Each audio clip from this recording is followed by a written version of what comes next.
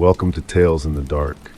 I know many of you enjoy relaxing with these videos, so I recommend turning down the volume until my voice is barely audible. It'll make the experience even more soothing. Before you close your eyes, let me know in the comments where you're listening from. Leave a like and subscribe to the channel. Over 99% of viewers aren't subscribed.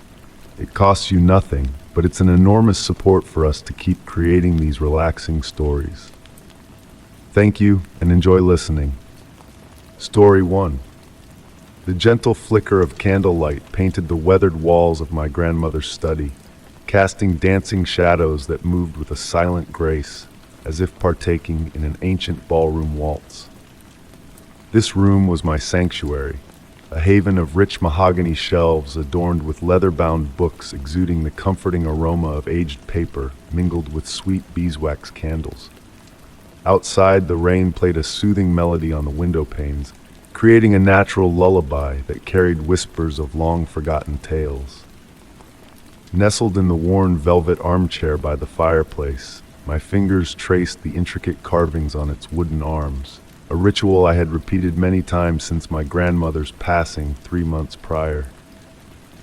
My evenings were spent surrounded by her vast collection of antiquarian books and mysterious artifacts, trying to unravel their secrets.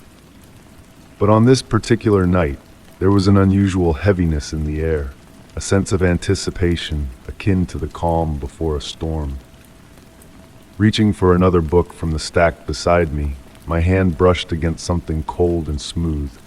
A small brass key, aged and tarnished, lay in my palm, its intricate design of intertwining vines catching the flickering candlelight. The crackling of the fireplace seemed to hush, as if the room itself was holding its breath. Rising from the chair, I examined the walls closely. The wallpaper, a faded tapestry of burgundy and gold, seemed to subtly shift under the flickering light. Running my fingers along its surface, I discovered a slight irregularity, a hidden recess that felt out of place. Pressing against it, I heard a soft click, barely audible over the patter of raindrops. A section of the wall, no larger than a cabinet door, swung open with a whisper. Beyond the concealed passage lay a narrow corridor bathed in a soft blue glow, emanating a scent of ancient stone and memories long past. Taking a candle from the desk, I ventured into the mysterious passage. The smooth stone walls absorbed the candlelight, creating a serene ambiance devoid of echoes. The passage curved gently, leading me deeper into an impossible space that defied the known dimensions of the house. Yet, there I was, guided by an unseen force, my hand trailing along the cool stone. After a passage of time that felt both fleeting and eternal, I entered a circular room shrouded in mist, with walls that seemed to stretch into infinity. The pulsating blue light cast a hypnotic rhythm, like a slumbering heartbeat. At the center stood a simple wooden desk, holding a single book bound in midnight blue leather. Seated next to it was a chair identical to the one in my grandmother's study, a familiar touch in this otherworldly setting. The floor beneath me was adorned with intricate patterns that seemed to shift and swirl, reminiscent of the key's design but on a grand scale. Opening the unmarked book, I was greeted by my grandmother's handwriting, words that danced across the pages like elusive whispers. The passage I managed to decipher read, "The room finds those who seek it when they are meant to find it. It is not an exit, but a destination in itself." These words resonated within me, creating ripples of understanding that expanded outward. A gentle hum filled the room, seemingly emanating from the patterns on the floor, blending with the pulsating light. Time lost its meaning in that enigmatic space as I delved into the pages filled with cryptic wisdom penned by my grandmother. Each turn revealed new mysteries, profound yet just beyond my comprehension. When I finally looked up, the mist had drawn closer, blurring the boundaries of the room. The patterns on the floor shifted subtly, as if breathing in unison with the chamber itself. I realized then the true nature of the room. It was a place that found you, not one you could leave at will. Closing the book, I embraced the peace that enveloped me, watching the rhythmic pulse of the blue light fade into a gentle glow. Gradually, I found myself back in the familiar study, the brass key now warm in my hand. The hidden passage had vanished, leaving no trace of its existence. The rain continued its soft serenade. The candles flickered as before. Everything appeared unchanged, yet a profound shift had occurred within me. On quiet evenings, as the rain whispered outside and candlelight painted the walls, I catch glimpses of that ethereal blue glow in the periphery of my vision. The brass key rests on my desk, a silent reminder of the hidden room's presence, waiting patiently.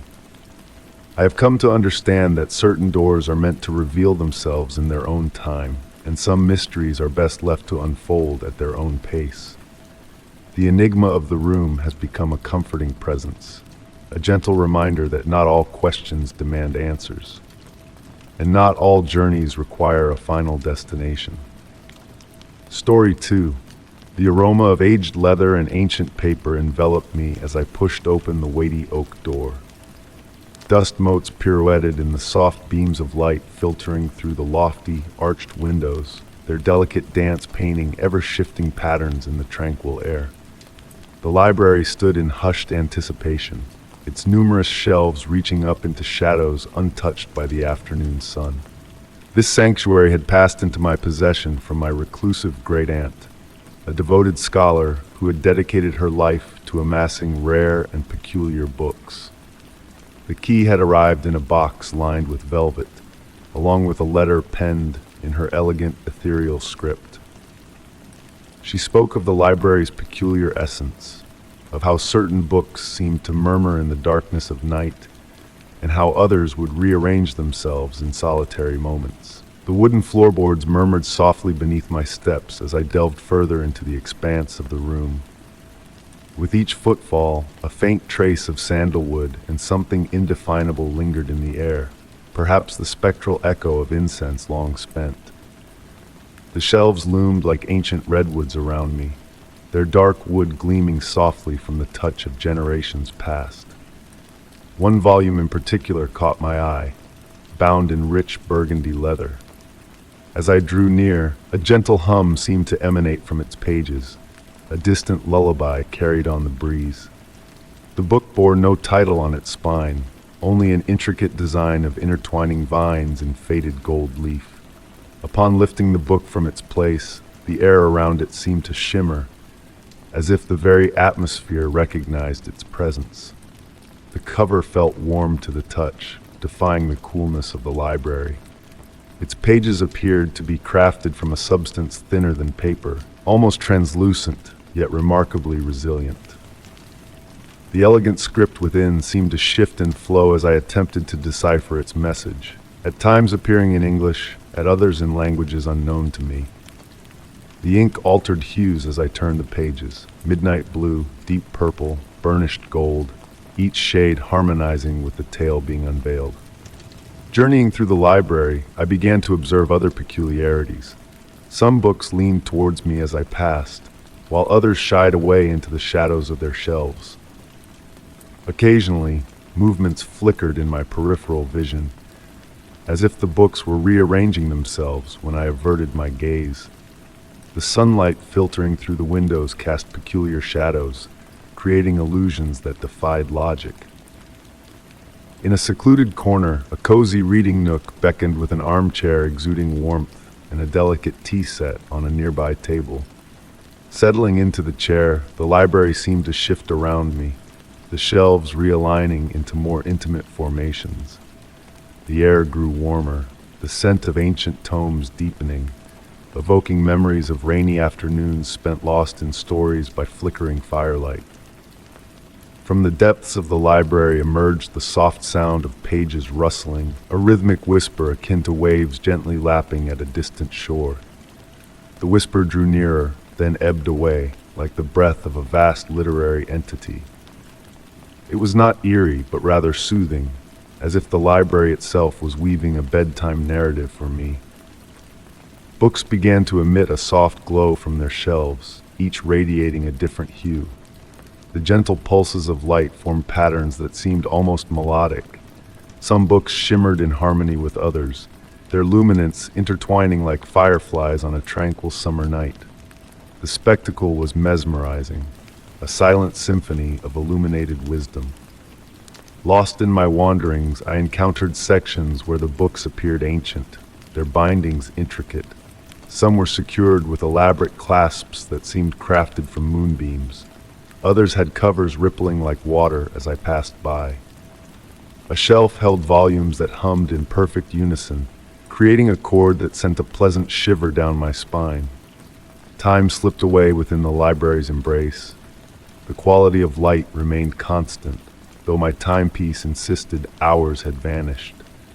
I stumbled upon a section where the books seemed inscribed in starlight, their pages adorned with shifting constellations. In a dusty alcove, I discovered a collection of books seemingly lost in dreams. Their covers fluttered occasionally, akin to the eyelids of slumbering children, emitting soft sighs from between their pages. The dreams appeared contagious. Nearby books would stir and murmur in response. As twilight descended, the library stirred with heightened activity. The whisper of pages grew more pronounced, yet never intrusive. Books would occasionally float from their places, drifting through the air like autumn leaves before finding new resting spots. The effect was oddly serene, akin to watching snow descend in perfect silence. The burgundy book that had first captivated me found its way back, nudging gently against my hand as I sat in the reading chair. Upon reopening it, the text had transformed. Now it seemed to narrate my own tale, with subtle variances that challenged my recollections. The words flowed like a meandering stream, each sentence leading to the next, yet never quite reaching a conclusion. With the night fully enfolding the library, the atmosphere shifted once more. The darkness amid the shelves became velvety, inviting. Small lights, reminiscent of tiny stars, materialized among the books, creating constellations of literary connection. Some books cast shadows of gold and silver, while others seemed to absorb the darkness itself. I discovered that certain combinations of books, when placed together, birthed portals of light amidst the shelves. Through these gateways, I glimpsed other libraries, other collections of enigmatic books stretching into infinity. The sight imbued me with a profound sense of tranquility, an awareness that all knowledge was interwoven in ways beyond mortal understanding. To this day, the library continues to unveil new enigmas. Books materialize and vanish, their contents ever shifting yet strangely familiar. The whispers have become a constant companion, a gentle reminder of the living essence of stories and knowledge. Some nights, beneath the full moon, I catch the books harmonizing in languages existing solely in dreams. My great-aunt's letter gains depth with each passing moment. The library is not cursed in any malicious sense. Rather, it is blessed with a magic that elevates reading into a profound experience. The books are unbound by the constraints of reality, and I, too, have discovered that I am untethered when among them. Perhaps the true curse lies in the incapacity to entirely share this marvel with others. The library reveals a distinct facade to each visitor, unveiling only what they are prepared to perceive. But for those of us who have glimpsed its profound mysteries, who have eavesdropped on the midnight dialogues of ancient tomes and witnessed the celestial dance of literary luminance, the curse transforms into a blessing, a clandestine garden of infinite tales, where reality and imagination entwine like the golden vines on that initial burgundy book's spine. Story 3. As I strolled along the forest path that autumn evening, the gentle whisper of wind through the rustling leaves serenaded my every step. The air carried a bittersweet aroma of nature's cycle, fallen leaves transforming into fertile soil, mushrooms emerging in hidden nooks, and the final fragrances of summer flowers yielding to the embrace of fall. The setting sun cast long, stretching shadows among the trees, their branches extending like delicate fingers across my way. These twilight walks had always been my solace, a refuge from the confines of indoor spaces. In the forest, a different kind of hush enveloped me, teeming with subtle rustles and far-off calls, a symphony of nature's lullabies. But on this particular night, a peculiar sensation crept over me. The usual chorus of crickets seemed hushed, as though they too awaited a mysterious presence in the deepening dusk. With the sun's final rays filtering through the canopy, the first call of an owl pierced the air, a familiar, melodic hoot that I had grown accustomed to during my nocturnal meanderings. Yet, it was not the solitary call that gave me pause, but the response that followed. Another owl's voice, weaving an unfamiliar tune into the night. The two voices intertwined, creating a haunting duet that halted my steps in wonder. More calls joined the spectral choir, one after another, until the forest resonated with an otherworldly harmony. The temperature plummeted, a fine mist rising like spectral tendrils from the forest floor. Through the ethereal fog, I noticed a peculiar dance of shadows among the trees, moving with an autonomy that defied the fading light, as if darkness itself had come to life. Time seemed to lose its hold as my surroundings shifted, my watch frozen in an eternal moment. The mist thickened, revealing ghostly shapes that flickered between solidity and shadow, moving in a mesmerizing ballet that mirrored the owl's song. From within the deepening twilight, faint outlines emerged, hints of wings, ancient eyes, forms that transcended the boundaries of the familiar. I swayed with the forest's enigmatic rhythm, my breath synchronizing with the pulse of nature's symphony. The cool mist enveloped me like a comforting shroud, dispelling any trace of fear and replacing it with a profound tranquility, as if I had stumbled upon a sacred ritual older than time itself. Gradually, the owl's song evolved, growing more intricate and layered, carrying meanings just beyond my grasp. The misty figures drew nearer, their movements weaving a tapestry of unseen realms. Between their graceful motions, glimpses of distant places flashed before my eyes, moonlit clearings unknown to me, trees ancient beyond belief, stars twinkling in hues beyond human comprehension. Guided by the owl's melody, I walked on, the path beneath my feet both familiar and foreign, existing in a realm between worlds. The misty dancers accompanied me, silent sentinels in a realm of twilight wonders. Landmarks I recognized appeared altered, infused with the magic of the night. As I neared the forest's edge, the mist began to dissipate, and the mystical chorus faded into the shadows. One by one, the owl voices receded, leaving only a solitary hoot echoing through the night. And then, even that lone call dissolved into silence, laden with untold secrets.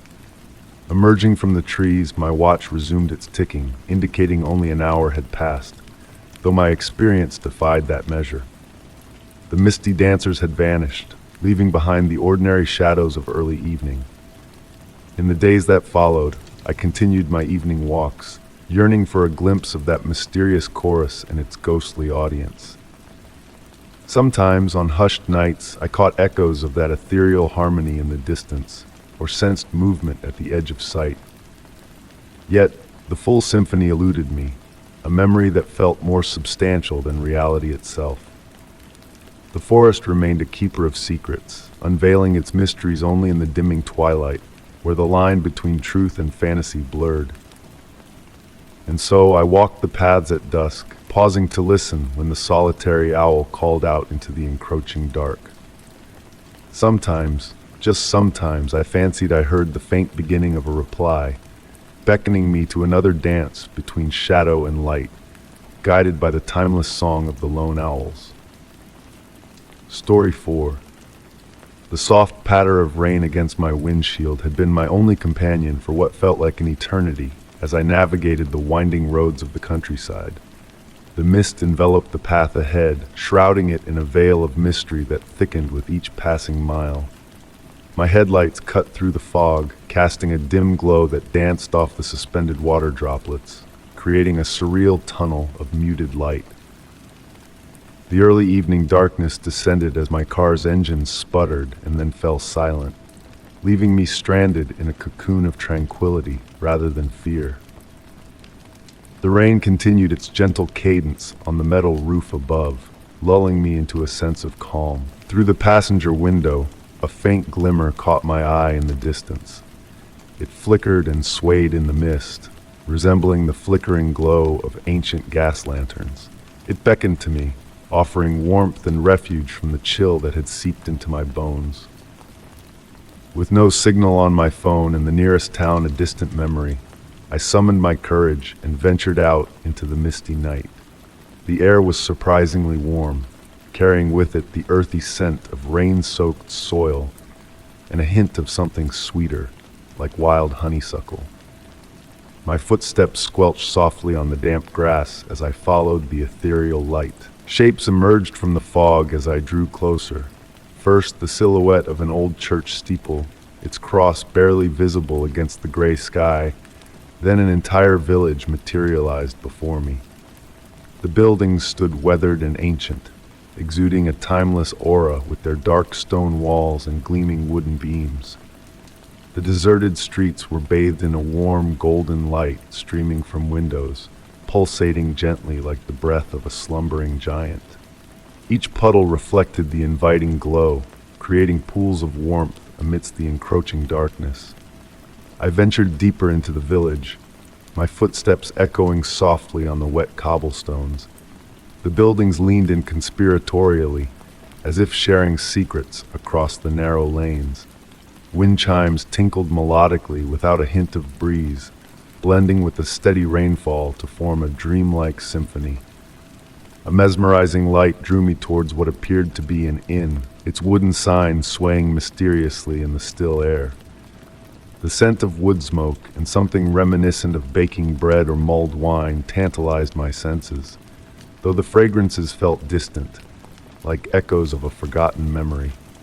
The door opened effortlessly at my touch, revealing a cozy interior warmed by a crackling fire in a massive stone hearth.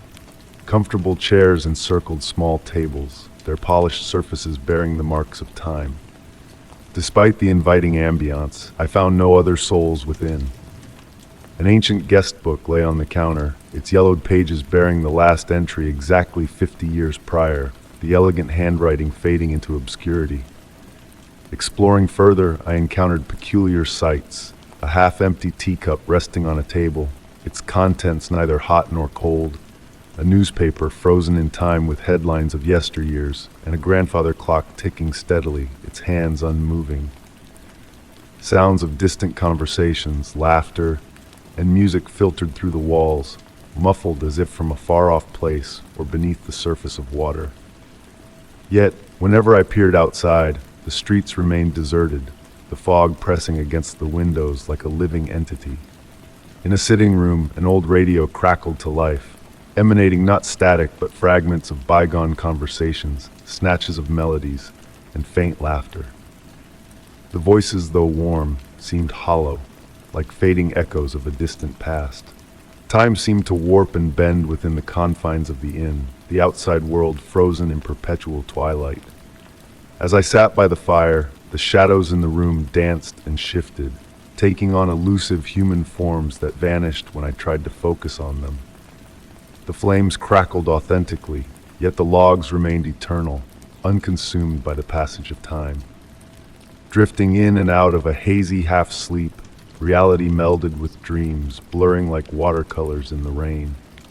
In those liminal moments, I sensed a deep truth about this enigmatic place, a village existing between heartbeats, in the pause between seconds. It was a realm of eternal rain, of perpetual twilight and gentle enigmas. When I finally stirred from my reverie, unable to discern minutes from hours, the fog outside had begun to dissipate, revealing fleeting glimpses of the world beyond. Returning to my car, now purring contently as if untouched by the earlier malfunction, I watched in the rearview mirror as the village faded into the mist, a fleeting dream slipping from grasp. To this day, on rainy evenings suffused with golden light and the scent of damp earth, I find myself reminiscing about that tranquil, mysterious sanctuary.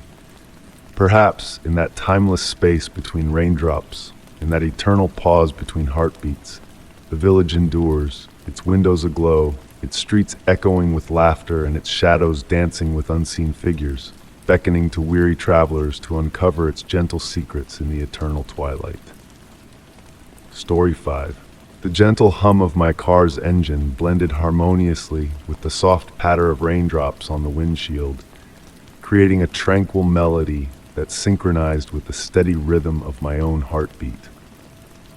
The night enveloped my vehicle like a velvety shroud, with only the warm glow of my headlights piercing through the darkness. It felt as though I had been driving for an eternity, though my watch stubbornly insisted that only 45 minutes had elapsed since I departed from the quaint diner where I had paused for a cup of coffee. The road ahead seemed to stretch endlessly, a dark ribbon of asphalt disappearing into the misty obscurity. Towering pine trees flanked both sides, their branches swaying gently in the autumn breeze, casting fleeting shadows that danced across my path. The air seeping through the cracked window carried the earthy fragrance of rain-soaked soil and pine needles, a scent that typically brought solace, but tonight held a deeper, almost mystical essence. A peculiar observation caught my attention. The mile markers appeared to be recurring.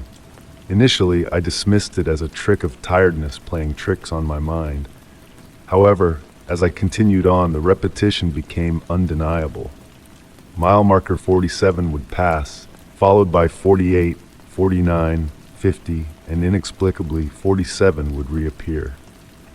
My logical mind attempted to rationalize, suggesting multiple sections of road with identical numbering, or perhaps my fatigue distorting reality. The radio, softly playing jazz tunes, began to fade into static. Despite my efforts to tune it, the whispers of distant voices beneath the static sent shivers down my spine. Opting for the soothing sounds of rain and the rhythmic swish of the windshield wipers, I turned the radio off.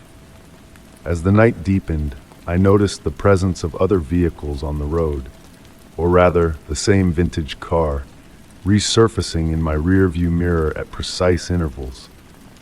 An old model, reminiscent of the 1950s, with its dull gleaming chrome trim, trailing behind me for exactly 3 minutes before vanishing at each bend. The clock on the dashboard stubbornly displayed 11:47 p.m., a time seemingly frozen since I first noticed the recurring mile markers. Seeking clarity, I checked my phone, only to find no signal and a blank screen where the time should have been. Even my watch halted at 11:47, its second hand motionless. Pulling into a rest area, aiming to regather my thoughts and seek guidance, I found the place deserted except for a solitary streetlight casting a warm glow upon the wet ground. Stepping out, the air felt dense as if time itself had slowed down. The rain transformed into a mist, suspended in the light, creating an ethereal ambience. Approaching a weathered information board, I discovered a map unlike any other, roads forming perplexing patterns defying logic. In the corner, a handwritten note caught my eye. Time is a circle here. The journey never ends. It just changes you. Returning to my car, the vintage vehicle I had seen in the mirror was parked nearby. Pristine despite the rain, emanating a scent of old leather and pipe tobacco, as if its driver had just vacated. Back on the road, subtle alterations in the landscape unfolded. Trees appeared taller, their branches forming natural arches over the road, veiling my headlights' reach. The distant fog now rolled lazily across the road, revealing fleeting faces and figures within its swirling embrace. Each subsequent rest area mirrored the previous, down to the puddle patterns on the pavement. And unfailingly, the vintage car would occupy a space nearby, empty, yet exuding a presence. Days seemed to pass as I navigated this unending road, the clock stuck at 11:47 p.m., the gas gauge unmoving, and the coffee in my cup staying perpetually warm. Encountering other travelers on this eternal path, their serene expressions prompting contemplation on whether they too were ensnared in this timeless loop. A strange comfort enveloped me, a place where time held no sway, where the journey itself became both destination and purpose. The whispers in the static morphed into a familiar, almost melodic undertone, the fog shapes resembling old acquaintances. Mile marker 47 beckoned ahead, promising a new revelation each time I passed it. A shift in the trees, a change in light quality, a fresh melody in the static whispers. Though the road remained constant, my perception evolved, akin to a musical piece unveiling hidden depths with each rendition. Amidst the eternal night, I pondered if I had stumbled upon a rare treasure, a realm where the pursuit of a destination relinquished to the tranquility of perpetual voyage. The rain continued its gentle dance on the windshield. Mile marker 47 awaited, and the road stretched endlessly before me. In this realm of infinite beginnings, I embraced the mystery, the whispers, and the quiet assurance of a road that knew no end. Each turn revealing a new facet, a new revelation, a new version of myself to uncover. And so I journeyed forth, accompanied by the soothing purr of my engine, the serene rain, and the enigmatic whispers of a road that whispered secrets of eternal renewal. Story 6. The gentle moonlight filtered through tendrils of mist, painting soft shadows across the ancient garden that had become my own. A delicate fragrance of night-blooming jasmine danced in the air, mingling with the earthy scent of moss-covered stones. From my bedroom window, I peered down at the weathered statues scattered throughout the overgrown landscape, standing like silent guardians frozen in time. This garden was my grandmother's creation, a whimsical artist who dedicated years to crafting and collecting these stone figures. Now, 3 months after her passing, I resided alone in her Victorian mansion, surrounded by the legacy of her silent watchers. Each statue seemed to hold a tale, a hidden secret waiting to be unraveled during the tranquil moments between twilight and dawn. That particular evening, the garden appeared different, as if touched by a mysterious aura. The fog enveloped each figure's base like ethereal fingers, while the air itself hummed with a subtle, almost imperceptible pulse. The statue closest to my window, a graceful woman draped in flowing robes, seemed to be gazing in a new direction, a shift from the night before. Drawn to the peaceful solitude of the night, I felt compelled to explore the garden's enigmatic allure. Draping a warm shawl around my shoulders, I descended the creaking wooden stairs, each step a whispered dialogue between aged wood and the passage of time. The grandfather clock in the hallway told midnight with 12 gentle chimes, its echoes rippling through the silence like stones dropped in a tranquil pond. The French doors leading to the garden opened with a soft sigh, releasing the fragrance of rain-kissed earth and ancient stone. My bare feet touched the cool, smooth flagstones of the path, still holding the warmth of the fading day. As I wandered deeper into the garden, the moonlight cast playful shadows, causing the statues to seem to shift subtly in my peripheral vision. Among the collection, certain figures always captivated me more than others.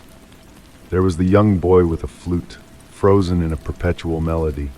An elderly man sat on a bench, his book forever open to an unreadable page.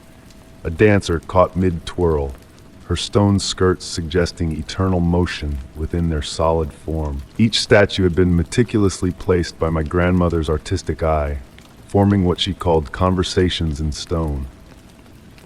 That night I noticed a peculiar pattern in the statue's positioning, a hidden geometry that had eluded me before, like ancient celestial coordinates. The fog thickened, swirling purposefully around their bases, creating a mesmerizing dance. The air held a hushed stillness, as if the garden itself held its breath in anticipation. Moving deeper into the collection, I discovered intricate symbols carved into some of the statue's bases, delicate spirals, crescents, and geometric shapes that shimmered like liquid silver in the moonlight. My grandmother had never mentioned these markings in her journals or our discussions about her art. At the heart of the garden stood a fountain adorned with three life-sized figures engaged in a timeless dance around a central column. Though the vessels they once held were now dry, mist curled around their feet, swirling like living smoke. As I approached, a faint strain of music seemed to drift on the wind from afar.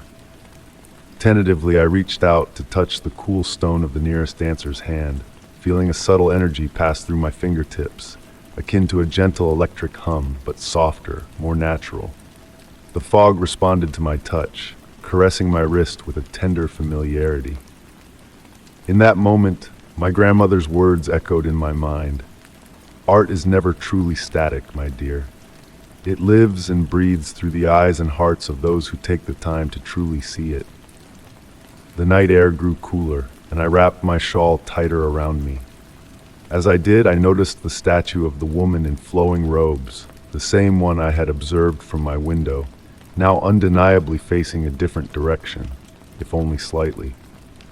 My heart quickened, not with fear, but with a sense of awe and curiosity. I spent hours in the garden that night, moving among the statues, uncovering new intricacies with each passing moment.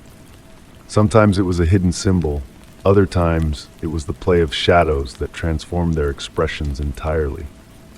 The garden had transformed into a living gallery, each statue gradually unveiling its mysteries in the gentle embrace of moonlight and mist.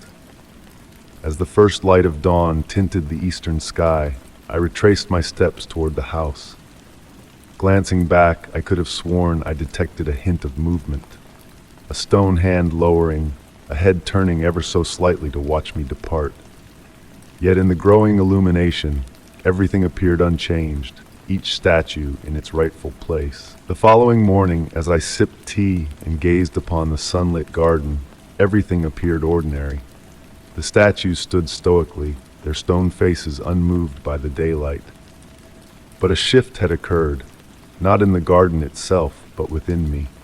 I now comprehended why my grandmother had spent countless nights among her stone companions. In my hand, I held a small notebook she had left behind, filled with sketches of the garden's layout and cryptic notes regarding lunar cycles and ancient art. On the final page, penned in her graceful handwriting, was a simple message. To my dearest granddaughter, remember that the greatest mysteries reveal themselves only to those patient enough to observe and wait. The statues have much to impart if you are willing to learn their silent language. Now, as twilight descends each evening, I find myself drawn to the window, watching and waiting. Sometimes I venture into the garden, while other times I remain an observer from above. Yet I always pay heed to the positioning of each figure, noting any subtle alterations in their eternal dance of stone and shadow. The garden has evolved beyond a mere collection of statues. It has become a living enigma, unfolding a bit more with each passing night. And on occasion, in those quiet moments when the moon is full and the mist drifts in, I swear I hear the faint sound of stone feet gliding along ancient paths, and the whispered dialogues of those who stand eternal vigil over this enchanted domain. Whether these are the reveries of an artist's granddaughter or something more profound, I have embraced the mystery, discovering solace in the knowledge that some enigmas are best left shrouded in the gentle uncertainty of moonlight and shadow. Story 7. The soft glow of twilight draped the sky in a tapestry of soft lavender and amber hues as I followed the meandering path that led to the ancient watchtower. The evening breeze carried the delicate fragrance of wild honeysuckle, mingled with the earthy scent of rain-kissed soil. Each step I took echoed softly on the gravel below, creating a gentle rhythm that synchronized with my own steady breaths. This peculiar property had come into my possession through the enigmatic legacy of my great-aunt Margaret, a woman shrouded in mystery whom I had encountered only once in my childhood.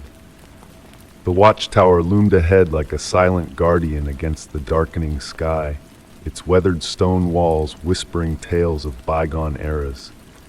Ivy had woven itself intricately around the structure, forming a lush green tapestry that swayed gracefully in the evening breeze. Pushing open the ancient wooden door, it revealed a circular room bathed in warm golden light filtering through tall, slender windows. Dust motes floated lazily in the luminous beams, casting an otherworldly glow. The room was adorned with an assortment of furniture, a weathered leather armchair, towering bookshelves, and an antique writing desk that seemed to hold secrets within its many drawers. As my fingers traced the desk's smooth surface, I stumbled upon a hidden compartment, revealing a small brass key. Its intricate design, adorned with delicate swirls and tiny etched stars, felt weighty in my palm, as though it had been patiently awaiting discovery. The tower ascended through 3 levels, connected by a spiral staircase that spiraled like a graceful serpent. Each step I ascended emitted a soft wooden whisper, accompanied by the gentle settling of the ancient structure. The second floor unveiled a cozy bedroom, complete with a 4-poster bed draped in faded velvet curtains that swayed in the evening breeze. However, it was the 3rd level that captivated my imagination. Stepping into the circular room at the tower's peak, I was surrounded by windows offering a breathtaking view of the surrounding landscape. The room was adorned with peculiar objects, astronomical instruments, aged maps, and a collection of leather-bound journals penned in my great-aunt's elegant script. Night descended, and I settled into a window seat with one of the journals. The pages exuded a faint scent of lavender and old paper, with my great-aunt's words flowing across them like poetry. She chronicled sightings of mysterious lights from the tower, enigmatic visitors on moonless nights, and music that seemed to resonate from the very stones of the tower itself. As the rain began its gentle descent outside, providing a soothing backdrop, I delved deeper into the journal's contents. It spoke of a hidden door within the tower, accessible only under specific celestial conditions, when the full moon hung directly overhead. The brass key I had discovered now held newfound significance as I unraveled the mysteries within the pages. The rain's gentle patter continued, blending with the tower's soft creaks and sighs, creating a tranquil symphony. Time flowed differently within those ancient walls, like honey trickling from a spoon, slow, sweet, and golden. The journal divulged more enigmas with each turned page. My great-aunt detailed star patterns visible from the tower's windows, ancient symbols woven into the building's architecture, and dreams that felt like memories of distant realms. Approaching midnight, an ethereal occurrence transpired. Moonlight cast intricate patterns on the floor, evolving with each passing minute. The room pulsed with a subtle energy, akin to the calm before a summer storm.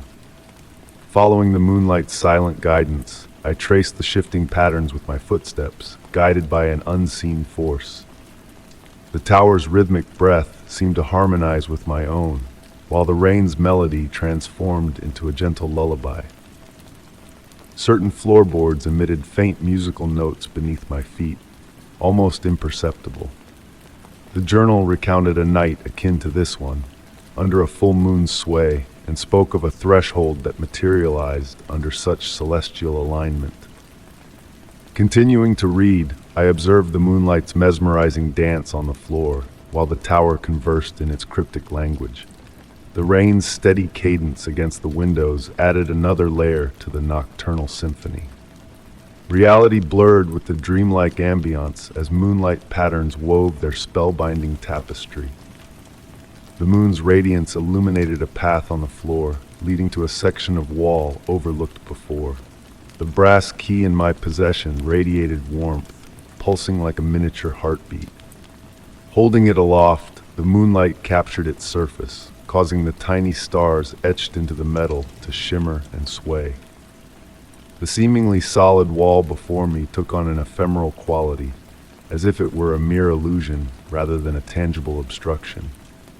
What transpired next remains a mystery, a riddle that lingers on quiet nights when the moon casts its silver glow and the tower whispers ancient secrets.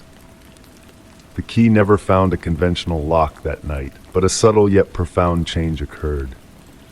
The tower's enigmas persist, evading complete unraveling, as if meant to remain veiled in mystery.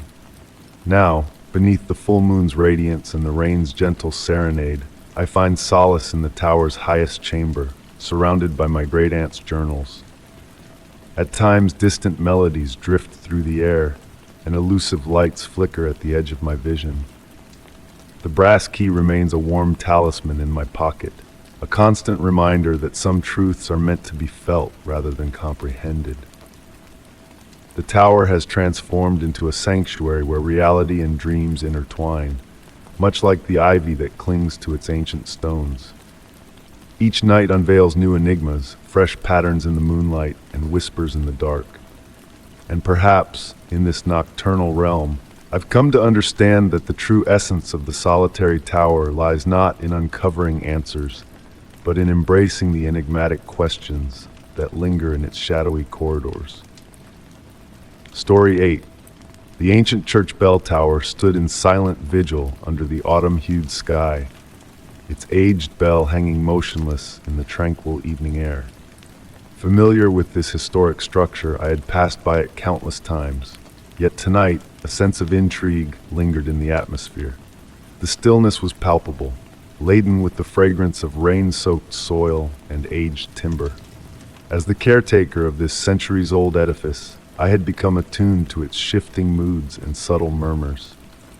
Once, the bell's resonant toll had marked the passing hours faithfully, its deep voice echoing like a watchful guardian across the valley. But for the past month, a change had taken hold. Though the gears still turned and the hammer still swung, the bell remained eerily mute, its metallic voice absent. I distinctly recall the moment when I first detected the silence. It was on a balmy evening in late September, much like tonight. The setting sun painted the sky in rich purples and soft oranges, casting a warm glow as I ascended the weathered steps to conduct my routine maintenance check. Each step creaked in familiar cadence, accompanied by the gentle whisper of my hand gliding along the polished banister. When the clock struck 6, I anticipated the customary chime.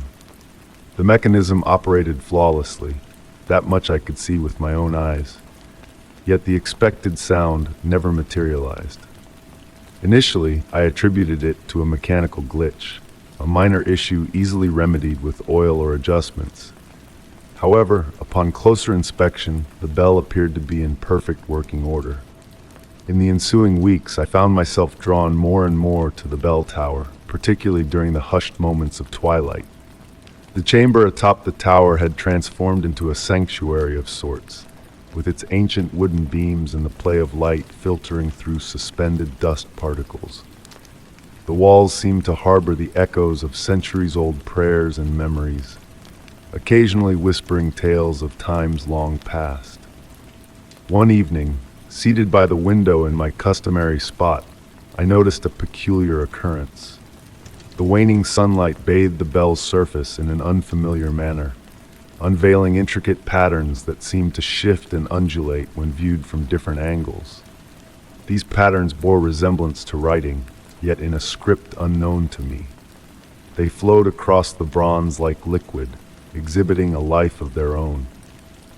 Local lore had always hinted at the bell's uniqueness. According to historical accounts, it had been cast by a mysterious artisan who materialized in the village one wintry dawn and vanished just as mysteriously after completing his task. Legends spoke of unconventional materials melded into the bronze, silver from lofty peaks, iron from celestial realms, and other elements defying explanation. With the progression of autumn, subtle transformations enveloped the tower. The air grew dense, pregnant with anticipation. Dust particles danced in the flashlight's beam, at times assuming almost deliberate forms before dispersing into randomness.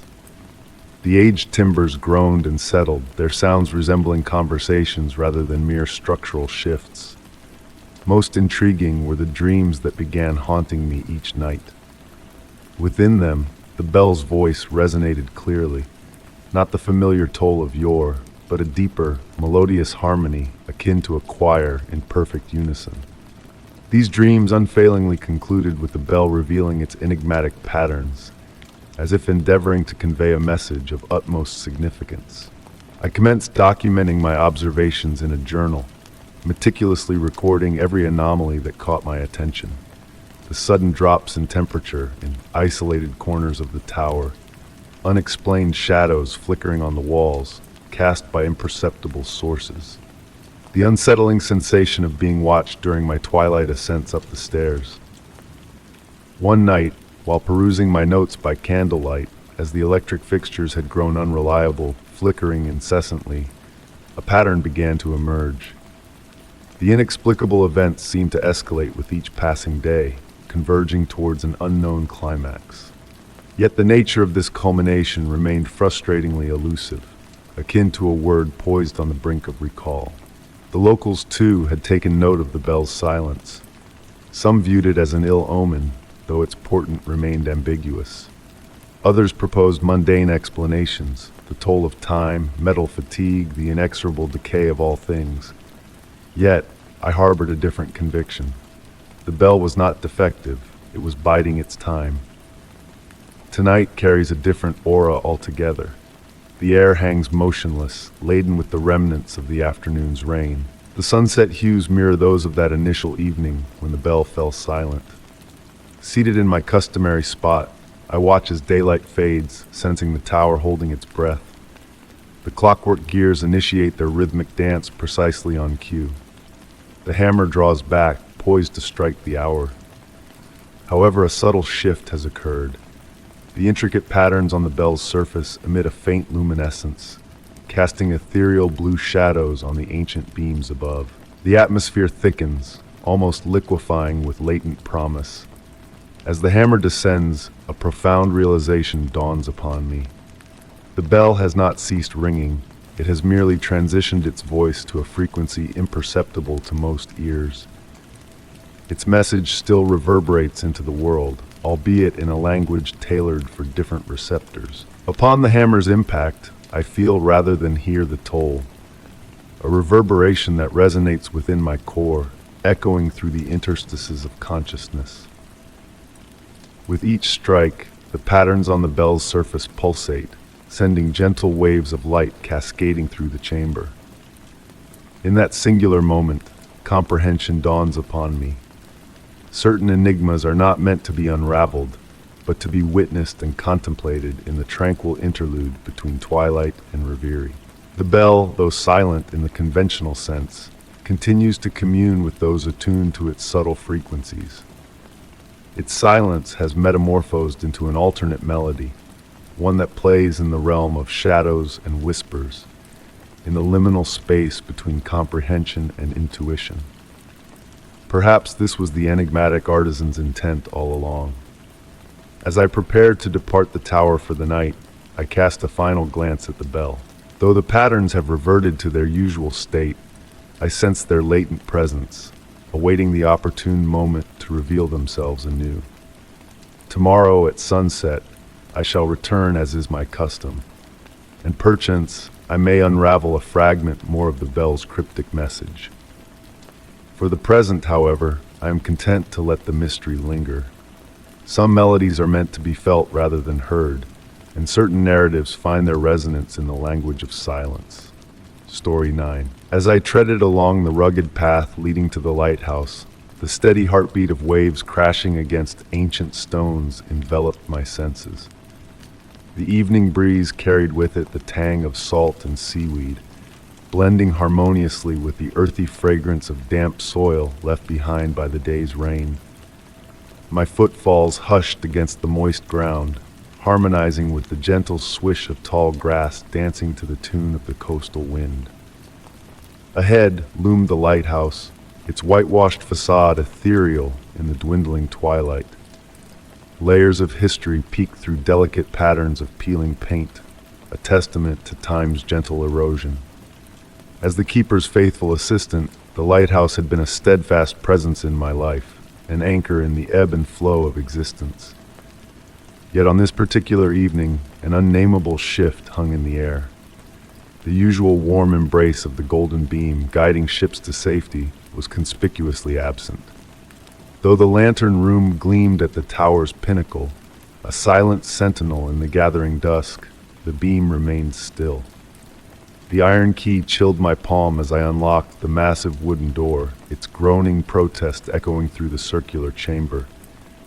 A familiar scent of brass and mineral oil greeted me, mingled with an elusive fragrance reminiscent of old tomes and withering blooms. Each step up the spiral staircase whispered secrets of the lighthouse's soul. 142 steps, a dance known intimately yet now veiled in whispers of mystery. The usual sounds of the lighthouse, clockwork ticking, wind humming through the ventilation shafts, seemed muffled, as if shrouded by a veil of mist.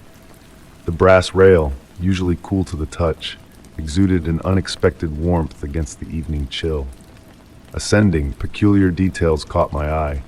Faint markings on the pristine walls mimicked cryptic writing, teasing my perception. Yet upon closer inspection, they dissolved into mere stone patterns.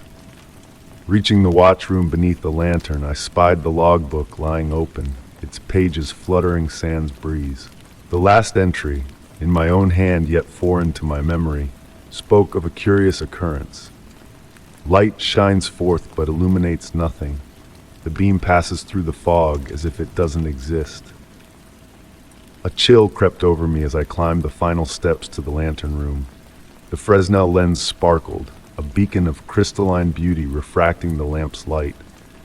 But peering through the glass, I found no beam slicing through the encroaching darkness. The light seemed to vanish mere feet from its source, swallowed by an unseen void. Pressing my palm against the cool glass, I beheld a sea as smooth as obsidian, devoid of starry reflections. The heavens above twinkled, but the boundary between sea and sky had blurred into an abyssal void pulsing with enigmatic life. The inexplicable entry in the logbook tugged at my thoughts, challenging the very fabric of my understanding. A soft scrape drew my gaze to the open toolbox, tools arranged in an alien configuration resembling symbols. Blinking, the arrangement returned to normal, yet a disquieting unease lingered. The lamp's flame flickered erratically, casting eerie shadows that danced upon the brass fixtures. My reflection in the glass caught my eye, its movements slightly out of sync with my own, a subtle delay tainting its mimicry. A gentle hum resonated from the lens, not mechanical but organic, a melody akin to a wet finger circling a crystal glass, yet deeper, more profound. The hum vibrated through the floor, coursing through my being. Returning to the logbook, words materialized on the page, ink forming as if guided by an invisible hand. The darkness doesn't consume the light. It transforms it into something we cannot perceive. Some things are meant to remain unseen. Peering out once more, I witnessed liquid shadows in place of the beam, weaving cryptic patterns upon the tranquil waters. Mesmerized, I observed as the humming intensified, the lamp's glow pulsing in harmony. Brass fixtures defied logic, casting impossible shadows and angles that defied natural laws. Time warped within the lantern room. The moon's journey hastened while the clock's hands moved languidly. Each rotation of the lens warped the darkness outside, birthing shapes that defied comprehension.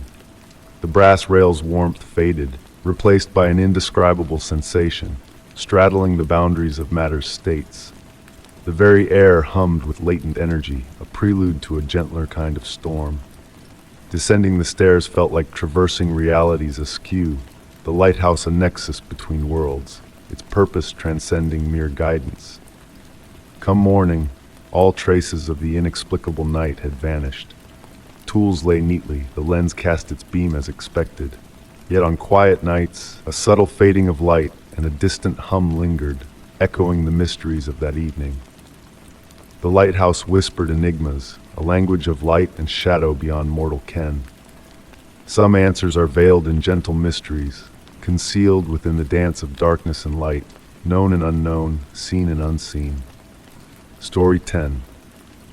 The soft patter of autumn rain against the worn wooden planks created a gentle lullaby in the evening air.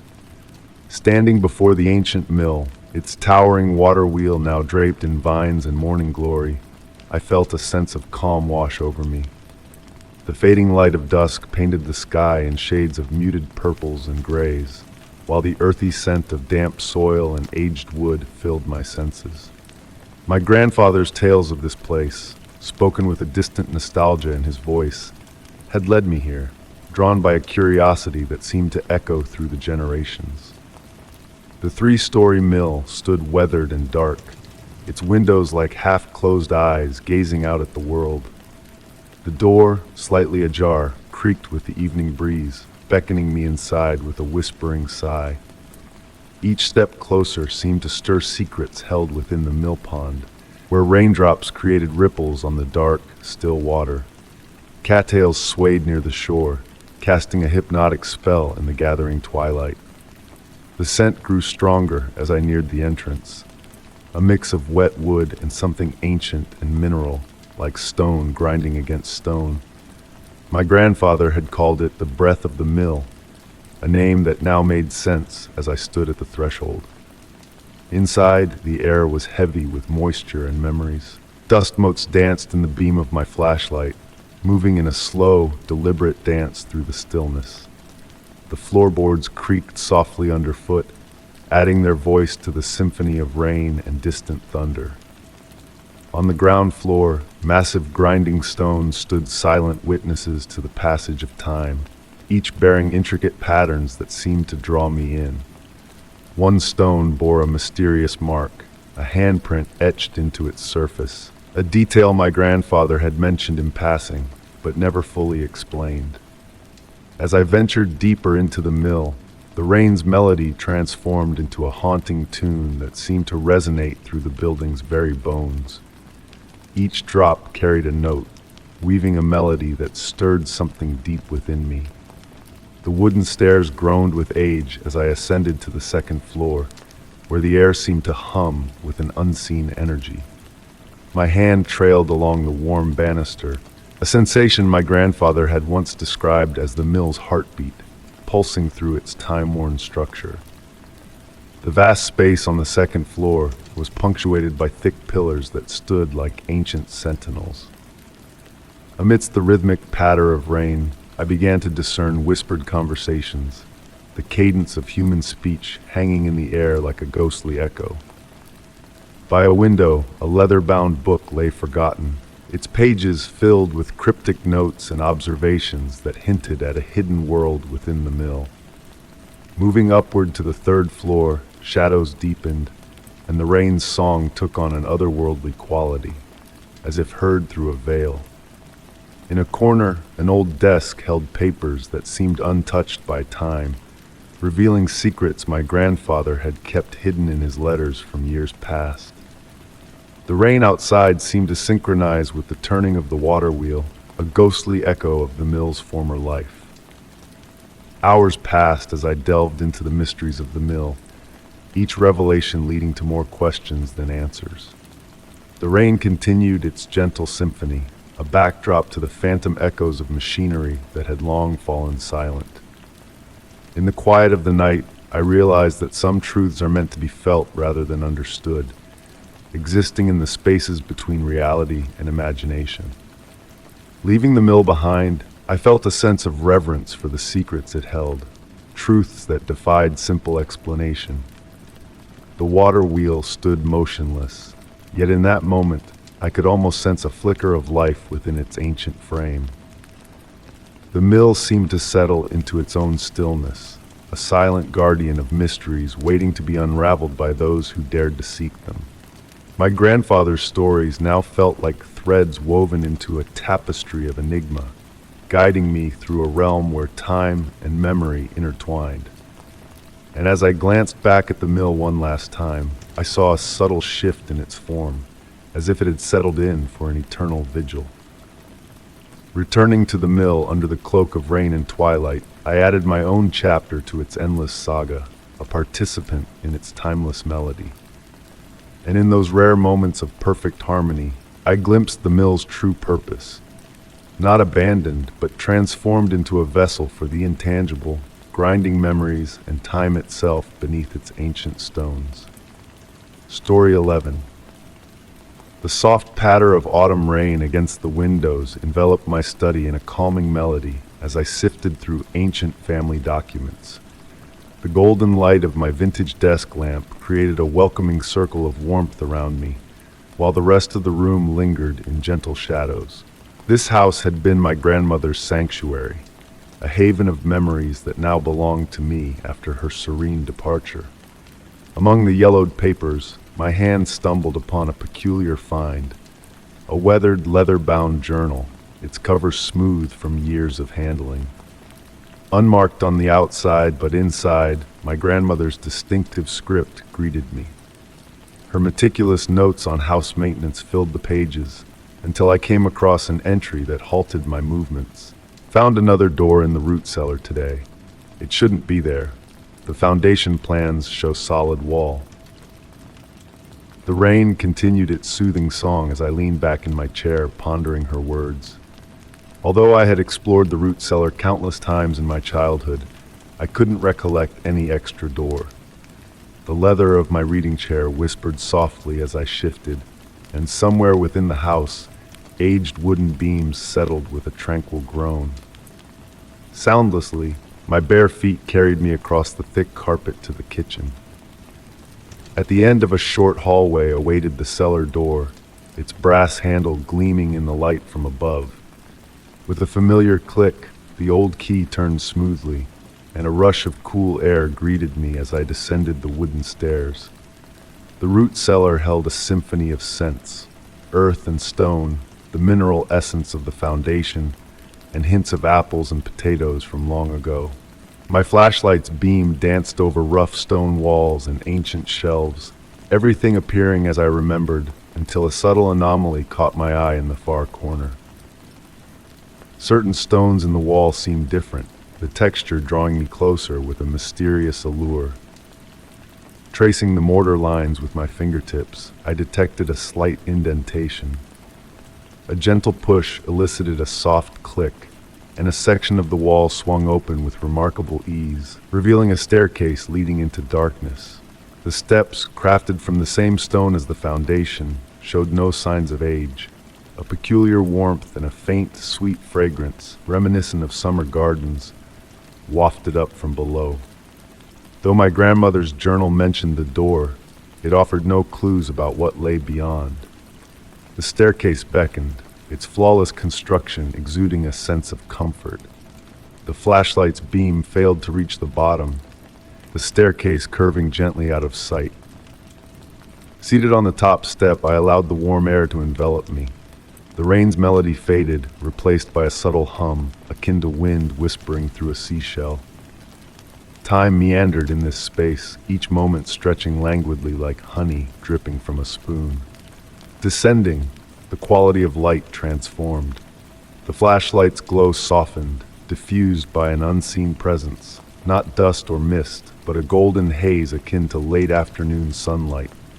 Iridescent patterns adorned the walls, shifting when viewed from different angles. The staircase's curve continued, my steps effortless and serene. The sweet fragrance mingled with an ancient mineral essence, occasionally interrupted by distant echoes, music, murmurs, or the rustle of leaves in a breeze. Yet, these sounds eluded me whenever I strained to listen, fading into the underlying resonance of the space. Eventually, the staircase opened into a small landing, cloaked in inscrutable characters that seemed to dance when I averted my gaze. Another set of stairs descended from the landing, but an unspoken intuition urged me to pause. Seated on the landing, I surrendered to the warm air and gentle vibrations that enveloped me. Neither menacing nor inviting, the space simply existed, a natural law or a constant truth. Upon my return, the cellar remained unchanged. The hidden door closed softly, and I found myself back in my study, the rain's hypnotic rhythm persisting outside. My grandmother's journal lay open on the desk, revealing a passage unnoticed before. Beneath the mention of the door, barely visible script read, Some questions are answers in themselves. Some doors exist not to be passed through, but to remind us of what lies beyond our understanding.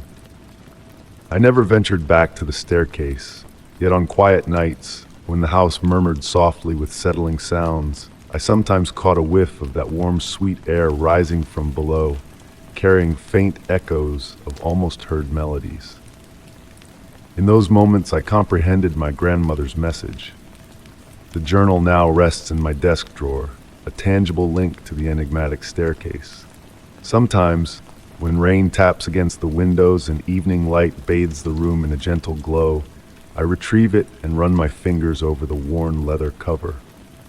The staircase's mystery endures not as a puzzle to be solved, but as a reminder of the liminal space between knowledge and imagination, reason and emotion. Perhaps such enigmas belong in that tranquil twilight realm between wakefulness and slumber, where questions require no answers, and the unknown enfolds us like a cozy blanket on a rainy autumn night. Story 12. The gentle patter of raindrops against the window panes created a soothing melody that harmonized with my every breath as I found solace in my grandfather's antique leather armchair. The old Victorian house took on a new aura at night, but on this particular evening, a strange energy lingered in the air, causing the familiar shadows to dance with an unfamiliar grace upon the weathered wallpaper. Inheriting this grand house from my grandfather 3 months ago had unearthed peculiar occurrences that defied logic. The house possessed a personality of its own, a unique rhythm of breathing, yet one mystery consumed my thoughts with each passing night. The library door refused to stay closed. Initially attributing it to aging hinges or weathered wood, I attempted various remedies, adjusting the hinges, using a doorstop, even installing a new latch. Despite my efforts, every morning dawned with the door ajar, as if beckoning me into the room brimming with centuries of knowledge. The library stood as a testament to my grandfather's reverence for the written word. Floor-to-ceiling shelves adorned every wall, their dark wood gleaming with the same polish diligently applied over decades. The air within bore the fragrance of aged paper and leather bindings, mingling with the delicate scent of beeswax candles that I lit each evening. As the rain continued its gentle serenade, I made a decision to spend the night in the library. Wrapping myself in a cozy blanket, I brewed a cup of chamomile tea and settled into the window seat overlooking the garden. The moon played peekaboo behind billowing clouds, casting ever-changing patterns through the beveled glass windows onto the oriental rug beneath. When the grandfather clock tolled midnight, its reverberations resonating through the house, I securely shut the library door, the latch emitting a satisfying click. Returning to my seat, I resolved to witness the unseen force behind its nightly openings. Time ebbed away with only the clock's steady rhythm and the rain's continuous murmur as companions. My eyelids grew heavy as I fixed my gaze on the door, its intricate carvings appearing to sway in the flickering candlelight. Just as drowsiness threatened to claim me, a subtle shift in the room's atmosphere seized my attention. The air thickened, almost tangible, akin to honey flowing slowly from a jar. The candle flames stilled, no longer flickering, but standing motionless, as if time itself paused. Gradually, the temperature plummeted, my breath materializing in wispy clouds, yet an inexplicable calm enveloped me, replacing any inkling of fear with anticipation. The sound of pages rustling drew my gaze to the far corner, where a book lay open on my grandfather's desk, its pages fluttering as if stirred by an unseen breeze in the still air. Mesmerized, I observed the phenomenon spreading to other volumes, creating a whispered symphony of turning pages. Within the gentle chaos of fluttering paper, discernible patterns emerged in the book's movements, resembling a silent dialogue, a sharing of centuries-old wisdom in a cryptic language beyond my grasp. The ornate door seemed to listen, its intricate designs becoming more pronounced in the peculiar light. Slowly it began to move, not with abrupt force, but a deliberate unfolding, akin to a leaf blossoming in spring. Silently, it swung open, revealing the darkness of the hallway beyond. As the door reached full aperture, the books settled back into place, and the room's temperature gradually normalized. In that moment, a profound realization dawned upon me regarding my grandfather's library. It was not merely an assortment of books, but a living repository of memories, thoughts, and dreams. The door opened nightly, not due to faulty hinges or warped wood, but because knowledge yearned to transcend boundaries, to flow and connect with those receptive to its whispered revelations. Henceforth, I relinquished the futile attempt to keep the library door shut, embracing its nocturnal ritual, acknowledging that certain portals must remain ajar, bridging the gap between the known world and the myriad enigmas that elude our comprehension. Sometimes, amidst the hushed cadence of rain and the silver glow of the moon filtering through the windows, I sit in the library, attuned to the ongoing conversations among the books, their ancient wisdom shared through paper whispers. The door stands as a gateway, a silent guardian between realms. Though the mystery of the perpetually open door eludes complete understanding, I find beauty in unanswered questions. Bathed in candlelight, I sense the gentle heartbeat of the house, the enduring pulse of centuries-old stories waiting to be unveiled. The rain's tranquil rhythm persists, and amid the darkness, another page turns, another tale unfurls, while the door remains ajar, beckoning those curious enough to explore the mysteries beyond the threshold of the ordinary. Story 13. The soft patter of rain against the window panes filled the ancient mansion with a gentle rhythm, a natural lullaby that echoed through the halls. Standing in the grand entrance hall, I gazed at the raindrops meandering down the glass, creating intricate patterns that danced in the evening's soft glow. The air held the sweet mustiness of old wood and a hint of lavender, a fragrance that whispered tales of bygone eras. This grand house, once my grandmother's, now mine, cradled memories of childhood within its walls. Each step I took on the creaking hardwood floors reverberated softly in the tranquil silence of the night. Shadows draped the walls in hues of blue and gray, casting a peaceful aura over everything. The allure of the second-floor corridor beckoned to me, its polished wooden panels gleaming with a warmth that only years of care could impart. Family portraits adorned the walls, their stoic gazes following me as I passed by. The burgundy carpet runner absorbed the sound of my footsteps, its intricate patterns still vibrant despite the passage of time. Something felt different this evening, a subtle shift in the atmosphere. Perhaps it was the way the shadows played, or the breathless anticipation that hung in the air. As I traversed the corridor, the familiar portraits seemed to come alive at the edges of my vision. Though motionless when directly observed, they appeared to shift and turn their heads ever so slightly, as if tracking my movements. The scent of lavender intensified, mingling with notes of vanilla and aged paper, a blend reminiscent of my grandmother's study on the first floor, not here in this hallway. The aroma enveloped me like a tender embrace, evoking half-forgotten memories of lazy afternoons spent reading in her company. Pausing before a long-standing mirror, I caught sight of my reflection, but a peculiar alteration caught my eye. The mirror's reflection revealed a corridor different from the one behind me, elongated, with additional doors that defied reality. Turning to look directly, the hallway remained unchanged. When I glanced back at the mirror, the distorted version persisted, stretching infinitely into the unknown. A soft whisper, like the rustling of pages in a gentle breeze, drifted to me from all directions at once. The melodic sound carried words just beyond comprehension, spoken in a voice that felt eerily familiar, akin to my grandmother's or even my own. The temperature in the corridor shifted, a pleasant coolness reminiscent of early autumn evenings by the fireplace downstairs. The wooden panels seemed to breathe, subtly expanding and contracting in harmony with the house's pulse. Each exhalation released a flood of memories into the air. The faint strains of piano music wafting from the parlor below, echoes of children's laughter resonating through time, the soft clicking of my grandmother's knitting needles. Continuing along the corridor, the portraits underwent subtle transformations.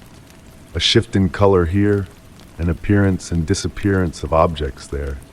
These changes felt natural, an extension of the memories embedded within these walls. With each step, the corridor stretched imperceptibly, not in a disconcerting manner, but as if offering more time to delve into the past, to recollect, to comprehend. The rain's patter evolved into a melodic tune that matched my pace, each droplet carrying a memory that dissolved like sugar in tea. Reaching out to touch the wall, the wood beneath my fingertips felt warm, almost lifelike. Grain patterns swirled and morphed, conjuring fleeting images, a child's toy, a Christmas tree, an aged rocking chair. Each touch released more memories into the air, visible as golden motes that danced in the twilight shadows. At the corridor's end stood a door previously unnoticed, blending seamlessly with its counterparts. The brass handle gleamed in the dim light, beckoning me closer. As I approached, the whispers grew clearer yet remained incomprehensible, reminiscent of my grandmother's hum as she tended to her garden, a melody rich with ancient wisdom. The door yielded to my touch, but did not swing open in the conventional sense. Instead, it dissolved like morning mist, revealing another corridor beyond, or perhaps the same corridor from a different epoch. In this alternate reality, sunlight streamed through non-existent windows, illuminating swirling dust motes akin to stars in a celestial dance. Standing at the threshold between realms, I felt no fear, only a profound tranquility enveloping me. The whispers persisted, now accompanied by gentle laughter and distant piano melodies. The fragrance of lavender intertwined with the aromas of freshly baked bread and morning coffee, the comforting sense of my childhood within these walls. Looking back, the original corridor remained solid and tangible, yet imbued with an enigmatic quality akin to the unknown that lay ahead. The portraits observed with serene countenances, their visages simultaneously familiar and novel, embodying the myriad versions of themselves across time. I lingered in that liminal space, allowing memories to cascade over me like gentle waves. On quiet nights when the rain falls just so, I revisit that corridor. The door stands ever present, a silent sentinel, teaching me that its essence lies not in being opened, but in reminding us that memory is a labyrinth of infinite potentials, where past and present converge in the soft glow of comprehension. The whispers persist in their eternal dialogue, the portraits maintain their silent watch. The corridor endures, suspended between reality and imagination, a realm where fractured memories mend and reshape into new narratives. In this tranquil twilight between what was and what could be, I discover a unique serenity, rooted in the acceptance that certain enigmas are meant to be felt rather than deciphered.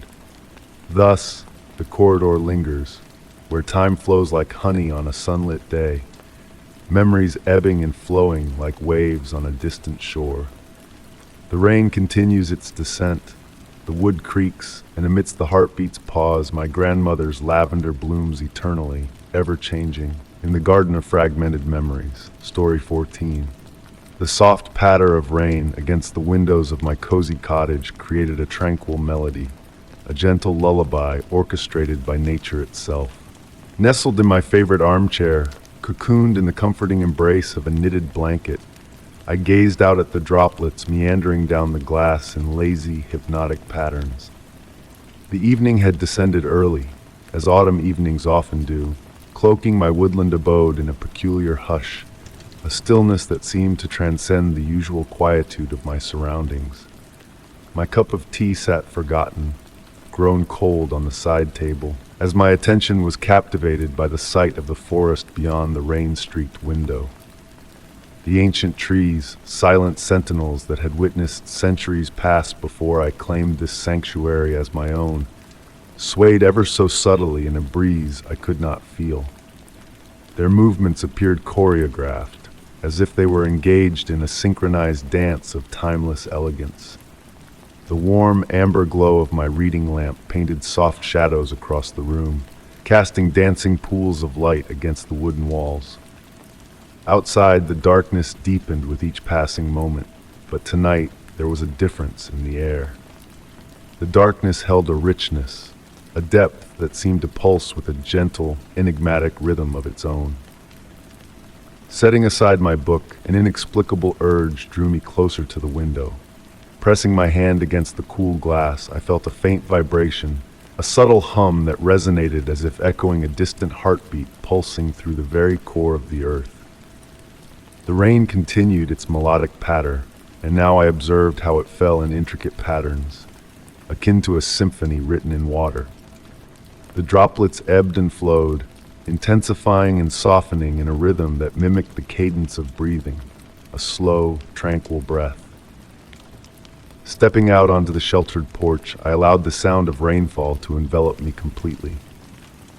The air carried the earthy perfume of wet soil and pine needles, mingled with a sweeter, more ancient fragrance reminiscent of old tomes and morning mist. Each breath I drew felt weighty, as if each inhale forged a connection to something vast, something that had always been present but remained unnoticed until this moment. In the growing darkness, the silhouettes of the closest trees emerged. Their branches swayed with a graceful fluidity, casting intricate patterns against the clouded sky, akin to ripples on a tranquil pond. The wind chimes suspended from the porch roof hung motionless, defying the gentle breeze that stirred the trees. This detail pricked at the edges of my consciousness, not alarming but rather intriguing, like a gentle enigma beckoning for contemplation. Standing amidst the cool evening air, a subtle sound brushed against my senses, delicate and elusive, reminiscent of pages turning in an ancient tome or the whisper of silk against silk. It seemed to emanate from all directions, and none, rising and falling in harmony with the same rhythmic pulse I detected in the rain. The wooden boards beneath my bare feet seemed to resonate with that gentle pulse, sending vibrations rippling through me, prompting an instinctive sway that synchronized with the forest's breath. Time lost its grip as I lingered there. The darkness deepened, yet instead of growing impenetrable, it gained texture and dimension. Shapes stirred within the shadows, ambiguous forms that might have been branches, shadows, or something beyond comprehension. Yet there was no fear in their presence. They moved in harmony with the peaceful rhythm of the forest, part of a slow, intricate dance. Intermittently, soft lights flickered between the trees, not harsh beams of artificial illumination, but organic glimmers akin to starlight, filtering through foliage or the gentle luminescence of ancient wood. These ephemeral lights danced in synchrony with the forest's breath, gentle reminders that I was not alone in my nocturnal reverie. With each breath, I absorbed new sensations: the mineral tang of rain-kissed stone, the earthy redolence of hidden mushrooms, the bittersweet decay of fallen leaves melding back into the nurturing soil. As the rain began to taper, the serene percussion of droplets persisted, accompanied by the subtle whispers of wood creaking, leaves rustling, and that ever-present, scarcely perceptible rhythm that might have been my own heartbeat, the forest's pulse, or a fusion of both. A cool breeze finally stirred the wind chimes, coaxing forth a melodic harmony that intertwined seamlessly with the forest symphony.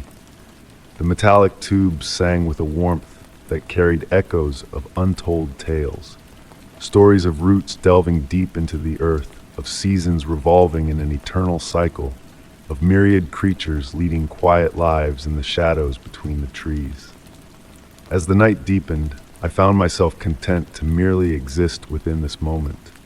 The boundary between observer and observed blurred, as if I were becoming an integral part of the forest's breath.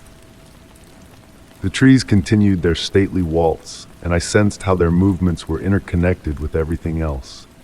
The rain's rhythm, the earth's pulse, the sap flowing beneath bark, the beat of my own heart. When I finally retreated back indoors, a subtle shift in my perception of this sanctuary dawned upon me. The forest had always pulsed with life, but now I comprehended it on a level that transcended mere awareness. I had felt its breath, heard its heartbeat, become enmeshed in its grand, unhurried ballet. Returning to my armchair, I left the curtains open. My once cold tea had transmuted into fresh rainwater within the cup, a transformation that eluded my memory. Sipping the water, I tasted minerals from the earth's depths, sweetness from decaying leaves, and an essence that defied definition, redolent of moonlight caressing damp bark. The forest's rhythm lingered as I drifted towards slumber, my breath harmonizing with its ancient cadence. In that liminal realm between waking and dreaming, I grasped the realization that the forest had always breathed, always swayed in its graceful, deliberate dance. The only change had been my newfound ability to perceive it. Even now, as I pen these words by lamplight, I sense the forest's breath. At times of profound stillness, I catch myself swaying in synchrony with its rhythm, and in those fleeting moments between each breath, I swear I hear the forest whispering tales meant solely for me, narratives inscribed in raindrops and rustling leaves, in creaking branches and settling earth, in the subtle pulse that unifies all within this realm, connecting in ways I am only beginning to fathom. The forest breathes, and I breathe with it, and in that communion, it feels as natural as the ebb and flow of tides. Story 15. The gentle rhythm of raindrops tapping against my bedroom window has become a familiar melody in the quiet of these autumn nights. As darkness descends early, I find myself drawn to that window, captivated by the peculiar glow emanating from the abandoned house across the garden. It's not a harsh glare or a cold beam. This light possesses a unique quality that pulses with a soft, steady heartbeat, unlike anything I've seen before. Tonight, the rain falls in a mesmerizing pattern, painting intricate designs on the glass. The air carries the earthy scent of wet soil and fallen leaves, while distant thunder whispers secrets across the sky. My room feels cozy, bathed in the warm glow of my reading lamp and the embrace of familiar quilts. Yet, the light from the abandoned house continues its silent vigil. I first noticed it 3 weeks ago on a rainy evening, much like this one. The house, empty for years, had suddenly come alive with this inner luminescence that seemed to flow from its very walls. The light dances and sways, sometimes tinged with subtle hues of violet and azure, casting a spell on the falling raindrops that hang suspended in its glow before continuing their descent. I shared my observations with Mrs. Sullivan, a neighbor with a lifetime on our street. She listened, her kind eyes holding a knowing glint. Some lights, she mused over her tea, are not meant to be understood. They are meant to be witnessed. In the following weeks, I noticed subtle changes around the abandoned house. The wild roses in the neglected garden continued to bloom, their petals capturing the mysterious light and creating celestial patterns in the unruly yard. Moths congregated, their wings shimmering like fragments of moonlight. On quiet nights, a faint melody seemed to hover within the light, evoking memories of lullabies and wind chimes. I began to document my observations, noting how the light responded to the weather, the time of night, and even my own emotions. Its glow shifted with my moods, from warm gold on peaceful nights to deep blues and greens on melancholy evenings. The house itself seemed to transform subtly, shedding its decrepit appearance for a quiet expectancy. One evening, as I sipped chamomile tea by my window, I noticed a pattern in the light's movements, as if it was trying to write a message in the air, leaving fleeting after-images that almost formed letters before dissolving into radiance. Over breakfast, Mrs. Sullivan shared a family tale of her grandmother who once lived in that very house. Stories of singing walls and dreams bleeding into reality filled the room. "There are places," she said thoughtfully, "where the line between what we know and what we don't blurs, and light finds its way through those gaps." As winter approached, more people in the neighborhood began to notice the light. Children stared in wonder, elders smiled knowingly, and even the cats were drawn to the enchanting glow. The light grew richer, more complex, like a symphony evolving with each performance. I never ventured inside the house. It felt unnecessary. The light was not a puzzle to solve, but a gift to treasure, a reminder that beauty exists beyond understanding. In a world obsessed with explanations, there is solace in embracing mystery, in letting wonder thrive unexplored. Now, as rain weaves rivers of light in the night, I recall Mrs. Sullivan's wisdom. Perhaps some lights are meant only to be witnessed.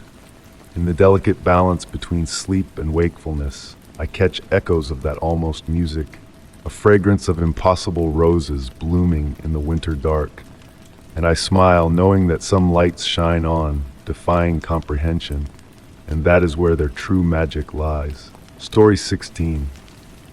The rain cascaded in a gentle, rhythmic dance against the time-worn stone walls of the manor house, weaving a melody that whispered ancient secrets into the night.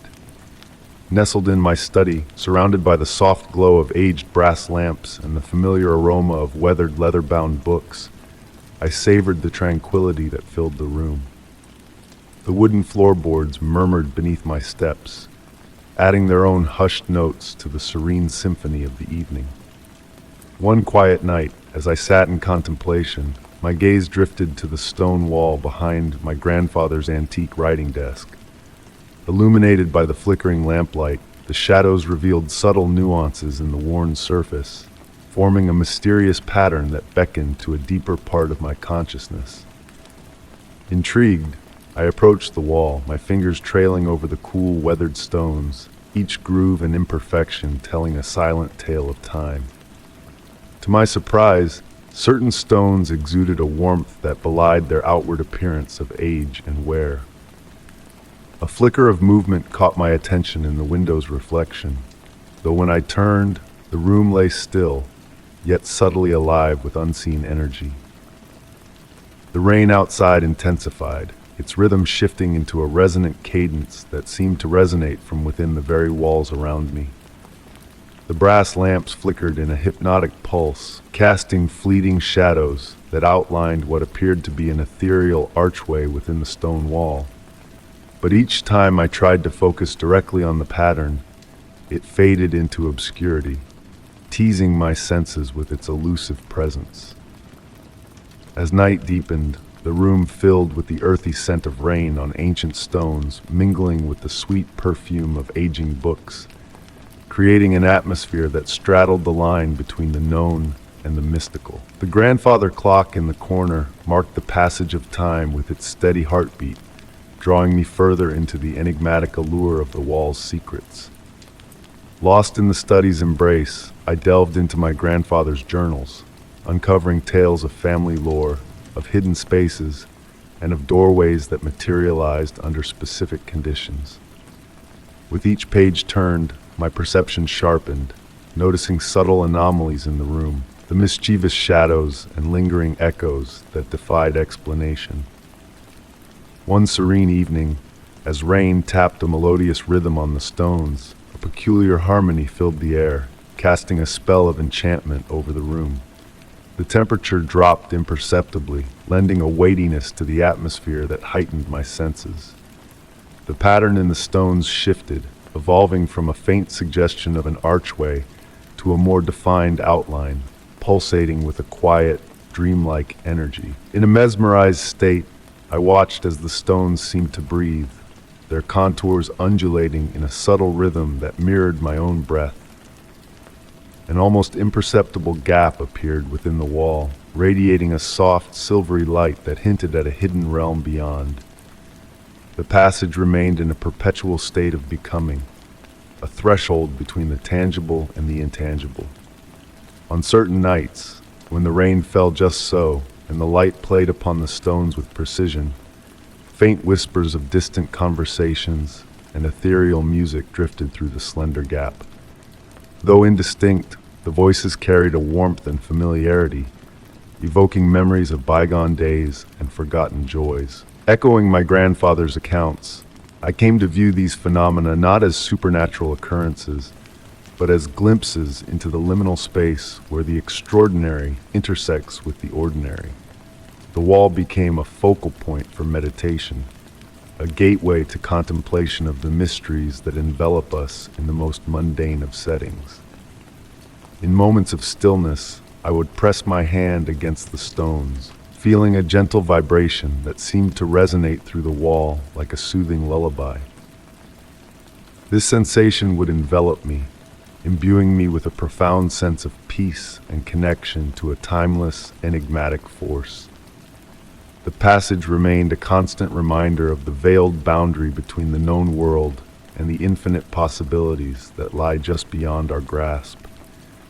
Its presence taught me to find solace in the unknown, to embrace the enigma without fear, but with a sense of quiet wonder. As rain continued its gentle descent against the ancient stones, the passage shimmered faintly in the lamplight, a portal to realms untold, inviting endless contemplation of the mysteries that dwell beyond. Yet perhaps the true gift of this enigmatic doorway was not in the promise of what lay beyond, but in the serenity found in embracing the gentle mysteries that weave through our lives, like an elusive melody carried on a tranquil evening breeze. Story 17.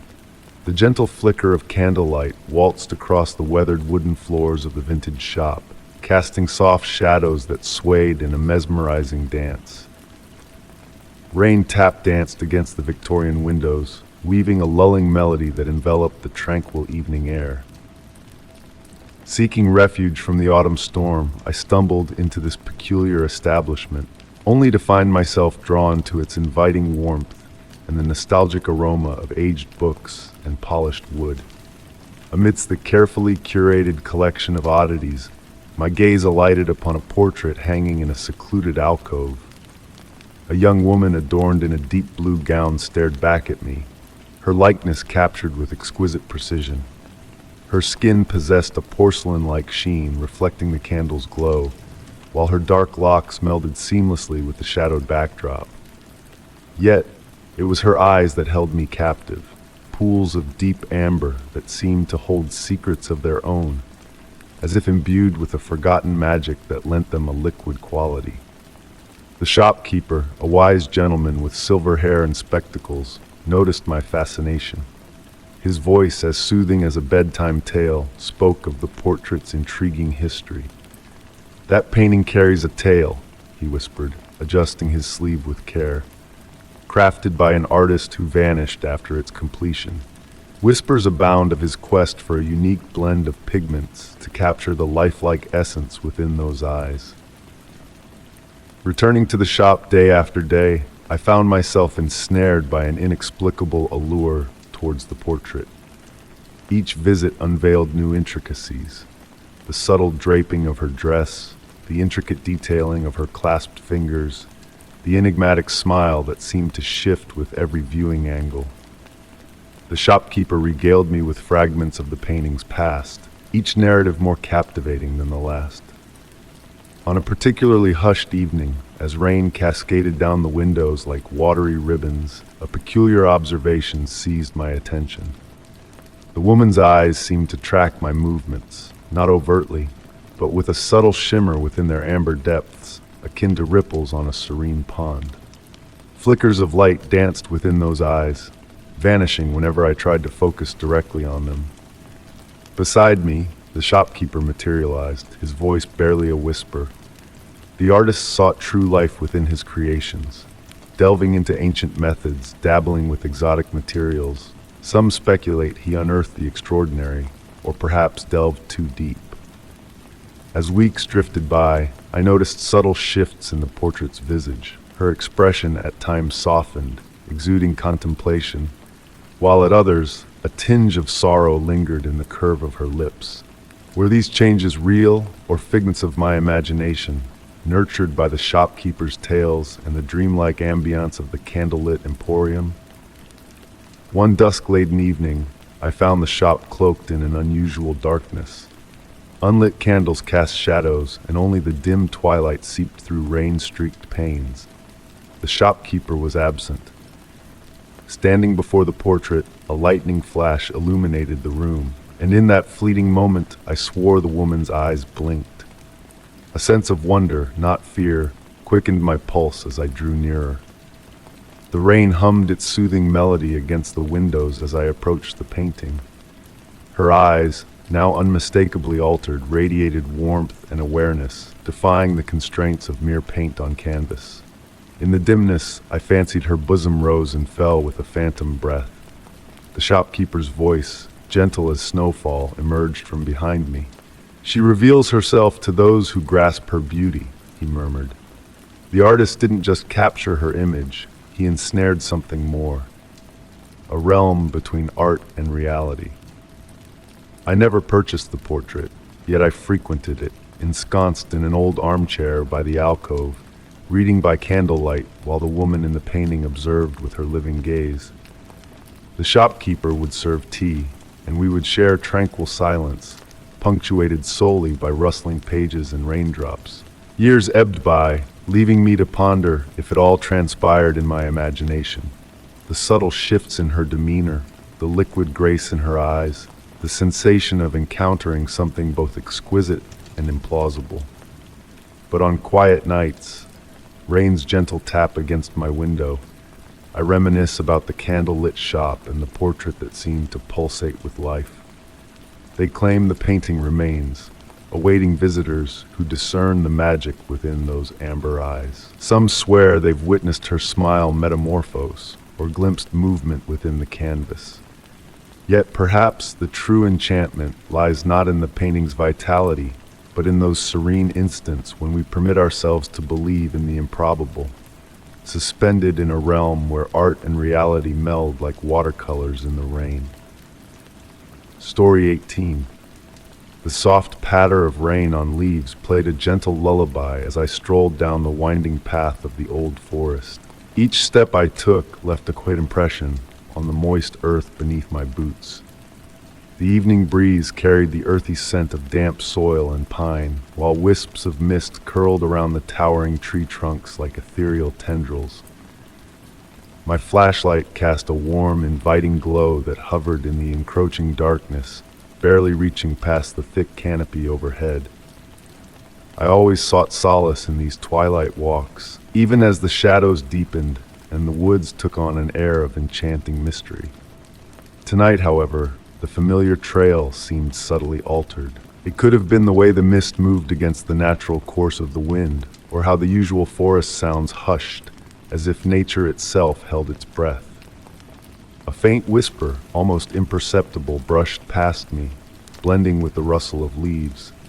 It carried no discernible words, just a melodic quality akin to wind chimes in a distant garden.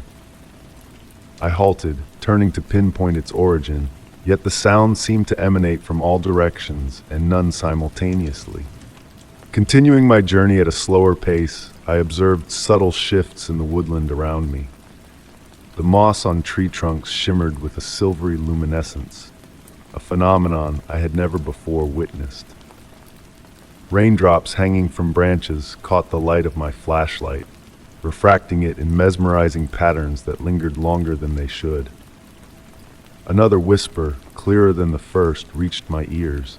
It almost sounded like my name, spoken in a voice woven from rustling leaves and creaking branches.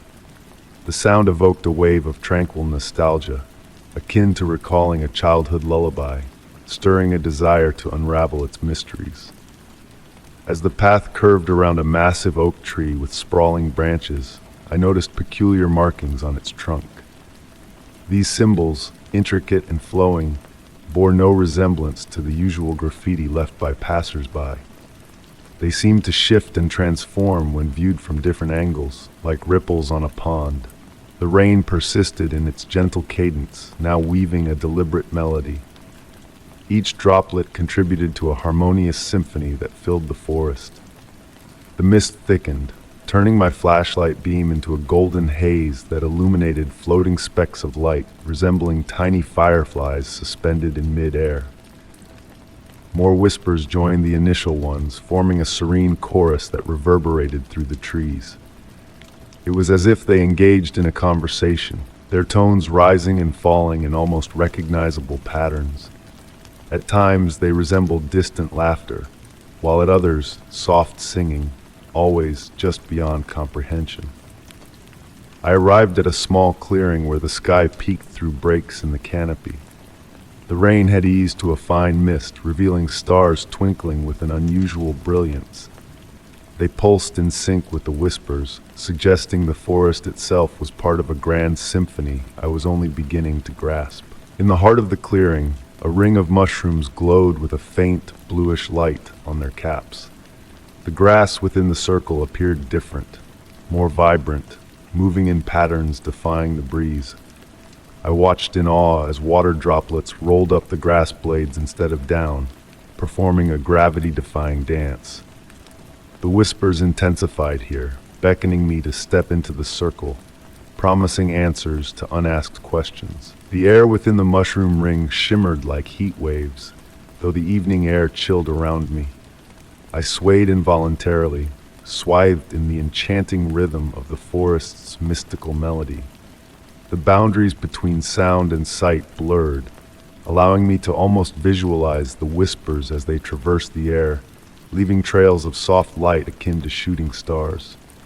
The forest pulsated with a life force transcending conventional signs of existence, enveloping me in a vast, ancient consciousness. Time appeared warped within the clearing. Stars raced overhead at an unnatural pace, while mist droplets hung suspended, elongating moments like molasses. The glowing mushrooms throbbed in tandem with my heartbeat, or perhaps my pulse synchronized with theirs. I stood transfixed, lost in the interplay of light and shadow, immersed in the whispered dialogues of the forest. It could have been minutes or hours that I lingered there, akin to a dream, yet grounded by the damp earth beneath me and the cool mist caressing my skin. Gradually the whispers dwindled, as if a radio dial had been turned down gradually. The mushroom glow faded, reverting to ordinary fungi, and the rain resumed its natural rhythm, devoid of its enigmatic melody. However, a shift had occurred, not in the forest itself, but in my perception of it. Retracing my steps along the path, my flashlight briefly illuminated the symbols on the ancient oak tree. For a fleeting instant, I almost deciphered their meaning, grasping at understanding before it slipped away, leaving behind only cryptic etchings on aged bark. Since that night, the forest has never quite felt the same. On quiet evenings, when rain drizzles gently through the trees and mist dances between the branches, I strain to catch those whispers once more, beckoning me back to that mysterious clearing. Though elusive, I continue to seek it, though it may elude me intentionally or reveal itself solely to those who do not actively search.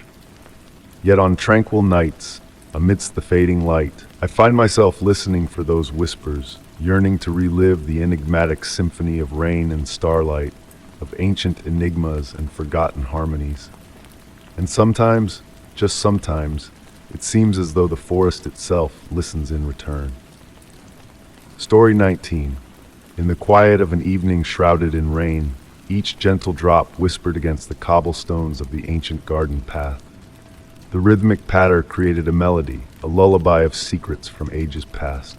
Standing before the weathered iron gates, my umbrella offered little defense against the mist that danced in the autumn air. The villa, a grand dame fallen into graceful decay, loomed beyond the rusted bars. Her dark, vacant windows gazed out like hollow eyes, peering into the endless expanse of eternity. Once belonging to my great-aunt Margaret, a woman I had encountered only twice in my life, the villa now awaited my presence. Margaret had always seemed distant, lost in thoughts I couldn't quite grasp, her fingers tracing invisible patterns in the air. The lawyer handling her estate had passed the keys to me with a hint of relief, his hands trembling as they slid across the desk. With a deep, resonant click, the lock surrendered, echoing through the misty garden. As I ascended the path, the gravel whispered softly beneath my steps. Ivy claimed parts of the villa's facade, creating living curtains that swayed in the evening breeze. The 23 windows, steadfastly dark, held a mysterious allure. Each window exuded a unique emptiness, drawing my gaze like a moth to a flame. The heavy wooden door yielded easily, as if the house anticipated my arrival. The foyer enveloped me in the scent of ancient wood tinged with a faint, sweet fragrance, reminiscent of my great-aunt's perfume, but intertwined with the essence of autumn leaves and distant rain. My footsteps echoed on the parquet flooring, fading into the shadows lurking in the corners. Exploring the first floor, I encountered the expected rooms of a grand villa. A sitting room veiled in white sheets, a dining room set for phantom guests, and a meticulously arranged library. Yet, it was the windows that captivated me. Each framed a different version of twilight, casting a spell of enchantment upon the rooms. A subtle shift in atmosphere accompanied my journey through the villa. Rooms possessed their microclimates, responding to unseen forces. The windows mirrored these changes, displaying intricate patterns of condensation or remaining impeccably clear despite the external humidity. In the library, Margaret's journal awaited me, revealing her musings on the windows as portals to forgotten memories and lost time. Ascending to the second floor, I encountered more windows, each offering a peculiar view. Some gazed upon gardens frozen in time, while others defied spatial logic, presenting impossible angles of familiar scenes. Night descended, and the rain persisted its gentle serenade on the roof and windows.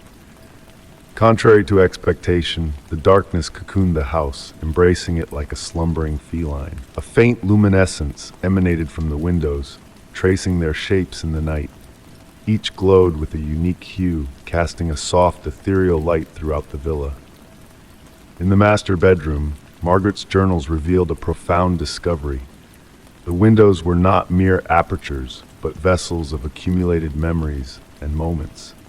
Choosing a small bedroom on the second floor for the night, I observed rain cascading down the glass, a simple yet mesmerizing sight. Droplets defied gravity, dancing against the window, capturing light from unknown sources. Morning dawned with a surreal light filtering through the windows, seeping into the villa's essence. As days passed, I unraveled the mysteries of the villa. The windows were not empty, they yearned to be filled. Each collected fragments of time, joy, whispers of the past, and anticipations of the future. I sat by different windows, witnessing their subtle revelations, shifts in light, phantom reflections, and distant echoes of bygone eras. The villa's windows unveiled a living archive, transcending traditional notions of haunting. They served as portals into layers of time, brimming with a fullness that appeared as emptiness to the uninitiated eye. I chronicled their changes, observing the stuttering dance of light across the rooms and the ever-shifting views that defied reality. In the spaces between moments, I found the true essence of the villa. It beckoned those attuned to its secrets, unveiling the profound beauty of emptiness teeming with hidden treasures. As I sit in the library, gazing through windows that may reveal tomorrow's snow or a century-old spring, I comprehend Margaret's choice to spend her final days within these walls. The villa of empty windows is not vacant, but brims with untold stories, awaiting those who dare to gaze beyond the surface. In the quiet gaps between heartbeats and the ephemeral spaces within 23 windows lies a world of wonder and enchantment, where the ordinary transcends into the extraordinary. Story 20. In the heart of autumn, a gentle breeze weaved its way through the trees, carrying the essence of fallen leaves and distant wood smoke. Standing at the threshold of an ancient hiking trail, my boots whispered against the carpet of foliage underfoot. The morning mist draped low, embracing the tree trunks like a lover's touch, casting a mystical aura over the familiar woods, turning them into something otherworldly. Once a well-trodden path, nature had begun its slow reclamation.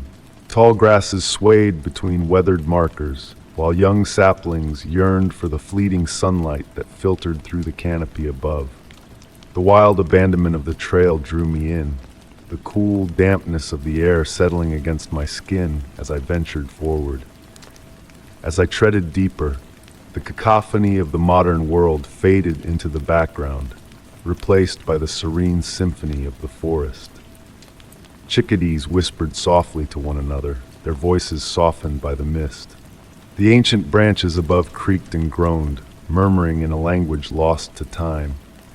Each step unraveled new sensations, the yielding of soft earth beneath my feet, the delicate caress of a spider's web on my cheek, the earthy fragrance of mushrooms sprouting in the shadows. The path meandered through the trees, revealing something peculiar. While the surrounding forest bore the marks of autumn, golden leaves and bare branches, a section up ahead remained vividly green, as if trapped in an eternal summer. The subtle contrast, almost imperceptible, captured my attention and refused to be ignored. Pausing to sip from my water bottle, a faint melody brushed against my ears, so delicate it could have been a figment of my imagination. It danced on the breeze like distant wind chimes, though no houses dotted the landscape for miles. The notes lingered at the edge of recognition, familiar yet elusive. Moving forward, the trail gradually unveiled its secrets, like a story slowly unfolding its pages. Curious items peeked from beneath the fallen leaves. A tarnished silver button, a child's marble catching the sunlight with an otherworldly gleam, a ribbon that shifted hues when viewed from different angles. Each discovery held a mysterious significance, though the reason eluded me. The mist thickened with each step, yet instead of muffling sounds, it seemed to enhance them. Ghostly footsteps, mirroring my own, echoed faintly, always a few paces behind or ahead, despite my solitary presence on the trail. When I halted, the phantom steps persisted briefly before fading, as if the unseen presence had only just realized my cessation of movement. A clearing materialized ahead, revealing an ancient stone well at its center, its walls cloaked in moss and ivy. The stones absorbed the morning light, casting an eerie darkness around the well's rim. Approaching, a warmth enveloped me, carrying the fragrance of summer blooms, though none were in sight. Drawn inexorably closer, intricate carvings on the well's surface emerged from beneath the foliage, spirals and symbols that seemed to shift and transform, akin to grasping at a fading dream. The sound of water resonated from the depths, yet when I peered over the edge, no reflection greeted me. Instead, a soft light pulsed from the abyss like a distant heartbeat. The melody, now stronger, wafted from the well, intertwining with the mist. Time folded upon itself in that clearing. The shadows remained static, the temperature unyielding despite the autumn chill. Even the breeze seemed trapped in a perpetual dance around the well, encircling it like a protective veil. Seated on a fallen log nearby, my gaze fell upon curious objects arranged in intricate patterns around the well. Stones of unusual hues, twisted twigs, leaves revealing their silvered undersides. They formed cryptic shapes that almost made sense, as if a hidden language lay just beyond reach. The day waned, yet the light held steady, unchanging. I found myself humming along to the well's melody, though its tune slipped through my grasp like a fleeting dream. My water bottle remained full, defying my repeated sips, and the sandwich in my pack seemed to regenerate with each bite. When the decision to depart finally settled upon me, the return trail appeared altered. The trees had shifted imperceptibly, the once straight path now curved subtly. The mist parted before me, then closed behind, erasing my passage as if it were never there. Dusk descended as I reached the trailhead, though my watch insisted only an hour had slipped by since the hike began. The hum of the modern world enveloped me, blending with the distant traffic, the hum of power lines, the flicker of aircraft lights above. Yet a change stirred within me. That night, As I lay in bed, the well's melody floated through my open window, despite the distance from the forest. Dreams weaved with shifting symbols and phantom footfalls, leaving me in a haze upon awakening. Leaves, foreign and unrecognizable, lay on my pillow, and my water bottle, resting on the nightstand, remained perpetually full. Some say the trail manifests uniquely to each wanderer if they chance upon it at all. Others whisper that it materializes only under specific celestial alignments. On tranquil mornings veiled in mist, I feel its beckoning call. The forgotten path calls out, promising enigmatic revelations, new riddles, and unseen patterns in the foliage. Yet I have yet to return. Some paths, once traversed, can never be retraced in the same manner. And sometimes the greatest enigma lies not in our discoveries, but in what discovers us when we least expect. In my lucid moments, I dismiss it all as a dream, the well, the melody, the ethereal glow in the darkness. Yet, a familiar scent on the breeze, or a distant tune that almost aligns with my memory stirs doubt within me.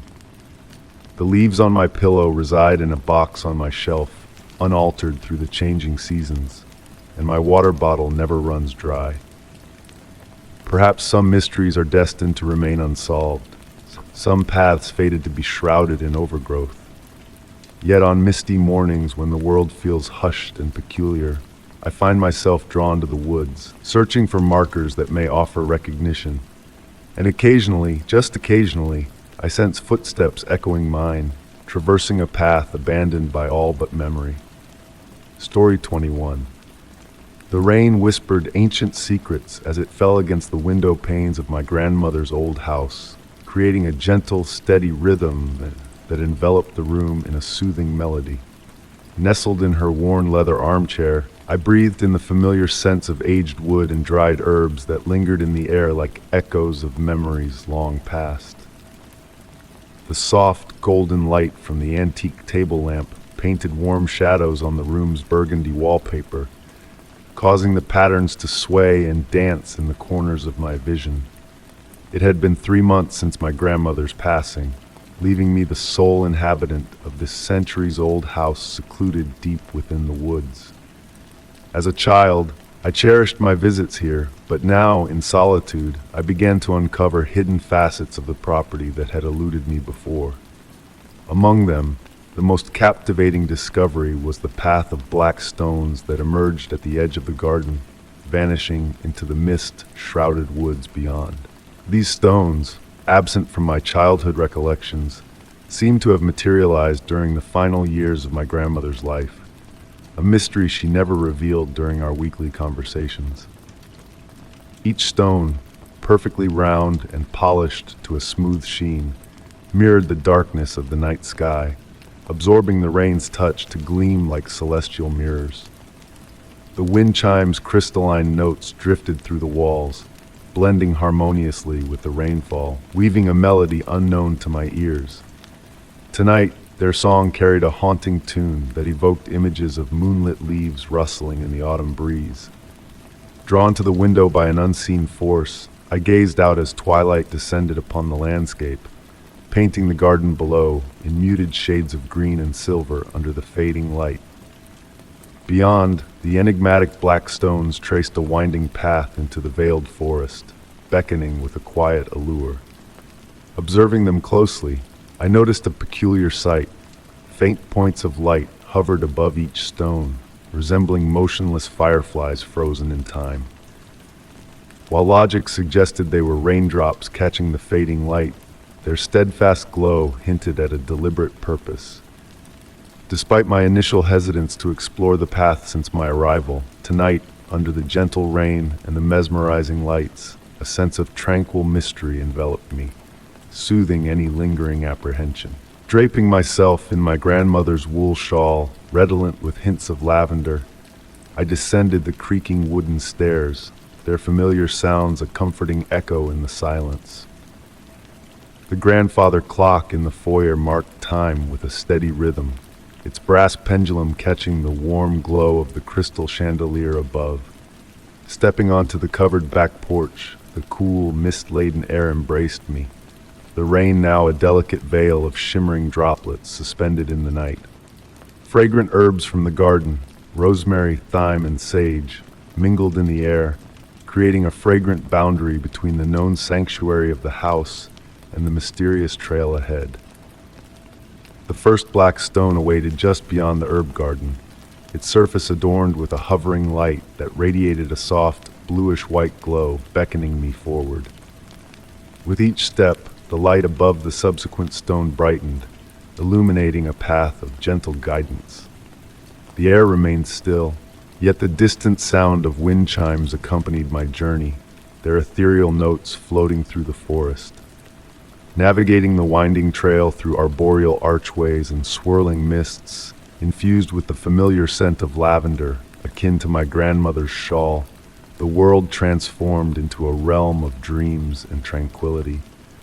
Time unfurled its gentle embrace as I traversed the path, the mist whispering secrets of unseen wonders in elegant tendrils that caressed my skin. Eventually arriving at a circular clearing, the black stone spiraled towards a central larger stone, surrounded by a constellation of luminous lights that bathed the space in a soft, otherworldly glow.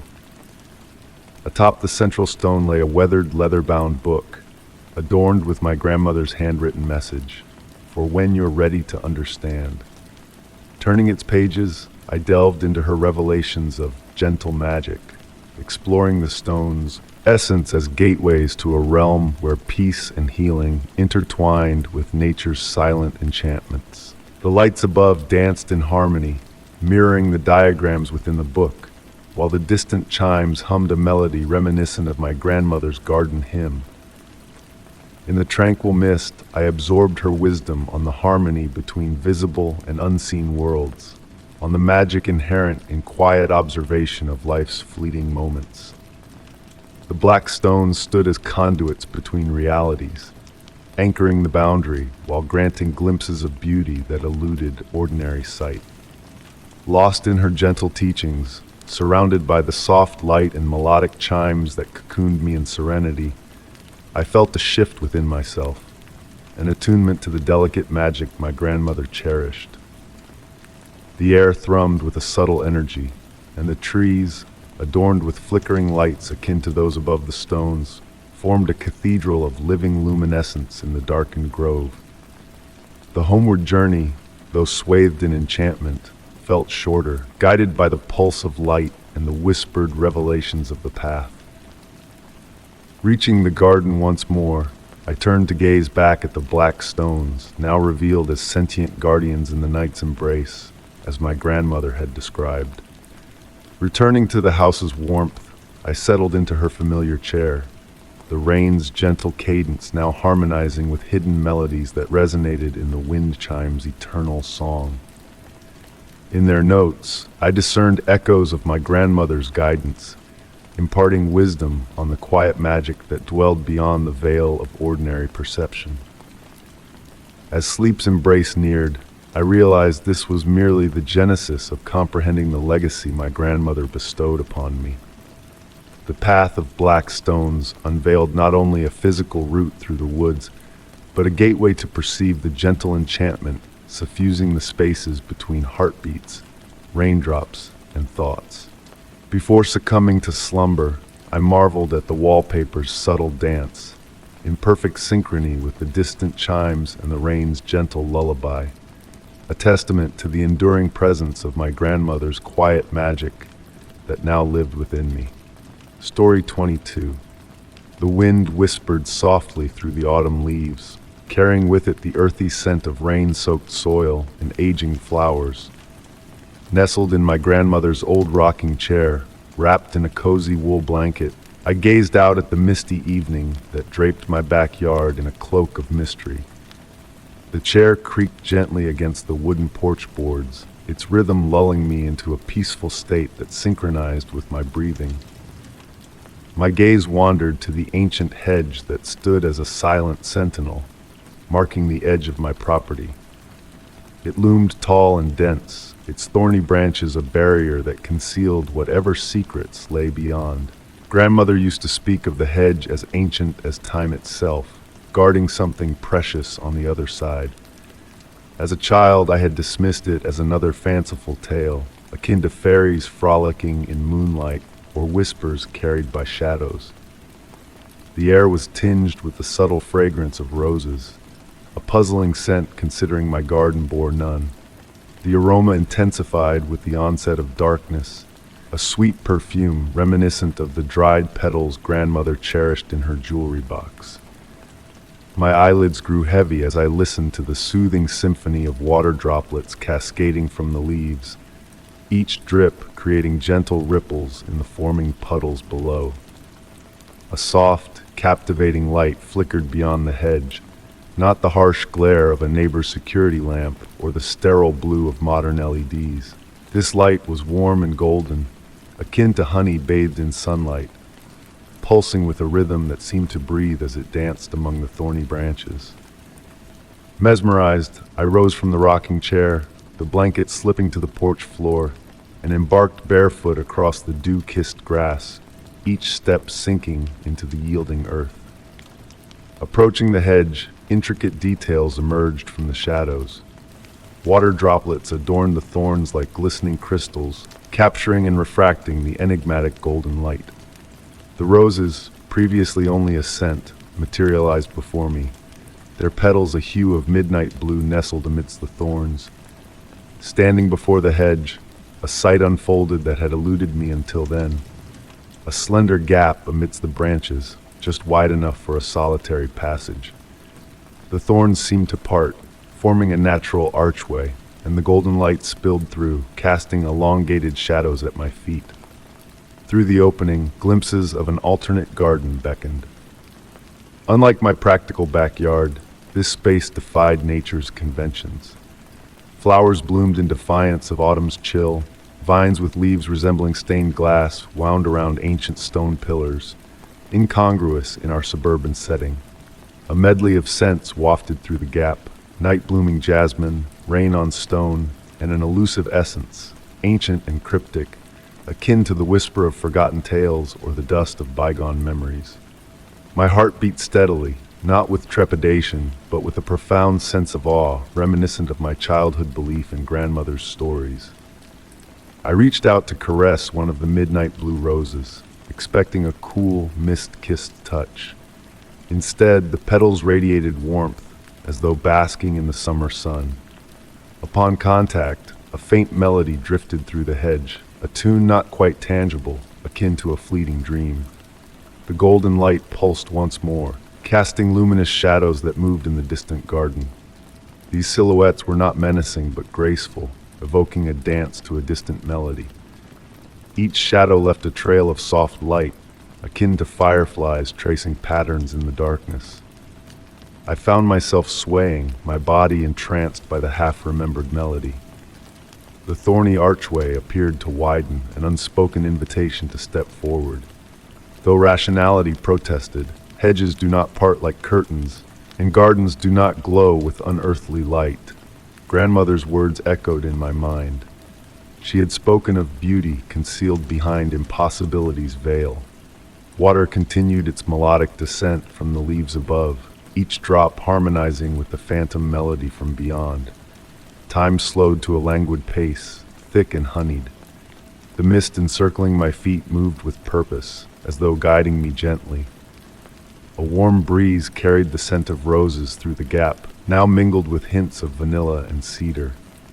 Shadows in the mysterious garden continued their ethereal dance, and amid their undulating forms I fancied glimpses of the familiar, the sway of grandmother's dress, the tilt of her head as she spun her tales, the gentle wave of her hand revealing magic in the mundane.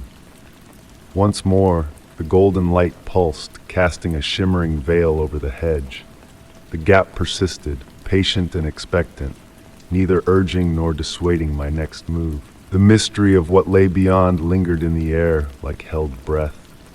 Rooted in place, feet sinking into the damp grass, I observed as the night deepened, engulfing the practical world in a shroud that left only the serenade of falling water, the warm glow beckoning from beyond the hedge, and the eternal dance of shadows in that fantastical garden.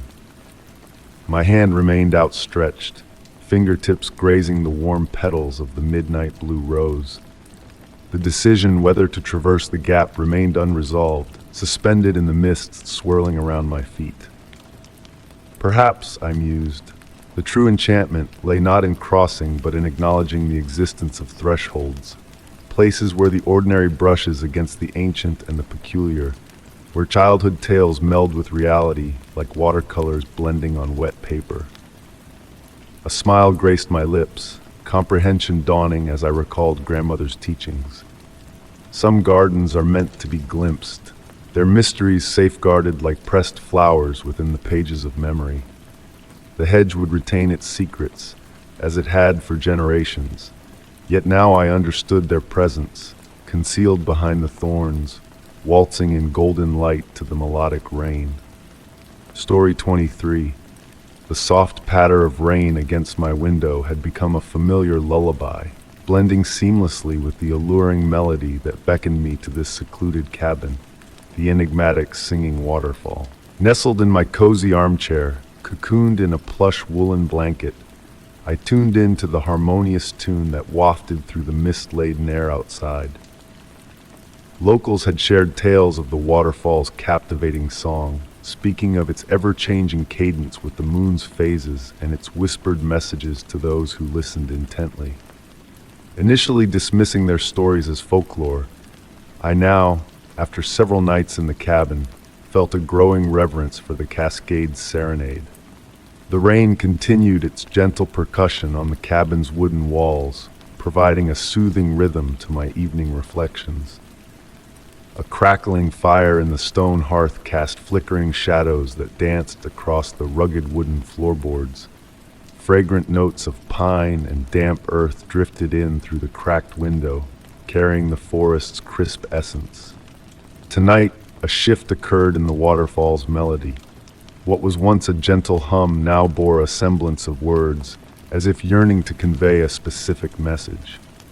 Leaning forward in my chair, I strained to decipher the aqueous whispers that drifted on the evening breeze. The nearly full moon intermittently pierced the rain clouds, casting silver beams into the room. During these fleeting moments of illumination, I noticed the shadows behaving oddly, pulsating in sync with the waterfall's song, forming intricate patterns beyond my grasp. Beside me, my weathered leather journal lay open, its pages a testament to my attempts to transcribe the Cascades' melody. Each night, the musical notes I penned seemed to morph slightly, hinting at the song's ever-evolving nature. Tonight's page remained blank, as I found myself spellbound by the current rendition, unable to capture it in ink. A gradual chill crept into the room, despite the crackling fire's warmth. The coolness, far from foreboding, carried the invigorating freshness of a spring dawn. The mist outside thickened, pressing against the glass like inquisitive tendrils seeking entry. Within its swirling embrace, vague shapes emerged, faces, ancient symbols, or perhaps figments of imagination. As midnight neared, heralded by my grandfather's antique pocket watch chiming softly, the waterfall's melody crystallized into a newfound clarity. The tune now wove itself into quasi-words just beyond my comprehension, akin to a forgotten dream language. The mist outside acquired a subtle luminescence, casting a pearlescent glow through the windows. In a trance-like state, I rose from my chair, the blanket slipping noiselessly to the floor. Driven by an irresistible urge, I gravitated towards the window, eager to delve deeper into the waterfall's symphony. The wooden floor reverberated faintly beneath my steps, attuned to the cascading water's rhythm. Through the misted glass, I discerned the path leading to the waterfall, usually shrouded in darkness but now bathed in a faint, ethereal light. The rain had dwindled to a gentle drizzle, each droplet capturing and refracting the mysterious light like miniature prisms. The very air seemed to resonate with the song, permeating every moist particle suspended in the night's embrace. The effect was mesmerizing, instilling not fear, but a profound sense of tranquility and connection to something ancient and profound. Acting on instinct rather than reason, I donned my coat and boots, the wooden floor humming faintly as I gathered essentials for a midnight stroll. Though my mind cautioned against such nocturnal wanderings, the compulsion felt more like a courteous invitation than an overpowering compulsion. Stepping onto the porch, I became enveloped in the melody. The mist enveloped me, its touch as delicate as silk against my skin. Before me, the luminescent path meandered into the forest, akin to a ribbon of starlight. Each stride felt natural, as if retracing a forgotten path ingrained in my soul. The nocturnal forest, typically shrouded in darkness and mystery, now resembled an enchanted sanctuary. Trees leaned subtly away from the path, their branches swaying in harmony with the waterfall's tune. Droplets fell from their leaves like musical notes, adding a gentle percussion to the symphony enveloping me. Approaching the waterfall, the melody deepened, resonating within my very core. The mist thickened, revealing ephemeral scenes, memories not my own, vistas unexplored. Gradually, the cascade materialized through the luminous mist, water descending in a hypnotic, deliberate rhythm. The pool below mirrored not the night sky, but an alternate firmament, adorned with unfamiliar constellations. Standing at the water's edge, I beheld the liquid dance, the song's meaning pulsating within my heart. A soft breeze stirred the mist, and for a fleeting moment, spectral figures seemed to cavort within the falling water, not phantoms, but embodiments of music itself. Their fluid movements, shifting between water, light, and shadow, exuded an otherworldly grace. Time lost its relevance as I stood transfixed, witnessing the ethereal ballet of water and light. Oblivious to the moon's passage overhead, the rain's cessation, or the dawning daybreak, I remained immersed in the enigmatic enchantment. As dawn's first light painted the eastern horizon, the waterfall's melody transitioned, fading into a tender lullaby. The luminous mist dissipated, the mysterious lights along the path waning one by one. Guided by their dwindling glow and the lingering echoes of the cascade's song, I retraced my steps to the cabin. Each footfall felt weightless, as if treading through a reverie, yet the certainty of my experiences lingered, as real as the mysteries that cloaked this realm. Returning to the cabin, I found my journal still open, its blank page awaiting my pen. Instead of transcribing musical notes, I chronicled every sight, sensation, and emotion that had enveloped me that eve. As the final words met the paper, the sun's rays breached the window, illuminating the room. The fire had dwindled to embers, the atmosphere reverting to its familiar state. Yet a subtle transformation had transpired, altering the very fabric of my reality. Nightly, the waterfall's song serenades me, though never attaining the clarity of that transformative night. Occasionally, beneath the full moon and gentle rain, I glimpsed the mystical luminescence, the elusive figures within the falling water. The mist weaves patterns hinting at coherence, the path occasionally aglow in the darkness. The secrets unveiled that night remain inscrutable, akin to the enigma of the waterfall's melody. Perhaps some mysteries are not meant to be unraveled, but cherished for their unfathomable essence. And so I abide here, listening to the water's song, inscribing my journal, pondering the hidden wonders within the symphony of falling water and dancing light. Story 24. The gentle embrace of twilight draped over the weathered stone walls of the forsaken monastery, suffusing them with a hue of velvety purple. At the threshold I stood, a solitary figure entranced by the ethereal beauty of the evening mist weaving its way through the ancient arches, carrying the delicate fragrance of wild roses that thrived amidst the aged stones.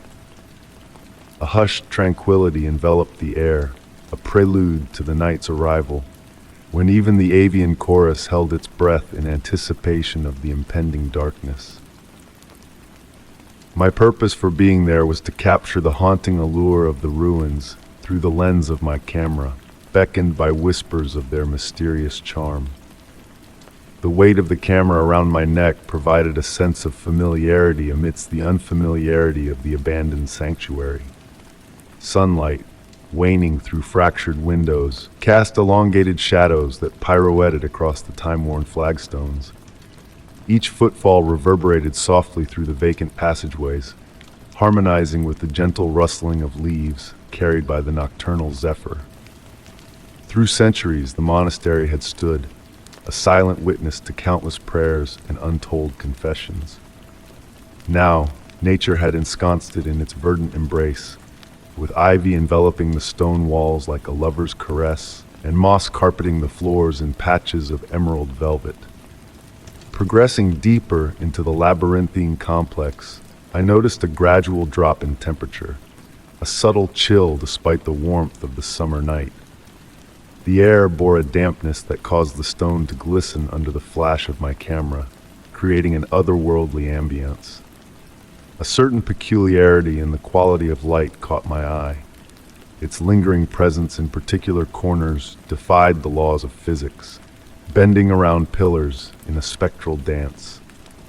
A specific corridor beckoned me, adorned with remnants of ancient frescoes clinging to the walls like fading memories. The figures in the paintings seemed to shift in my peripheral vision, a mirage that dissipated upon direct gaze, leaving only weathered stillness. As twilight deepened, a peculiar observation dawned on me regarding the whispers of the wind caressing the ruins. Its movements did not mimic the randomness of nature, but flowed with intention, akin to invisible tendrils tracing the ancient walls. At times, the whispers almost formed coherent words in a language just beyond my grasp, teasing comprehension with their elusive cadence. Setting up my tripod in what once must have been the heart of the monastery, I prepared for long exposure shots in the waning light. Despite the decay, the space retained an aura of reverence. Stained glass fragments clung to window frames, casting kaleidoscopic patterns on the floor when illuminated by my camera. Adjusting my settings, I discerned a subtle symphony in the ambient sounds surrounding me. The wind's whispers crescendoed, weaving through the ruins like a melodic breath, harmonizing with the intensified perfume of roses and the earthy scent of ancient stone and moss.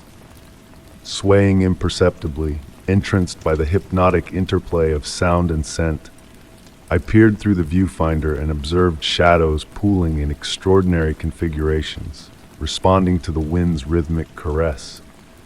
They undulated like the breath of a slumbering entity, expanding and contracting in sync with the wind's whispered melody. Click after click, I captured the ephemeral dance of shadows, aware that my lens could never fully encapsulate their spectral choreography. As night entrenched itself within the monastery's confines, the temperature plummeted further, manifesting my breath in wispy clouds despite the absence of frost. The wind's whispers adopted a more urgent timbre, a haunting undertone that seemed to carry my name in its ethereal embrace. Not a spoken utterance, but a subtle amalgamation of rushing air and the rustling of loose tiles, forming a spectral chorus that beckoned me deeper into the labyrinth. Image after image, imprinted onto my camera's memory card, my focus waning as the moon lighted enigmatic patterns through the fractured roof. Within what must have been the monastery's library, vacant shelves bore witness to an ancient silence, now punctuated by the wind's voice. It traversed the room like pages turning in an unseen tome, carrying whispers that hovered on the cusp of comprehension. The shadows in the room's recesses deepened, pulsating gently with each gust of wind, their velvety depths seemingly alive with hidden secrets. Framing a final shot, capturing the moonlight cascading across the vacant shelves, I closed my eyes, surrendering to the symphony of the wind's melodic whispers. It harmonized the elemental sounds of stone and wood, leaf and water, narrating tales of bygone eras, of prayers whispered in solitude, of enigmatic lives intertwined with the monastery's legacy. When my eyes reopened, a subtle shift in the darkness enveloping me was palpable. The shadows no longer seemed vacant, but imbued with a profound depth, akin to windows into another realm. The wind's melody crescendoed, resonating in my very bones, though the air itself remained eerily still. Peripherally, I glimpsed fleeting movements, spectral figures gliding amidst the bookshelves, vanishing upon my direct gaze. Reluctantly gathering my equipment, I retraced my steps through the ruins, the wind trailing behind like a spectral guide bidding me a silent farewell. The fragrance of roses intensified, almost intoxicating in its sweetness. Pausing at the monastery's threshold, I cast a final glance backward. In the moonlight's embrace, the ruins shimmered as if suspended in an eternal moment, straddling the threshold between worlds. The photographs, upon later review, depicted only crumbling stone and enigmatic shadows. Yet, in the dead of night, when the wind's whispers stir outside my window, echoes of that otherworldly symphony resonate within my soul. In the realm of dreams, I revisit the moonlit ruins, where the wind imparts its ancient mysteries to any who listen with patient ears. In moments of quiet introspection, I ponder the shadows that seemed to animate, the whispers that almost coalesced into language. The enigma of that fateful night eludes explanation, residing in that nebulous realm between reality and imagination, between the tangible and the intangible. The monastery endures, its stones echoing a timeless melody to the wind. Sometimes, the notion of returning lingers, of waiting in the ancient library until shadows deepen and whispers stir once more. Yet, an ineffable intuition hints that the essence of that ethereal encounter can never be replicated. Some thresholds once traversed fade into the mists of memory, dreams, and the narratives we weave when darkness descends, and the wind murmurs in voices on the cusp of understanding. Story 25. In the hush of twilight, the ancient forest whispered a lullaby of pine and earth as I wandered the meandering path. The fading light painted the sky in hues of lavender and deep blue, while my lantern's gentle glow danced upon the mossy ground, conjuring shadows that pulsed with each step I took. Seeking solace among the murmurs of nature, I felt an unusual stillness in the air, as if the very trees held their breath. Even the chorus of crickets seemed to whisper faintly in the dimming night. Delving deeper into the woods, my gaze was drawn to a mysterious grove ahead. Trees intertwined to form a natural shelter, their branches weaving a canopy that beckoned me closer. The sight halted my steps, for I had never stumbled upon this hidden sanctuary in all my wanderings. Approaching, I marveled at the twisted branches that defied the norms of growth, creating arches and corridors reminiscent of a forgotten palace sculpted by nature's hand. The bark bore strange markings, as if etched by time and secrets unknown. Stepping beneath the canopy, the air grew warmer, carrying a sweet fragrance of honey and ancient mysteries. My footsteps echoed differently, resonating as if on wooden floors rather than forest soil. Trinkets nestled among the branches, colorful glass fragments and weathered papers intertwined with the twigs, whispering of stories untold. As I ventured deeper, the atmosphere shifted subtly. The temperature rose, and the light took on a mystical quality, tinted with a greenish hue that filtered through the dense canopy. A soft, melodic hum emanated from the very heart of the grove, as if the trees themselves sang a silent song. Discovering a natural alcove formed by 3 trees, I found a peculiar chair and a table adorned with curious objects, smooth stones, exotic flowers, and ancient coins adorned with cryptic symbols.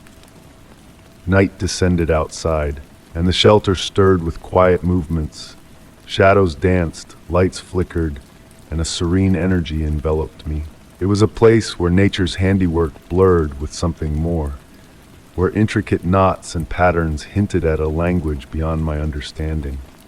A gentle breeze carried distant chimes, weaving a tranquil melody that lulled me into a peaceful reverie. Seated in the natural chair, I surrendered to the humming wood and the mesmerizing dance of lights above. Time lost its grip and reality wavered on the edge of dreams.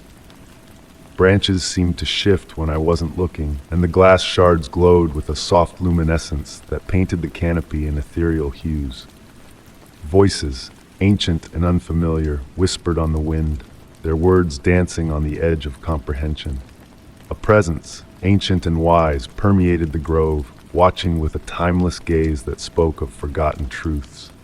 As dawn filtered through the canopy, I awoke from my trance, the shelter retreating into the ordinary forest once more.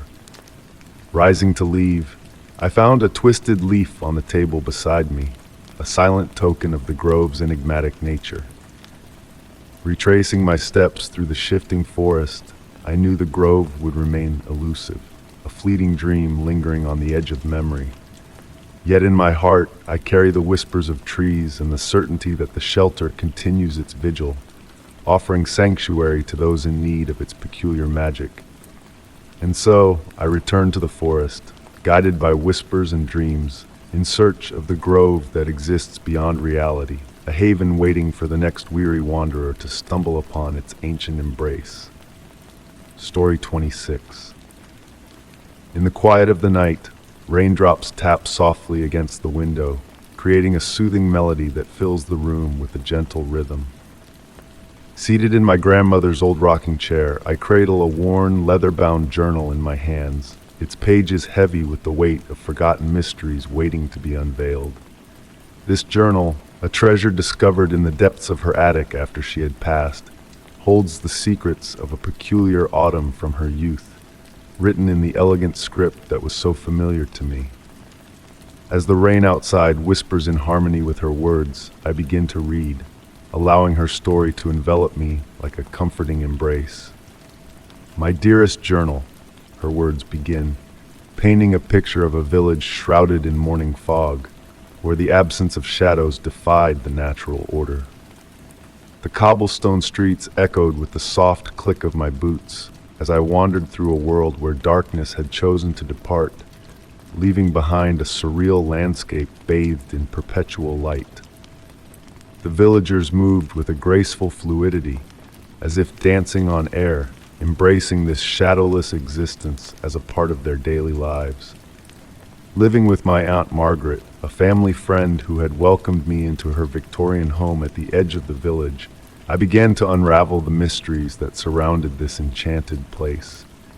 Aunt Margaret, with her gentle demeanor and wise eyes, shared tales of the shadows that had departed generations ago, leaving behind a community that had learned to adapt and thrive in their absence. As days turned into nights, I discovered more wonders of this village where time flowed like honey, slow and sweet. Birds sang melodies from distant lands, flowers bloomed with an inner light, and the stars shimmered closer than ever before, casting no shadows upon the earth. The children, innocent and imaginative, reveled in their shadowless world, creating games and art that defied the laws of nature. Aunt Margaret, tending to her garden of twilight blooms, revealed the village's futile attempts to bring back the shadows, only to realize that perhaps their departure had been a choice rather than a theft. Shadows, she explained, were not merely darkness, but memories of light, reminders of a time long gone, yet cherished in the heart. As winter descended upon the village, blanketing it in a snowfall of sparkling mirrors, I came to understand the peace that resided in this place beyond shadows. The warmth of the baker's bread, the whispers of old stories in empty rooms, and the stray bits of starlight collected by the sweeping broom all spoke of a world where magic and reality intertwined seamlessly. On the eve of my departure, Aunt Margaret and I sat under the starlit sky, savoring tea that tasted of moonlight and memories. Her question lingered in the air, asking if I would write about their shadowless existence, knowing that some tales are meant to be felt rather than believed. And as I closed the journal, a sense of serenity washed over me, carrying the essence of that unique village where light and shadow danced as one. The rain outside continued its lullaby, a gentle reminder of the mysteries that lay beyond the window pane. And as I gazed at my reflection, a fleeting moment of uncertainty passed through me, as if my own shadow hesitated between staying and departing. With my grandmother's words lingering like autumn leaves in the air, I closed the journal, imagining her story still whispering in the village without shadows, a timeless tale of light and memory. Story 27. The soft patter of raindrops against the ancient cave's stone walls created a calming melody, echoing through the entrance where I stood with my lantern, casting a warm glow on the weathered surfaces. The air was filled with the earthy fragrance of wet moss and mineral-rich water, untouched by human hands for centuries. As a geologist, I had roamed many caves, but this one felt unique, as if the very rock pulsated with a hidden life force breathing alongside me. Moving deeper into the cavern, my footsteps mingled with the gentle splashes of water dripping from stalactites above, forming puddles that reflected the dance of shadows cast by my lantern. Tracing my fingers along the cool, damp walls, I could feel the ancient stories etched in the textures, whispering of millions of years of geological transformations. The narrow tunnel gradually opened into a vast chamber, where the ceiling soared beyond the reach of my lantern's light. The chamber resonated with the musical symphony of water droplets trickling into pools, each note adding to the natural orchestra that filled the space.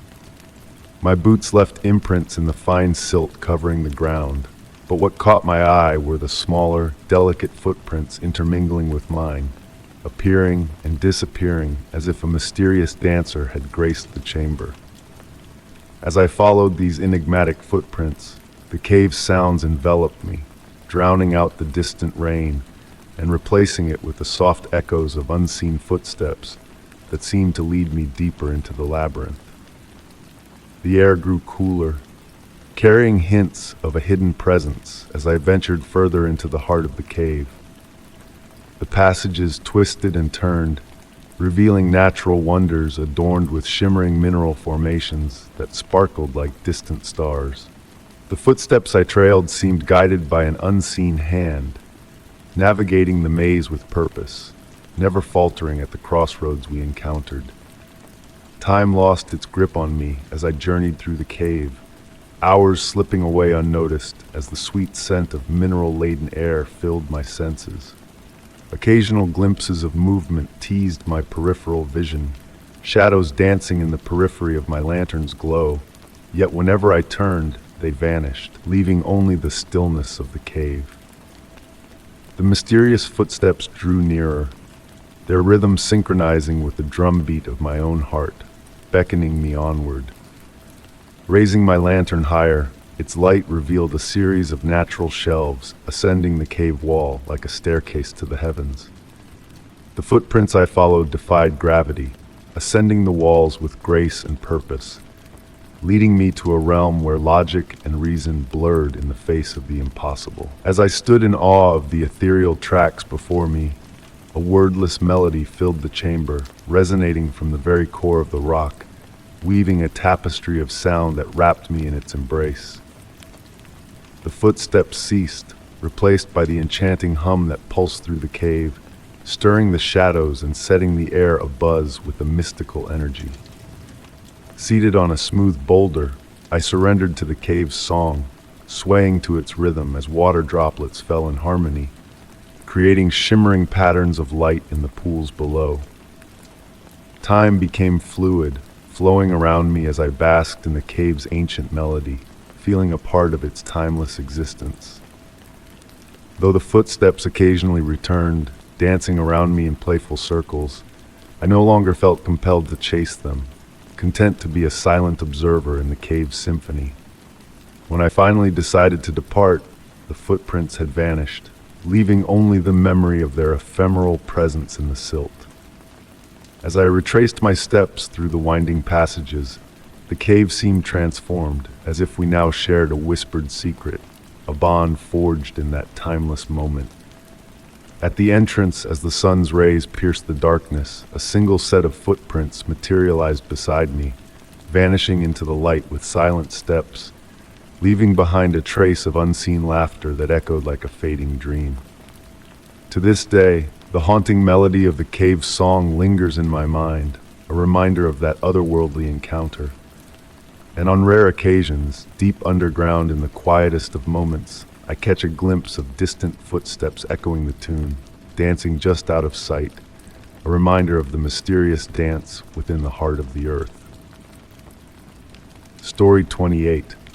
The soft patter of rain against my bedroom window gently stirred me from a deep slumber, its soothing rhythm embracing the early morning darkness. Familiar as this sound was, tonight it carried a whisper of intrigue, a subtle invitation to listen closely. The raindrops seemed to murmur in a language just beyond comprehension, like echoes of a conversation from afar. Intrigued, I rose from my bed and approached the window, compelled by an inexplicable curiosity to peer outside.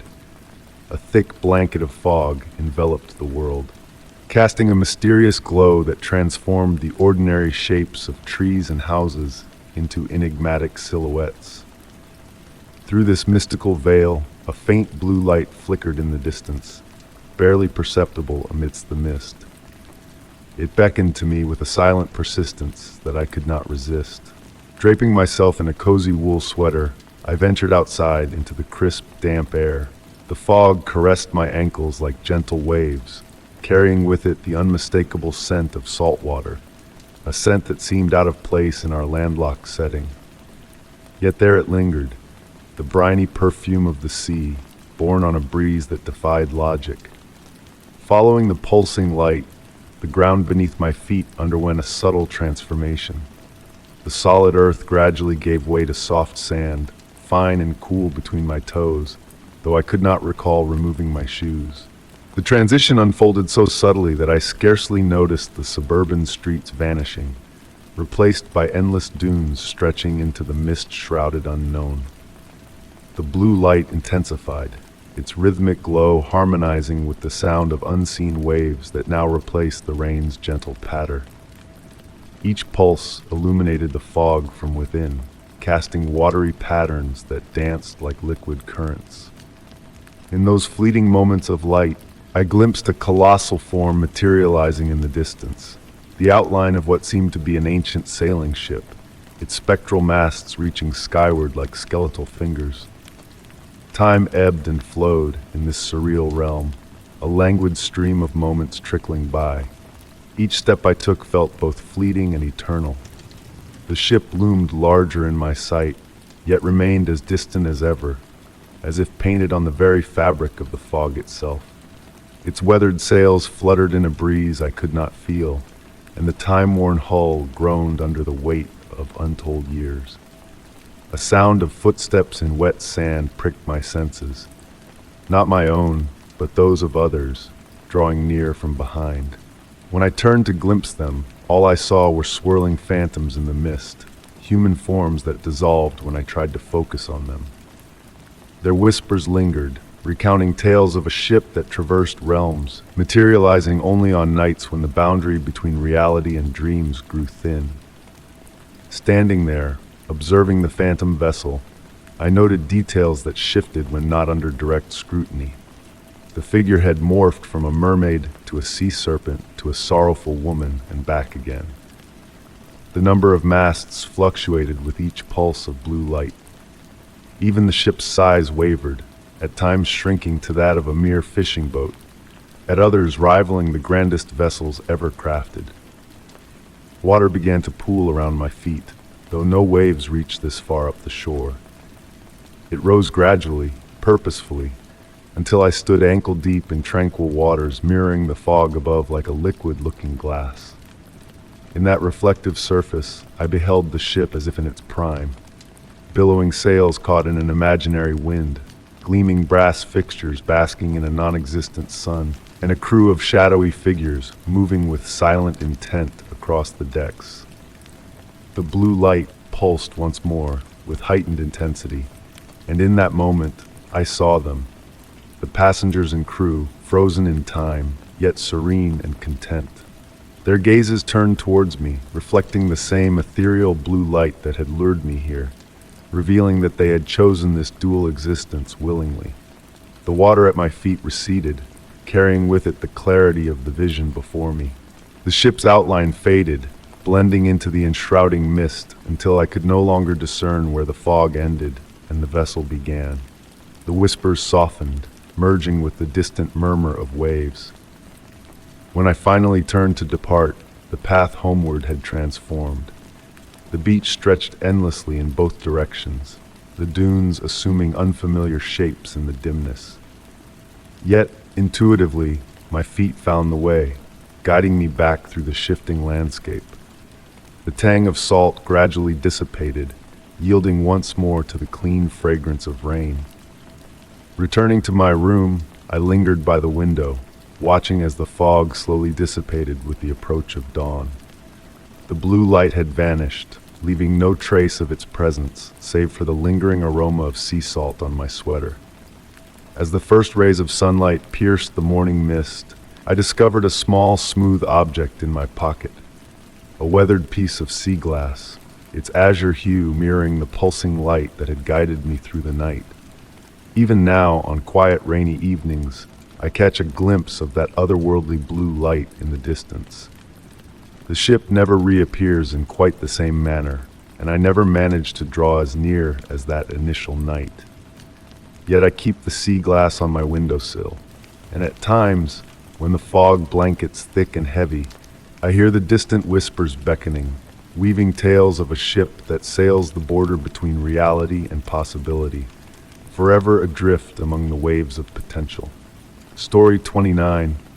The gentle hues of twilight caress the evening sky with strokes of lavender and deep blue, casting elongated shadows over my grandmother's aged cabin. Seeking solace from the ceaseless clamor of modern life, I ventured here, never anticipating the enigmatic journey that awaited me, forever altering my perception of the natural world.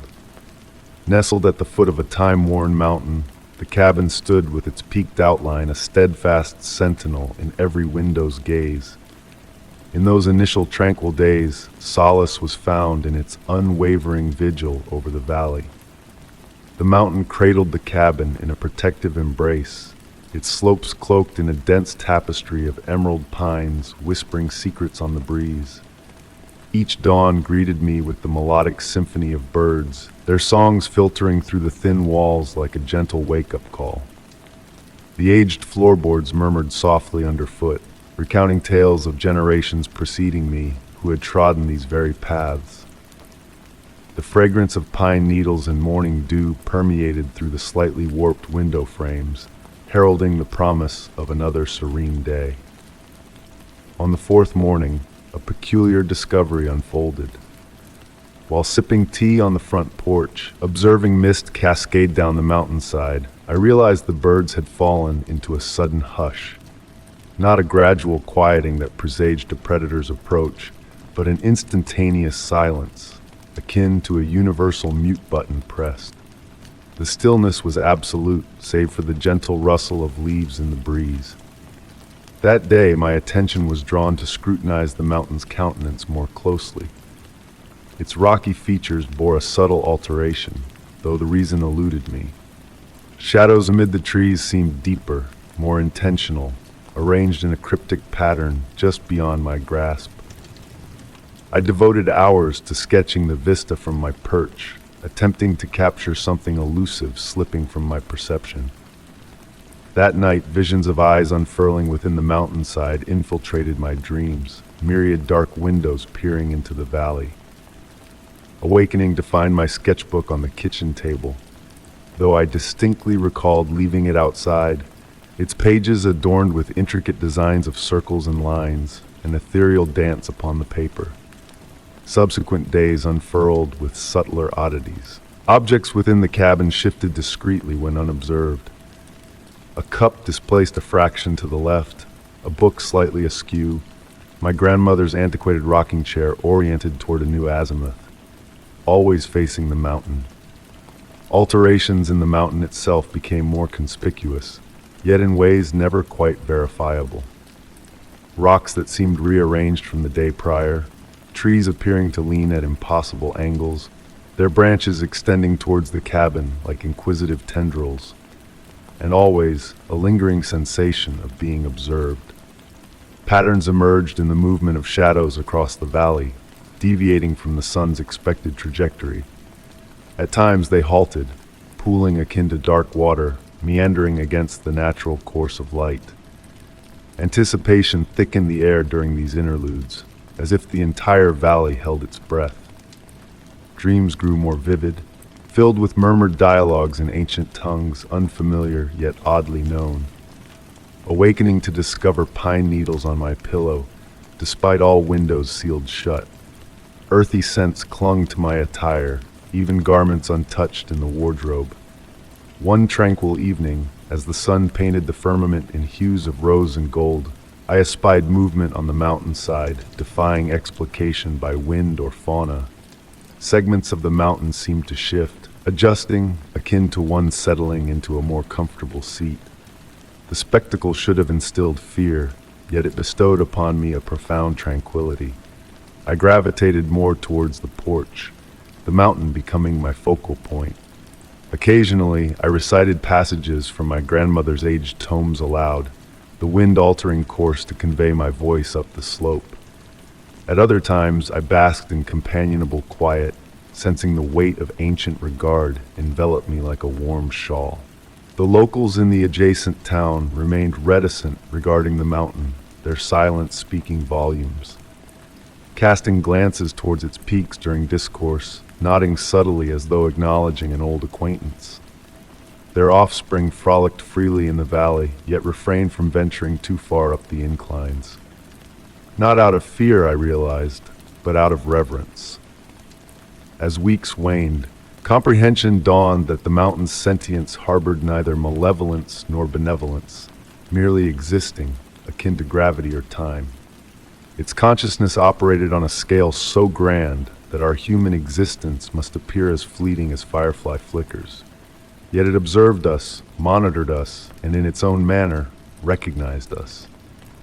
My grandmother's journals, unearthed from a dust-laden trunk in the attic, unveiled her cognizance of the mountain's essence. Her graceful script chronicled the watcher on high and the keeper of valley secrets. She detailed akin experiences to mine, shifting objects, meaningful silences, dreams evoking memories. Now penning this narrative in the soft twilight's glow, I sensed the mountain's gaze as a tangible presence. Shadows in my chamber coalesce into patterns, almost forming words, the atmosphere dense with unspoken comprehension. The wooden walls of the cabin softly creak, adjusting to better face the ancient observer beyond. I've come to grasp that certain enigmas are not meant for resolution, but rather for immersion and acceptance. The mountain presiding over this valley conceals secrets predating human recollection, perhaps continuing its vigilant vigil long after our departure. Its presence now offers solace, a reminder of enduring marvels eluding our modern imperative to elucidate all. The birds have resumed their melodies, albeit imbued with a newfound purpose, as if conveying missives between the valley and its primordial custodian. As night descends, I shall leave this testimony here and venture onto the porch one final time. The mountain silhouette will linger, as ever, softened by starlight, yet unwavering in its watchfulness. Should you find yourself in a tranquil valley beneath the shadow of an ancient summit, heed the quality of the silence. Observe how shadows dance, how trees incline, how the very air thickens with sentience. For you may unearth, as I have, that certain mountains transcend mere existence. They observe, they recall, and in their timeless way, they comprehend. Story 30. The wooden steps sighed beneath my feet as I made my way up the spiraling path of the ancient lighthouse keeper's abode. Each step echoed softly, a delicate reminder of the countless souls that had tread this same path in days gone by. Outside, the autumn breeze caressed the weathered walls, weaving a gentle melody that seemed to resonate with the very soul of the structure. It was my grandmother's letter that drew me here, to this place where time danced a different tune, blurring the lines between reality and dreams in a tantalizing way. The air carried whispers of aged books and sea spray, mingling with the earthy aroma of rain-kissed wood. Upon reaching the third-floor landing, my fingertips danced along the intricate carvings of the mahogany banister, tracing the stories etched by the hands of those who had come before me. The evening sun filtered through tall, arched windows, casting elongated shadows that waltzed across the faded wallpaper like performers in a silent ballet. Nestled in my coat pocket, my grandmother's final letter awaited, its edges worn soft from repeated perusals. The tower holds secrets, her elegant script had penned, whispers that beckon rather than startle. Follow the leaning shadow, dear one, and discover forgotten truths. The topmost floor unveiled a circular chamber bathed in perpetual twilight. Dust motes pirouetted lazily in the amber light that bathed the room, creating halos around the carefully placed furniture. A high-backed chair, a table adorned with a brass lamp, and walls adorned with enigmatic instruments whose mysteries teased the imagination. Yet, it was the tower itself, visible through the eastern window, that captured my gaze. Its peculiar tilt defied logic against the darkening sky, a silent enigma waiting to be unraveled. Nestling into the welcoming embrace of the reading chair, the leather molded to my form as though anticipating my arrival. The soft glow of the brass lamp barely reached the room's corners, leaving them cloaked in a comforting embrace of shadow. Below, the building itself seemed to breathe, its settling wood and gentle creaks crafting a lulling rhythm. My grandmother had devoted 4 decades to this sanctuary, a beacon keeper and guardian of the tower's mysteries. Locals whispered tales of lights in odd hours, ethereal music that wove through the air, and visitors departing with serene smiles, their newfound knowledge kept close to their hearts. As the sun dipped lower, a wondrous spectacle unfolded. The tower's shadow, cast by the setting sun, moved in defiance of nature's laws, tracing a mysterious pattern across the floor. Instead of a straightforward progression, it danced, caressing objects in the room, a silver box, an ancient compass, before settling on a nondescript section of paneling. Following my grandmother's cryptic guidance, I waited until the shadow aligned perfectly with a hidden scene. With a gentle push, the panel swung inward, unveiling a narrow passageway spiraling upward into the heart of the tower. A warm breeze tinged with lavender, my grandmother's beloved scent, beckoned from above. The passage, illuminated by stones emitting a gentle glow, led me upward. Curious symbols adorned the walls, their meaning shifting as I attempted to decipher them. The tower's lean grew more pronounced as I ascended, yet I remained steady, as if drawn by an unseen force. Emerging into the tower's upper chamber, I marveled at its vastness, a space that defied the tower's external dimensions. Windows framed shifting vistas, calm seas at sunset, star-studded skies, and unfamiliar landscapes that teased recognition.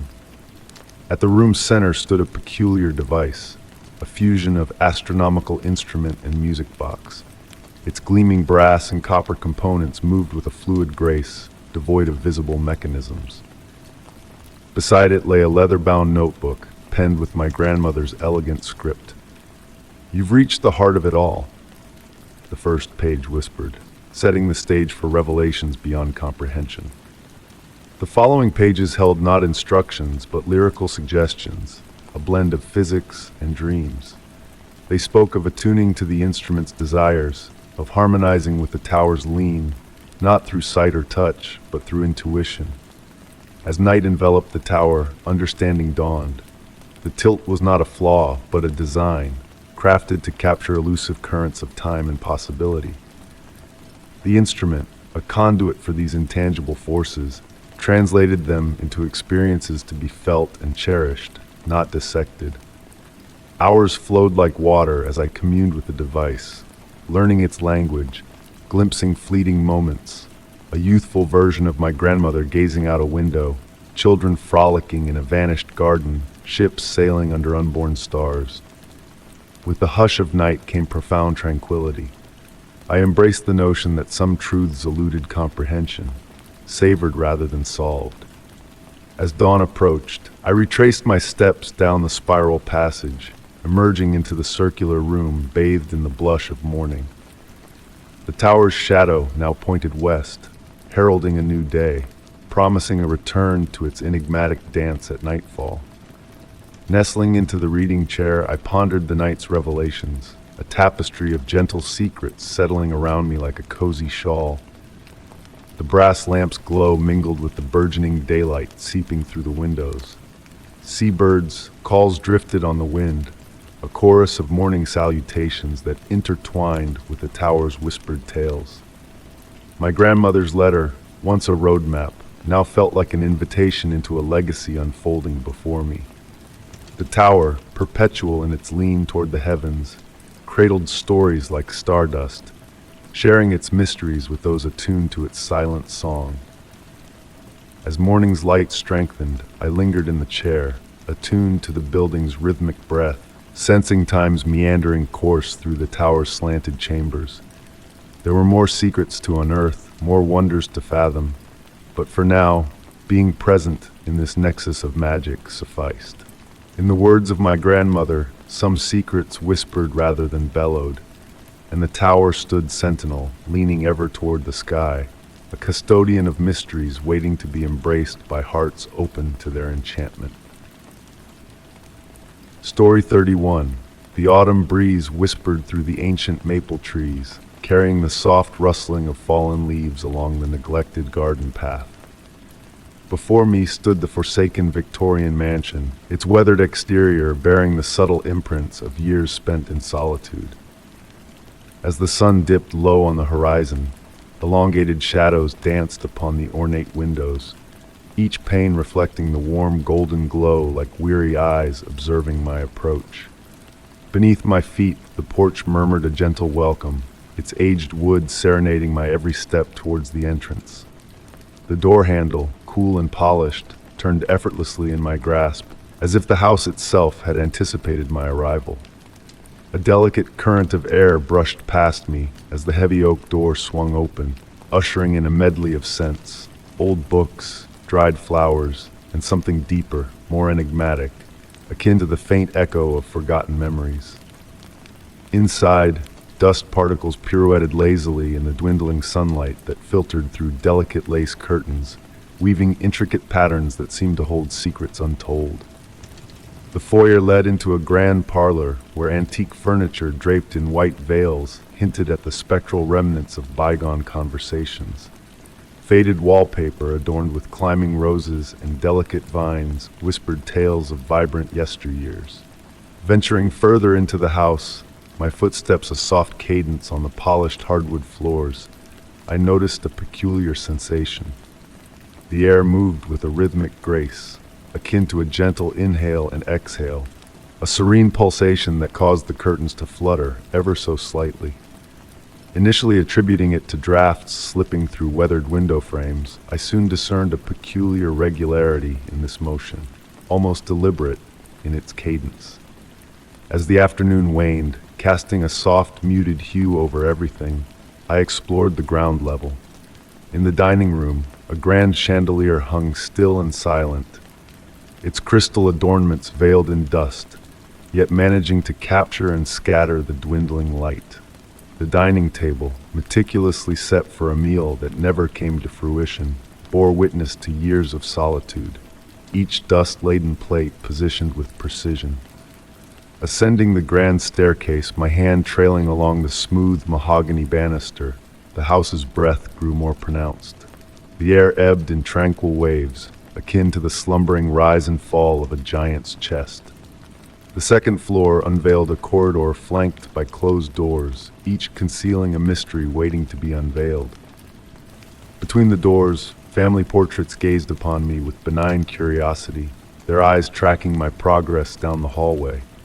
In a bedroom, a child's rocking horse, worn smooth by the passage of time, began to sway gently, harmonizing with the house's tranquil breath. Nearby, a music box atop a dusty dresser played a soft lullaby, its melody melding seamlessly with the rhythm of the house. The master bedroom cradled a four-poster bed, swathed in elegant drapes that billowed in synchrony with the peaceful cadence. A mirrored vanity reflected the room behind me, momentarily capturing the illusion of a presence lingering at the bed's edge. Not a menacing specter, but rather the residual warmth of a recently vacated seat. Ascending to the attic via a narrow staircase that curled like a ribbon, I encountered the most palpable manifestation of the house's breath. Here, the air flowed through the space like languid waves on a tranquil sea. Trunks and boxes filled the attic, each containing remnants of lives once lived. Faded letters bound in ribbon, photographs encased in silver frames, garments that retained the essence of their former owners. A rocking chair near a small circular window swayed in tandem with the house's gentle pulse, emitting a soft creak like a soothing lullaby. As twilight enveloped the house, its breath grew more pronounced, the subtle sounds of settling wood and gentle creaks weaving a melodic tapestry that beckoned rest and introspection. A desire to linger, to meld with the peaceful rhythm, enveloped me. The house no longer felt forsaken. It exuded a sense of vitality, not menacing, but akin to a slumbering guardian, vigilantly safeguarding its trove of memories. As I readied myself to depart, I discerned a curious synchronicity between my breathing and the house's rhythm, a phenomenon that enveloped me in a profound tranquility, as if cradled in a somnolent embrace. Glancing back from the threshold, in the deepening twilight, I fancied I glimpsed flickering lights in some of the upstairs windows, not glaring or harsh, but soft and warm, akin to candlelight veiled in gossamer. Standing once more on the porch, I listened to the house's breath intertwining with the evening breeze. The windows, no longer drowsy, bore a vigilant gaze, tenderly overseeing the estate. As I departed, the cadence of my footsteps on the gravel path harmonized with the whispering wind through the trees and the distant nocturnal bird's cry. Since that encounter, I have explored numerous abandoned abodes, yet none have pulsed with life like that enigmatic dwelling. Occasionally on tranquil evenings I find myself instinctively matching my breath to the remembered rhythm of that house, suffused with a profound serenity. I often muse on whether that dwelling persists, still breathing, still safeguarding its repository of memories and forgotten moments. Perhaps one day I shall return, though a part of me acknowledges that such houses exist in a realm between reality and reverie, manifesting only when they deem fit to be discovered. The enigma of the breathing house lingers within me, not as a specter, but as a gentle prompt that certain places transcend mere structures. They are custodians of time, sentinels of memories, and perhaps, in their own ethereal way, alive. In my most tranquil moments, I can yet perceive that serene rhythm, akin to a lullaby carried on the evening zephyr, beckoning me back to that place where the boundary between the ordinary and the extraordinary dissolves like mist beneath the morning sun. Story 32. The gentle autumn breeze whispered secrets through the ancient stone archways, weaving a haunting melody that echoed through time. Abandoned places always held a mysterious allure for me, but this monastery, with its weathered stones and overgrown courtyard, captivated me in a way I couldn't quite fathom. The touch of the worn stones beneath my fingertips felt strangely comforting, a warmth against the cool evening air. As the sun dipped below the horizon, painting the sky in soft purples and deep oranges, shadows danced across the moss-covered walls adorned with wild roses and ivy, nature's tapestry intertwined with the monastery's history. The fragrance of late-blooming flowers mixed with the earthy scent of aged stone and damp moss, creating an atmosphere of tranquility as I explored the ruins with my camera. The shifting light transformed the ordinary scenes into something otherworldly. A broken column stood like a silent sentinel. A collapsed wall framed the twilight sky like a masterpiece. Beneath my feet, fallen leaves crunched rhythmically, harmonizing with the ethereal song of the wind. It was then that I heard it, a melodic humming, soft and enchanting, blending seamlessly with the natural symphony around me. Initially, I thought it was just the wind whispering through the monastery's chambers, but there was a musical quality to it, reminiscent of ancient chants, yet more delicate and ethereal. Following the enchanting sound, I found myself drawn to a narrow doorway leading to the monastery's chapel. The stone floor, covered in patches of moss, bore witness to the passage of time, while shafts of dim light illuminated the dust motes dancing in the still air. The humming grew more defined yet elusive, surrounding me like a gentle tide, rising and falling in a mesmerizing cadence. The chapel's temperature seemed to shift subtly as I moved through its spaces, warmth lingering in some corners, cool air sending shivers down my arms in others. As twilight deepened into evening, I set up my camera near the ancient choir stalls, polished by age and history. Adjusting the settings, I noticed a subtle movement in the shadows, an otherworldly shift that seemed out of place yet strangely captivating. The humming evolved, a complex harmony of voices joining in, soothing and hypnotic like a lullaby in an unknown tongue. Lost in the music, I swayed gently, my fingers dancing across the camera controls in sync with the ethereal melody. Through the lens, I glimpsed faint shapes moving among the shadows, fluid and transient, like spectral figures in a timeless dance.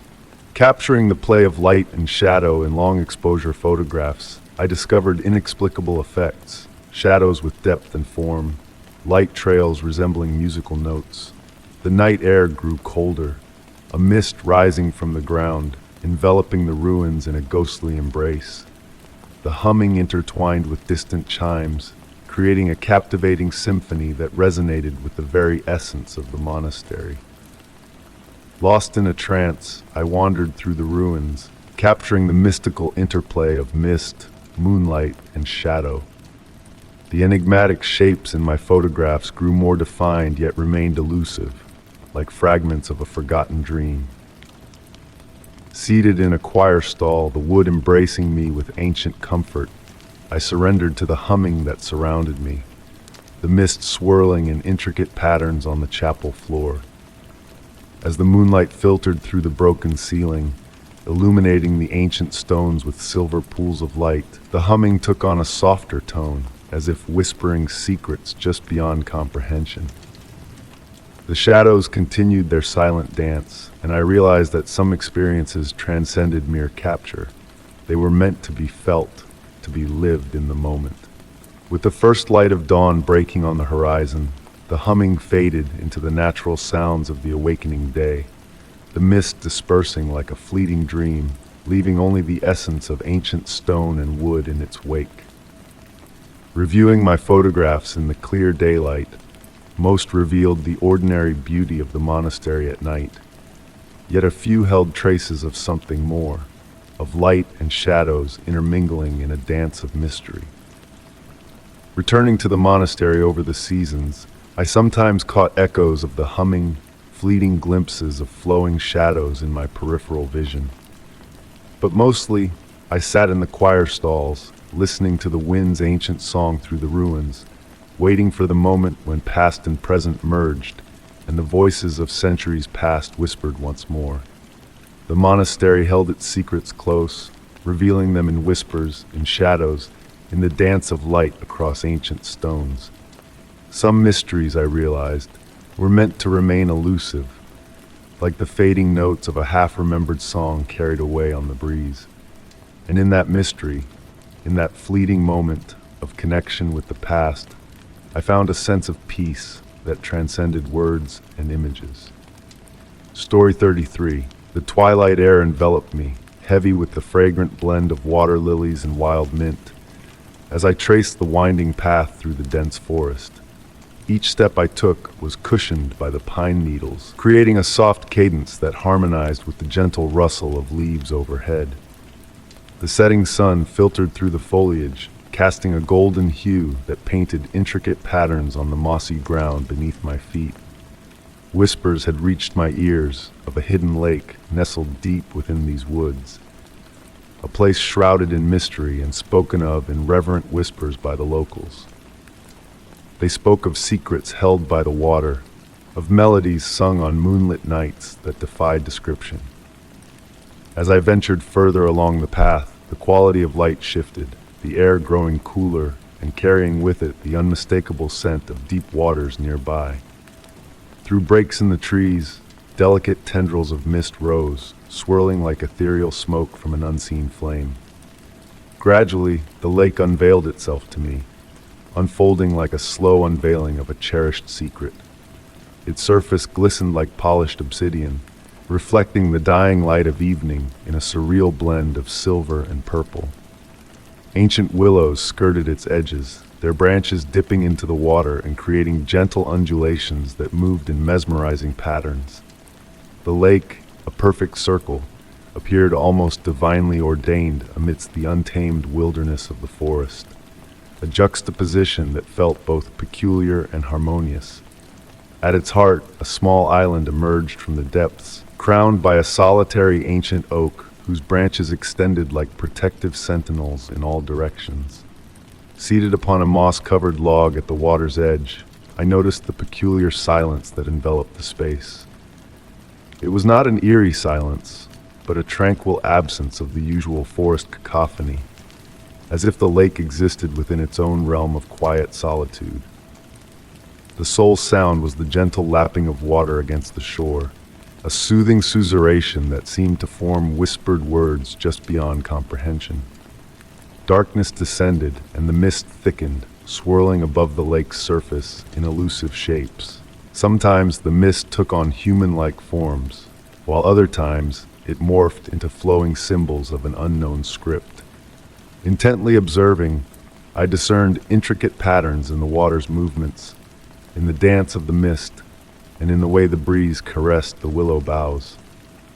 A soft, pulsating glow emanated from the depths of the lake, its hues shifting between nameless shades of blue and green, like the breath of a slumbering giant. The night enveloped me completely, and the whispers grew more discernible, a melodic chorus reminiscent of a distant crowd or a myriad of books being read in unison within a vast library. The oak tree on the island cast twin shadows, the source of which eluded me, while its reflection on the water seemed to possess a life of its own, mirroring movements independent of the physical tree.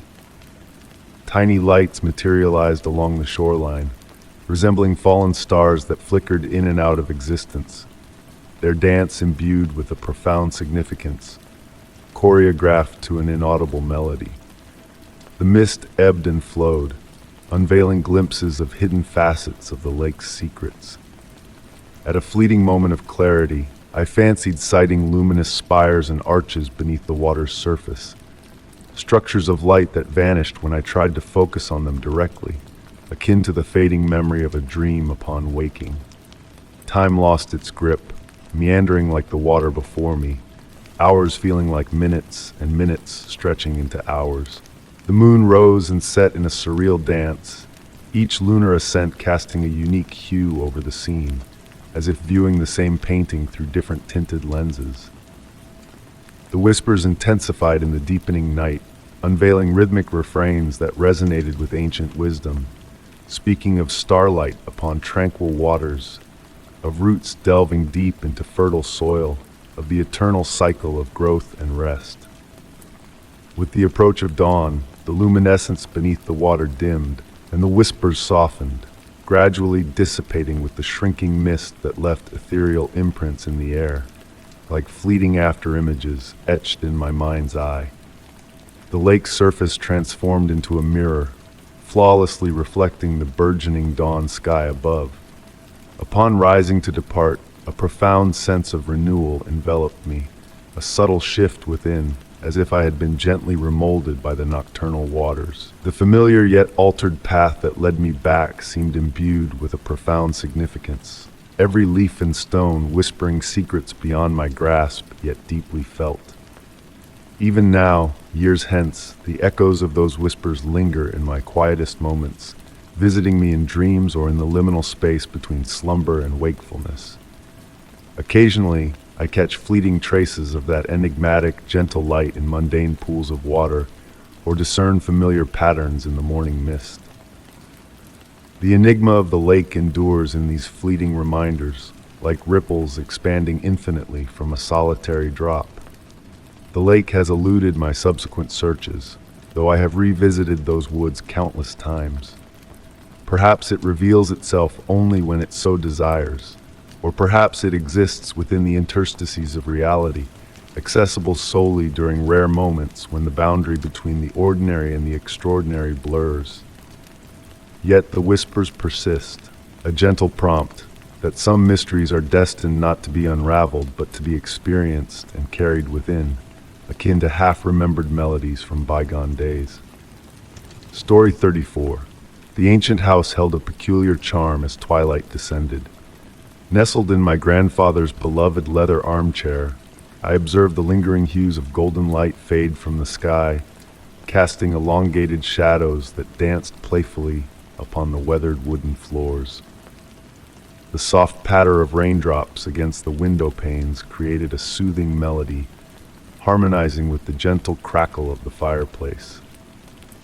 Inheriting this dwelling 3 moons ago, I found solace in its time-worn character during the day, yet the nights bore a mysterious essence that eluded explanation. The air itself felt denser after dusk, as if the darkness bore a tangible weight. The fragrance of ancient tomes and cedar wood enveloped every nook, intermingling with the earthy scent of rain-soaked soil that wafted through the slightly askew window frames. My gaze wandered to the grandfather clock standing sentinel in the corner, its rhythmic ticking measuring the passage of time with unwavering precision. The brass pendulum swung hypnotically, casting fleeting reflections upon the dimly lit walls. As wariness crept upon me, a peculiar sight caught my eye at the window across the room, a detail unnoticed in prior nights. The raindrops cascading against the glass painted an unusual pattern, seeming to flow sideways rather than downwards. I blinked in contemplation, questioning if fatigue played tricks on my senses.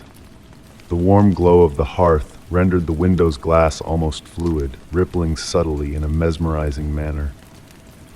Rising from the armchair, I advanced towards the window with deliberate steps, my footfalls muffled by the aged floorboards. Drawing closer, I discerned subtle anomalies that defied logic. The frame, previously assumed to be of dark wood like the others, possessed an iridescent sheen akin to moonlit mother-of-pearl. The glass itself felt peculiar beneath my touch, neither warm nor cold, yet somehow both simultaneously. Peering beyond the glass, the usual garden view of overgrown roses and a meandering path had transformed into a gentle, pulsating fog suffused with an inner glow. Within the mist, indistinct shapes undulated, too fluid to be substantial, yet too defined to be mere shadows. They twirled and weaved intricate patterns, evoking a sense of familiarity akin to half-remembered dreams. The resonant chime of the grandfather clock heralded 9, its somber tones reverberating throughout the room. Each note seemed to reverberate through the enigmatic fog beyond the window, momentarily halting the ethereal dance of the shapes within. The rain's cadence intensified, now murmuring whispers, not menacing or alarming, but gentle sussurrations reminiscent of leaves rustling in a summer zephyr. I settled upon the window seat, my reflection in the glass growing faint as I fixated on the enigmas unfolding outside. The mist began to thin in patches, unveiling fleeting glimpses of what resembled another chamber, not one conceivably existing beyond this second-story window. Fragments of elegant furnishings, levitating books, and a mirror image of the same window facing towards me materialized within the mist. The whispers grew more distinct, though their meaning remained elusive. They bore the warmth of familiar voices, akin to old friends conversing just beyond earshot. The rain's fragrance metamorphosed into a complex blend, notes of vanilla, aged parchment, and a sweet floral essence eluding identification. The air surrounding the window hummed with a subtle vitality, reminiscent of the aftermath of a bell's toll. Perched there, time seemed to ebb at a different pace. The clock's ticking decelerated, each second elongating akin to honey cascading from a spoon. The mist's shapes wove narratives, depicting tales of bygone nights, previous observers, and other windows. I caught glimpses of individuals who perhaps occupied this very seat, their countenances tranquil and inquisitive, hands outstretched towards the glass as mine were. The dwindling fire behind me cast elongated shadows that cavorted upon the window's surface. Within these shadows, I discerned inscriptions materializing and vanishing, elegant script forming words in unfamiliar tongues that I comprehended inexplicably. They spoke of gateways and thresholds, of interstitial spaces, of chambers existing within reality's folds. Heavy-lidded, I strived to remain vigilant, fearful of missing the next revelation in that enigmatic vista. The mist continued its leisurely waltz, occasionally parting to unveil alluring glimpses of the improbable chamber beyond. At times I glimpsed movement, a flutter of drapes, the shift of shadows, perchance even the semblance of a figure seated in a chair akin to my grandfather's. The whispers had evolved into a melodic lullaby, interweaving with the rain's cadence in a harmonious symphony. They conveyed secrets, hidden locales, worlds veiled beyond the glass's tenuous divide. Drifting between slumber and wakefulness, between this chamber and that ethereal realm, I succumbed to fatigue, my gaze fixated upon the transpiring mysteries. As my eyelids fluttered shut, uncertainty lingered, whether I truly perceived it or merely dreamt it. A soft click, akin to a door unlocking, followed by the faintest creak of hinges. The final sensation I recalled was a cool breeze carrying the essence of ancient volumes and boundless possibilities. Awakening at dawn, I found myself ensconced in my grandfather's chair, draped with a forgotten blanket. The window appeared ordinary once more, revealing solely the rain-drenched garden outside. Yet upon the window seat lay a solitary sheet of paper, its edges slightly curled, adorned with calligraphy that seemed to shift and morph when directly observed. Despite my efforts, I never quite deciphered its contents. Occasionally in the wee hours, when the rain cascades just so and the shadows align flawlessly, a faint inkling of comprehension stirs within me. Every night since, I have perched by that window, vigilant and patient. Sometimes the mist materializes, other times it eludes me. Occasionally the other chamber materializes, whilst at times only shadows linger. However, the whispers persist, accompanied by the gentle rain and the pledge of mysteries awaiting revelation. And at moments, when the grandfather clock tolls 9 and the embers wane, I ponder if an occupant of that distant chamber gazes back, pen poised, composing tales of a window peering into our realm. Story 35. The rain cascaded in gentle waves against the time-worn wooden house, orchestrating a serene melody that reverberated through the very bones of the structure. Nestled in my cherished armchair, I observed the shadows pirouette across the walls, choreographed by the autumn breeze swaying the trees outside my window. The warm glow of my reading lamp enveloped me in a comforting circle of light, while the rest of the room remained ensconced in a soothing darkness. It was during one of these tranquil evenings that I first perceived it, a whisper so delicate it could have easily been mistaken for the house settling. The sound seemed to emanate from somewhere beneath the floorboards, a soft murmur akin to the rustle of leaves or the gentle breath of wind seeping through cracks in the walls. Setting aside my book, I allowed my eyelids to drift shut as I honed in on the sound. There was an almost melodic quality to it, like a distant lullaby being hummed. The longer I listened, the more defined it became, yet its essence, whether actual words or ethereal murmurs, remained just beyond my grasp. The aged house had always possessed its unique symphony of creaks and groans, a dialect of timber and nail that had become a part of my everyday existence. But this was different. This sound exuded a warmth, an almost sentient quality that caused the hairs on my neck to prickle, not out of fear, but out of curiosity. As days melded into each other, I found myself drawn more and more to that chair, captivated by the whispers. At times, the voice would remain hushed for hours, leaving me immersed in the patter of rain and the soft rustle of pages turning. Other times, it would materialize like a wisp of smoke, intertwining with the customary nocturnal sounds until the boundary between the house's voice and the ambient noises blurred. Subtle transformations began to manifest in my abode. Books would subtly shift on their shelves overnight, not as if disturbed, but as if they had decided to lean against each other in a different manner. The antique grandfather clock in the hallway would sporadically pause for a brief moment before resuming its steady cadence, as though pausing to listen to a sound only it could discern. On a particularly serene evening, as the final rays of sunlight painted the walls in hues of amber and gold, I noticed a hairline crack in one of the floorboards, a fracture I was certain had not existed before. It was as slender as a strand of hair, tracing the wood's grain like a dark ink stroke. As I knelt to inspect it, the whisper emerged once more distinct than ever. The voice seemed to convey emotions rather than words, sensations of warmth, of acceptance, of belonging. It evoked memories of my grandmother's gentle humming while knitting, creating not just a melody, but an ambiance of solace and security. The crack in the floorboard would appear and vanish with the shifting light, occasionally seeming to alter its position when I averted my gaze. I began leaving small trinkets near the crack, a marble, a silver button, a smooth river stone.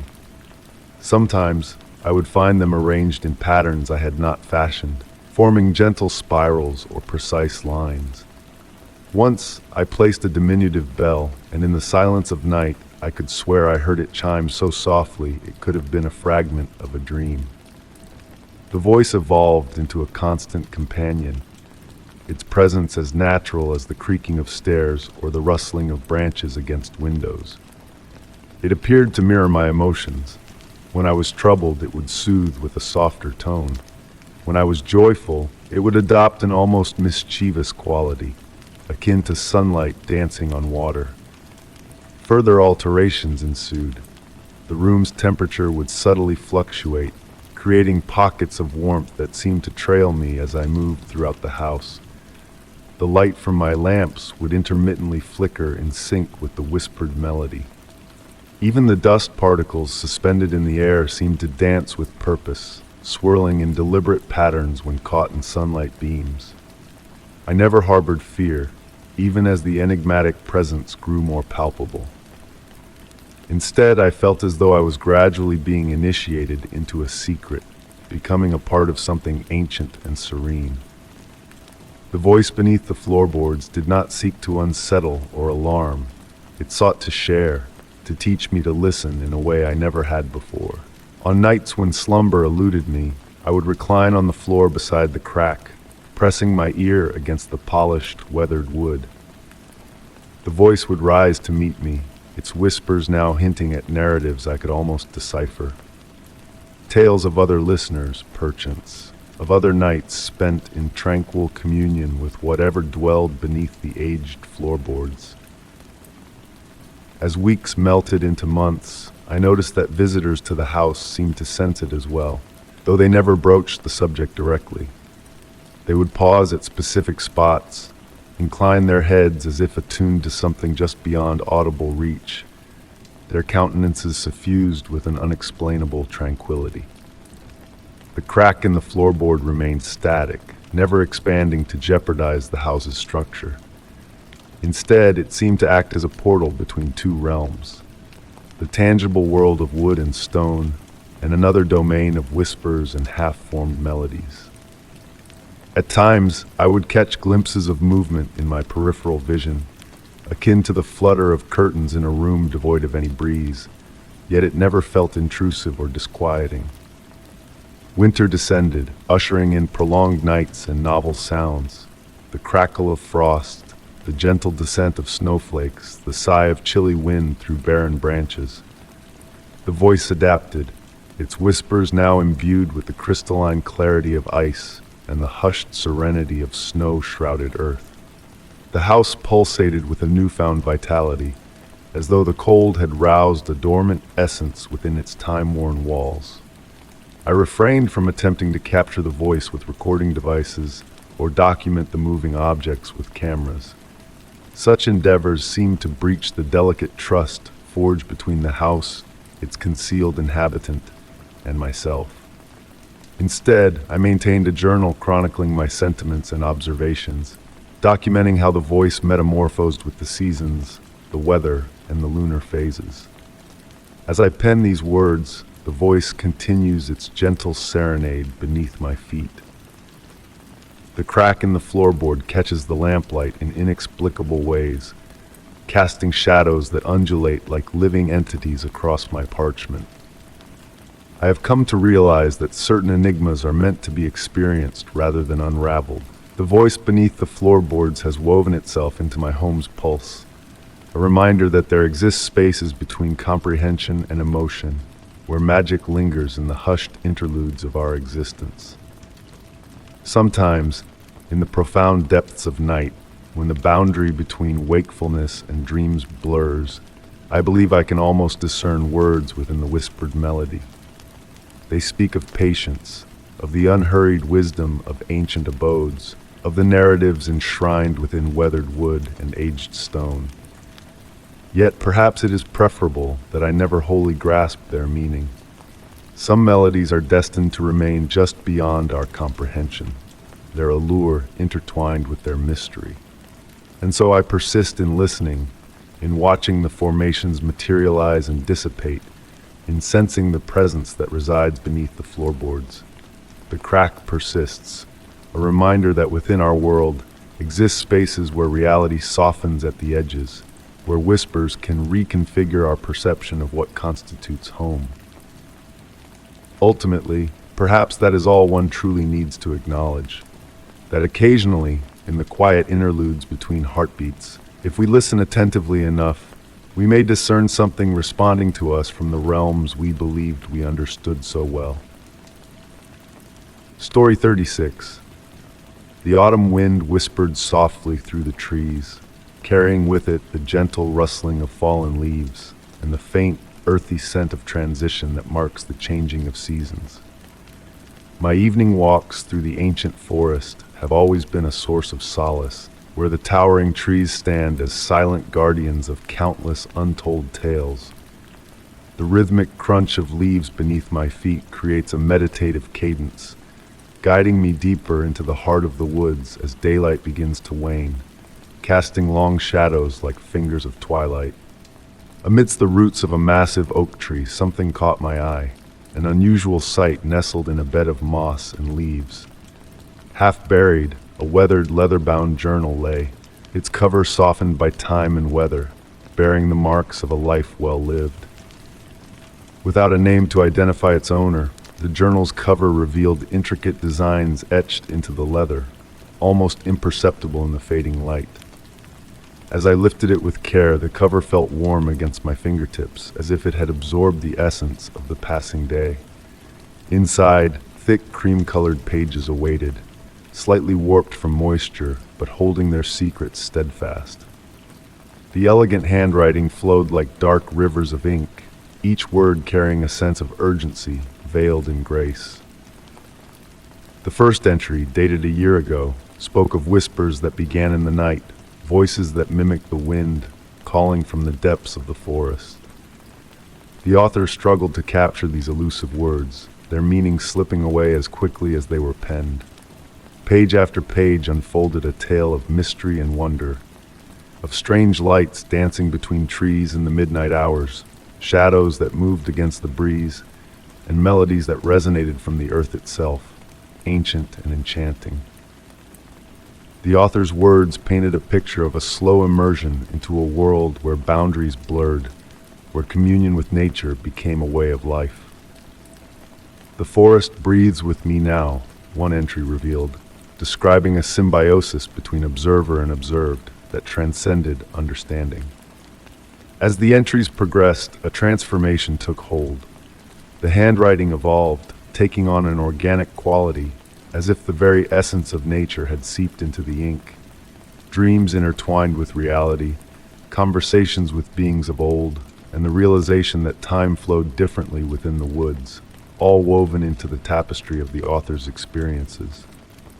The final entry shimmered on the page, illuminating a truth long sought.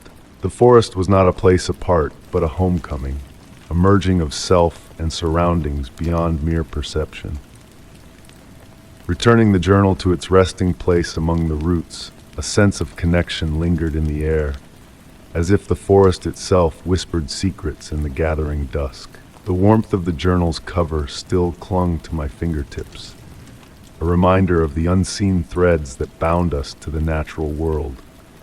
In the quiet of night, thoughts drifted to the journal's enigmatic author and the journey they had embarked upon. Had they found what they sought in the depths of the forest, or had the forest found them, beckoning them into its embrace? Each evening now, as I wander the woods, new wonders reveal themselves. Trees that lean in conspiratorial whispers, light that forms cryptic symbols in the canopy, and an air thick with the promise of ancient truths.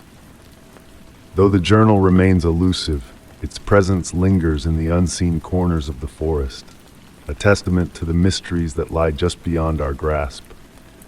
Sometimes in the hush of twilight, a figure moves among the trees, a mirage of familiarity and mystery, prompting questions of past lives and shared destinies. And when the wind carries echoes of whispers from the heart of the woods, I listen, attuned to the language of the earth, seeking truths hidden in the rustling leaves and murmuring winds. Since that fateful encounter, the forest has become a place of transformation, a realm where boundaries dissolve and the veil between worlds grows thin. With each step, I feel the ancient pulse of the woods beating in harmony with my own, a reminder of the interconnectedness of all things. In moments of golden light filtering through the leaves, I glimpse the truth of the author's words, that we are not separate from nature, but part of its intricate tapestry, woven with threads of starlight and shadow. As I walk these paths, enveloped in the forest's embrace, I am reminded of the countless souls who have trod this earth before me, leaving behind stories written not in ink, but in the silent language of the wild. And in those transcendent moments, when the world holds its breath and nature speaks in whispers, I know that I am but a chapter in a saga as old as time, a witness to the eternal dance of life and spirit in the heart of the ancient forest. Story 37. The soft, rhythmic tap of raindrops on weathered window panes serenaded the night as I navigated the twisting forest road. My headlights sliced through the darkness, revealing droplets that glistened like celestial jewels against the inky backdrop of night. The fuel gauge flirted dangerously close to empty, a subtle reminder that had been lingering in my thoughts for miles. Through the veil of rain, a cozy golden glow beckoned from around a bend up ahead. Approaching, the sign of an ancient inn materialized from the shadows, its name barely discernible in the gleam of my headlights, the Midnight Inn. Standing tall at 3 stories high, the inn exuded a Victorian charm that blended seamlessly with the stormy night sky. The windows emitted a warm, inviting light, offering solace from the intensifying rain outside. The gravel driveway whispered beneath my tires as I came to a halt. The engine's hum faded into silence, leaving only the soothing symphony of raindrops on the car roof. A sheltered wooden porch enveloped the inn, its time-worn boards emitting gentle creaks that harmonized with the melodious chimes swaying in the breeze. The air that enveloped me as I stepped out carried the earthy essence of wet soil and aged wood, intertwined with a hint of something floral, perhaps jasmine or honeysuckle from the lush garden encompassing the property. The porch steps sighed softly under my weight as I approached the sturdy oak door, its brass knocker polished smooth by countless hands. Inside, the foyer glowed with the amber light of vintage wall sconces. The faded wallpaper boasted a mesmerizing pattern of vines and blossoms that seemed to dance in the flickering glow. A grand clock stood vigil in the corner, its pendulum swinging hypnotically, yet its hands frozen at the stroke of midnight, a detail that sparked a flicker of intrigue within me. The innkeeper materialized with a grace so subtle that I couldn't pinpoint her arrival. An elderly woman with silver hair elegantly coiffed, clad in a high-necked gown reminiscent of a bygone era. Her smile exuded warmth, her voice akin to a soft breeze rustling through autumn foliage. "Welcome to the Midnight Inn," she greeted, her words carrying a melodic cadence. "We've been expecting you." Though I hadn't reserved a room, stumbling upon this haven by chance, wariness prompted me to overlook the cryptic statement. The pen she offered felt weighty in my grasp, its ink leaving shimmering trails on the thick paper. Scribbling my name, I noticed the previous entry dated precisely a year ago. She led me up a winding staircase, each step cushioned by a luxurious burgundy carpet that muffled our ascent. The air grew cooler as we climbed, infused with the delicate fragrance of lavender and aged books. Paintings adorned the walls, landscapes and portraits that seemed to observe our progress with a knowing gaze. My room awaited at the end of the third-floor corridor, moonlight cascading through a large window despite the storm clouds that loomed earlier. The spacious room featured a majestic four-poster bed draped in deep blue curtains that swayed without a whisper of wind. A silver tea set awaited on a small table by the window, wisps of steam curling from the spout without a sound, invoking a sense of enchantment. "Rest well," the innkeeper bid, pressing a warm brass key into my hand. "Time flows differently here at midnight." Nestling into the unexpectedly plush armchair by the window, I discerned several peculiarities that had eluded my initial wearied gaze. The clock on the mantel, akin to its counterpart downstairs, stood motionless at midnight. The mirror above it reflected the room flawlessly, save for the armchair where I sat. While the rain persisted outside, the window displayed a clear night sky adorned with constellations that seemed to shift in intricate patterns. Sipping the tea, its flavor a blend of chamomile and an ancient sweetness, drowsiness enveloped me like a comforting embrace. The room's shadows deepened and softened, enveloping me in a cocoon of tranquility, accompanied by a distant murmur that could have been a lullaby or the whisper of the wind. Drifting between consciousness and dreams, I observed as moonlight painted ethereal patterns on the walls, narrating tales that hovered on the edge of comprehension. Occasionally, shadows of other guests glided past my door's threshold, their attire spanning eras, their conversations in languages unfamiliar to my ears. Time unfurled in its peculiar manner, each moment stretching like molasses dripping from a spoon. I lost track of whether hours or mere minutes slipped by. The grandfather clock downstairs tolled midnight repeatedly, each chime bearing a unique melody laden with cryptic messages just beyond my grasp. When daylight finally filtered through, if it truly was morning, the inn appeared deserted. My signature had vanished from the guest registry, and the teacup had left no mark on the gleaming tabletop. Driving away, the fuel gauge now displayed full, despite my vivid memory of its near-empty state the prior night. In the rearview mirror, the midnight inn dissolved into the morning mist.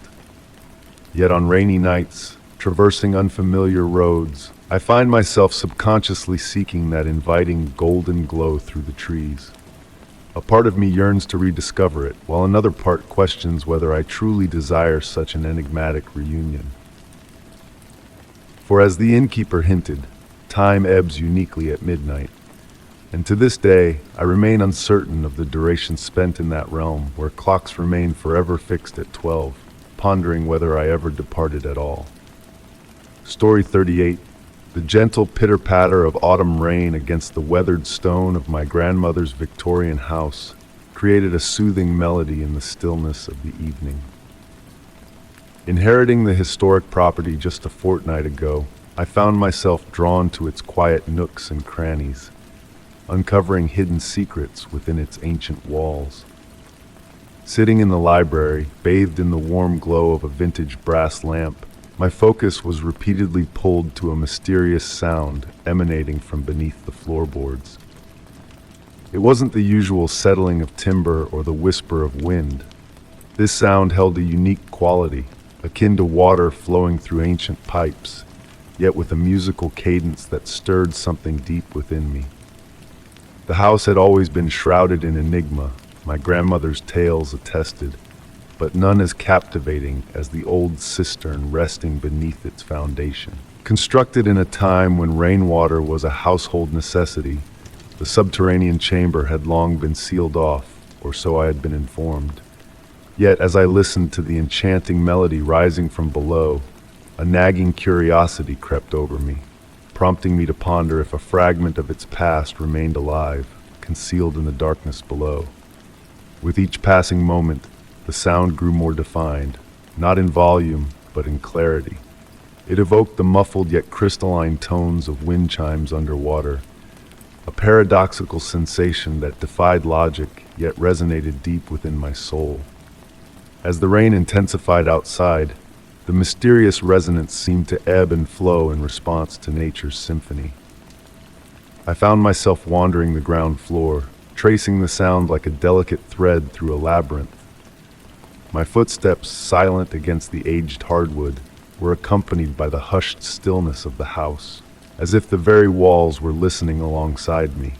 The flickering shadows cast by the brass lamp danced across the walls, imbuing the floral wallpaper with a lifelike essence. Beneath a worn rug in the kitchen, a trapdoor, previously unnoticed, awaited my discovery. The aged wood felt smooth to the touch, a brass ring pull beckoning me to unveil the mystery below. As I lifted the ring, a sense of anticipation tingled through me, transcending fear. The door swung open effortlessly, revealing ancient stone steps descending into darkness. The cool, mineral-scented air wafted upwards, reminiscent of hidden caves and forgotten wells.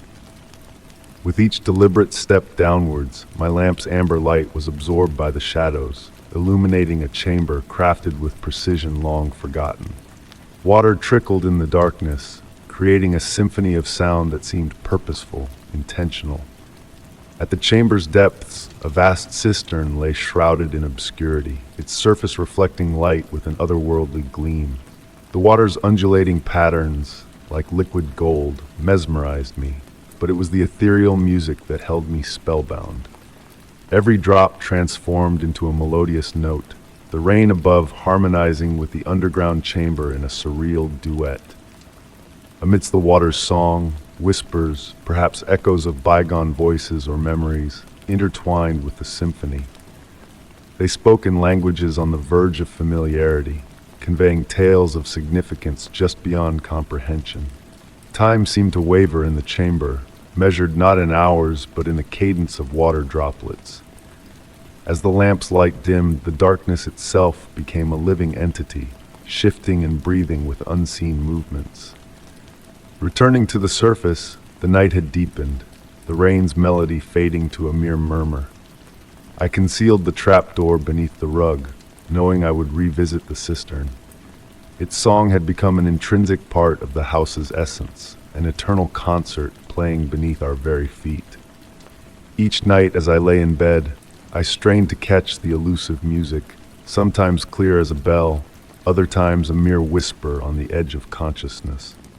I've come to realize that certain mysteries are not meant to be unraveled but experienced, felt in the silent interludes between thoughts, in the delicate spaces between raindrops. The cistern's timeless performance continues, serenading an audience of stone and shadows. In dreams that blur the line between reality and fantasy, I hear cryptic messages woven into the watery melodies, ancient wisdom carried on rippling waves of sound. Yet, the true significance of these whispers, the forgotten tales they hold, elude my grasp, slipping away like the memory of rain in the sunlit morning. And so, I drift into slumber, enveloped in the gentle echoes of the cistern's song, a lullaby from the depths of time itself. Story 39.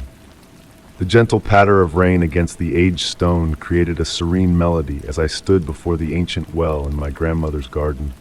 The weathered brick structure exuded a certain mystique, its depth shrouded in shadow despite the warm glow of the lantern clasped in my hand.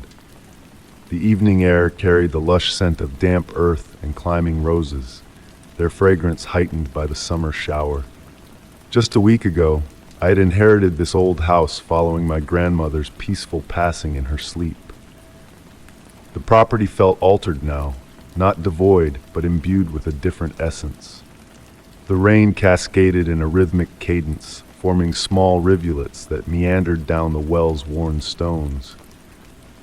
Though the well had always been sealed with a hefty wooden cover, tonight something beckoned me towards it.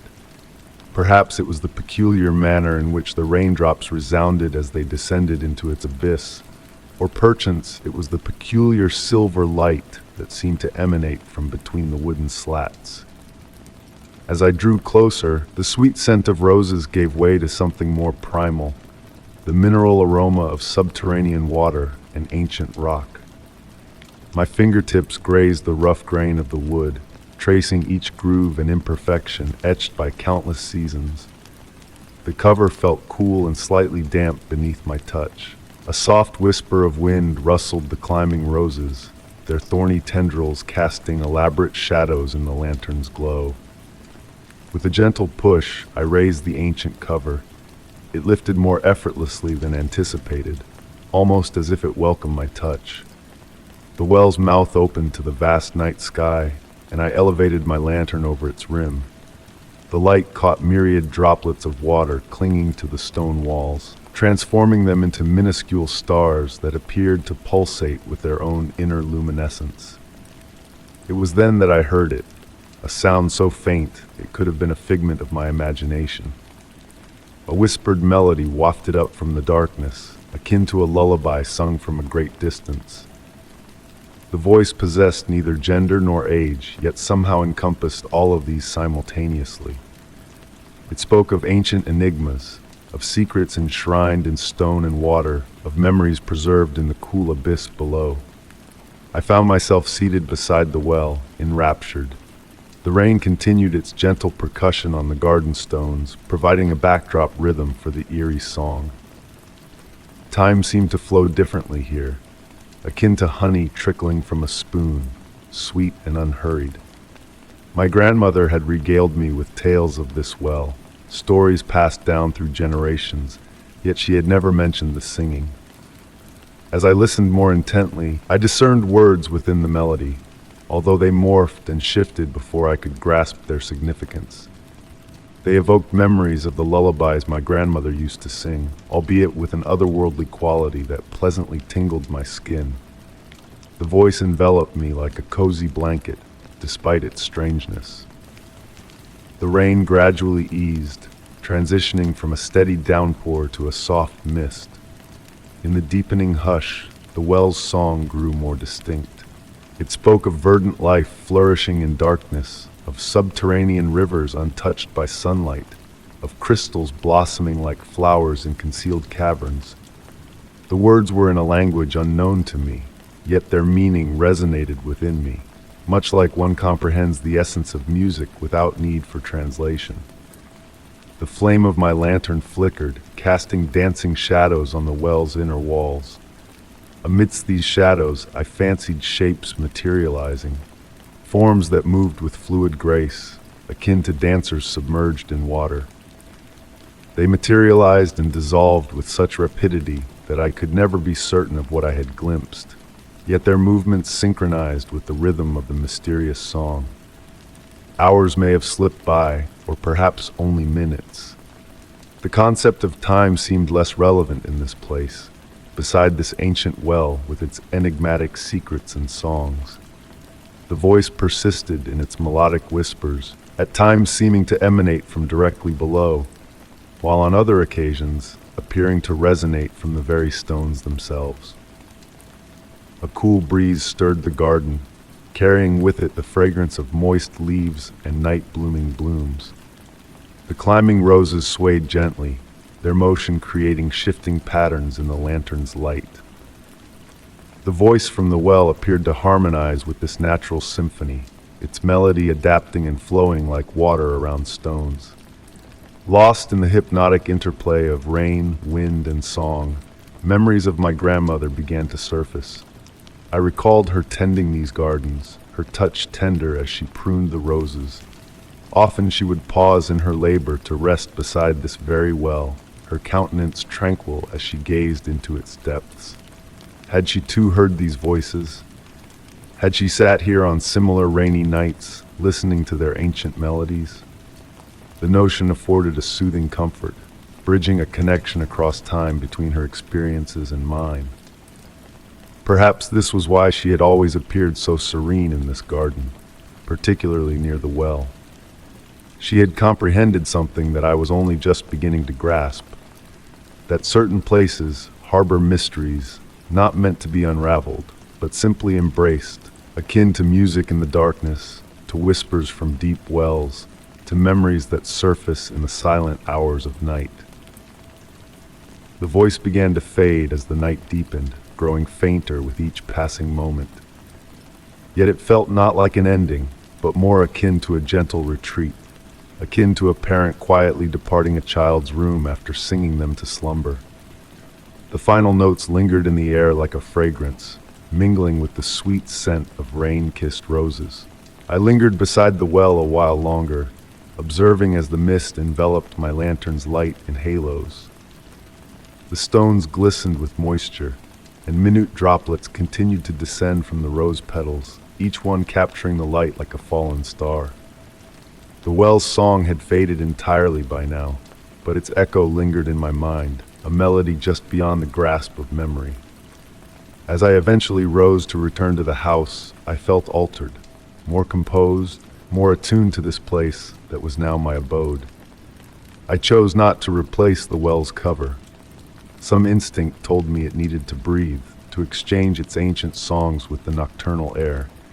Instead, I left it exposed to the stars, cognizant that its mysteries would await me on another rainy evening. Indoors, the gentle patter of rain was still audible, now bearing traces of that ethereal melody.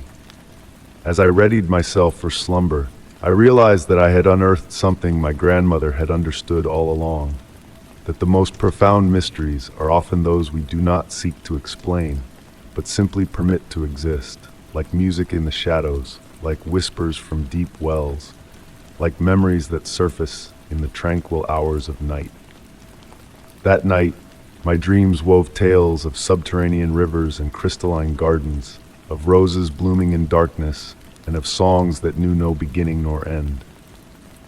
When I awoke, the morning sun streamed through my window, and the well stood silent in the garden. Yet now, I held it secret, that on certain nights, when the rain falls just so and the roses scent the air, ancient voices still sing their timeless melodies to anyone patient enough to listen. Story 40. The gentle patter of autumn rain against the weathered stone created a soothing rhythm, a natural lullaby in the deepening twilight. Standing before the ancient church, its spire reaching towards the thick evening clouds, I watched as fallen leaves pirouetted around my feet in slow, graceful spirals. The air carried the earthy scent of damp soil and aged wood, laced with something older, a whisper of forgotten prayers and silent bells. Unintentionally, I stumbled upon this sacred place during an evening stroll that took an unexpected turn when the rain began. The winding path led me here, to a sanctuary that seemed to exist outside of time. The church's weathered facade bore the gentle marks of countless seasons, its stone walls draped in a soft moss blanket that glowed with a subtle, ethereal light in the gathering dusk. The heavy wooden door yielded easily to my touch, releasing a low, musical sigh as it swung open, echoing through the empty nave. The rain sound transformed into a distant lullaby, enhancing the profound silence within. Stained glass windows, their colors muted by twilight, cast feeble pools of amber and violet light across the worn stone floors. Moving deeper into the church, my footsteps whispered against ancient flagstones. The air held a unique quality, not musty and heavy, but rather crystalline stillness, as if the very atmosphere had been preserved in amber. Rows of wooden pews stretched out before me, smoothed by countless hands and prayers, silently bearing witness to generations of devotion. The scent of old wood and stone mingled with remnants of long-extinguished candles. In the growing darkness, intricate carvings adorned the walls and columns, faces and figures that seemed to shift and change with each step, their expressions oscillating between serenity and enigma. Near the altar, a solitary candle flickered in a brass holder, though I saw no one else in the church.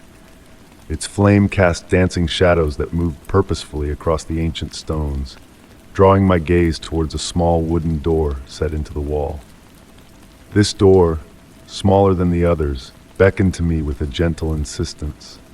Opening it revealed a spiral staircase ascending into darkness. Each step bore the wear of time, creating shallow indentations where countless feet had tread before mine. As I climbed, the sound of rain grew stronger, now more rhythmic, resembling a melodic tune. The air turned cooler, carrying the fresh scent of night and something sweet and ancient, elusive in its identification. The staircase led to a chamber in the bell tower, bathed in moonlight filtering through narrow windows. Silver pathways crisscrossed the floor, despite the lingering rain clouds outside. In one corner stood an old wooden desk, adorned with leather-bound books and yellowed papers. The pages, filled with handwritten text and fading ink, remained just beyond the edge of legibility, teasing me with their elusive meaning. Approaching the desk, the air filled with the delicate chiming of silver bells, not thunderous church bells, but a soft, ethereal sound. The great bell above me remained motionless, reflecting the mysterious moonlight. The chiming seemed to emanate from all directions, enveloping me in a profound sense of peace. Time lost its significance in that chamber. Seated in an aged wooden chair, I observed the slow dance of shadows and moonlight across the floor. The phantom bell's melody intertwined with the rain's rhythm, narrating ancient mysteries and forgotten dreams. Occasionally, hints of movement flickered in my peripheral vision, the flutter of robes, fleeting shadows with substance beyond their nature. The papers on the desk rustled sporadically, though no breeze disturbed the stillness.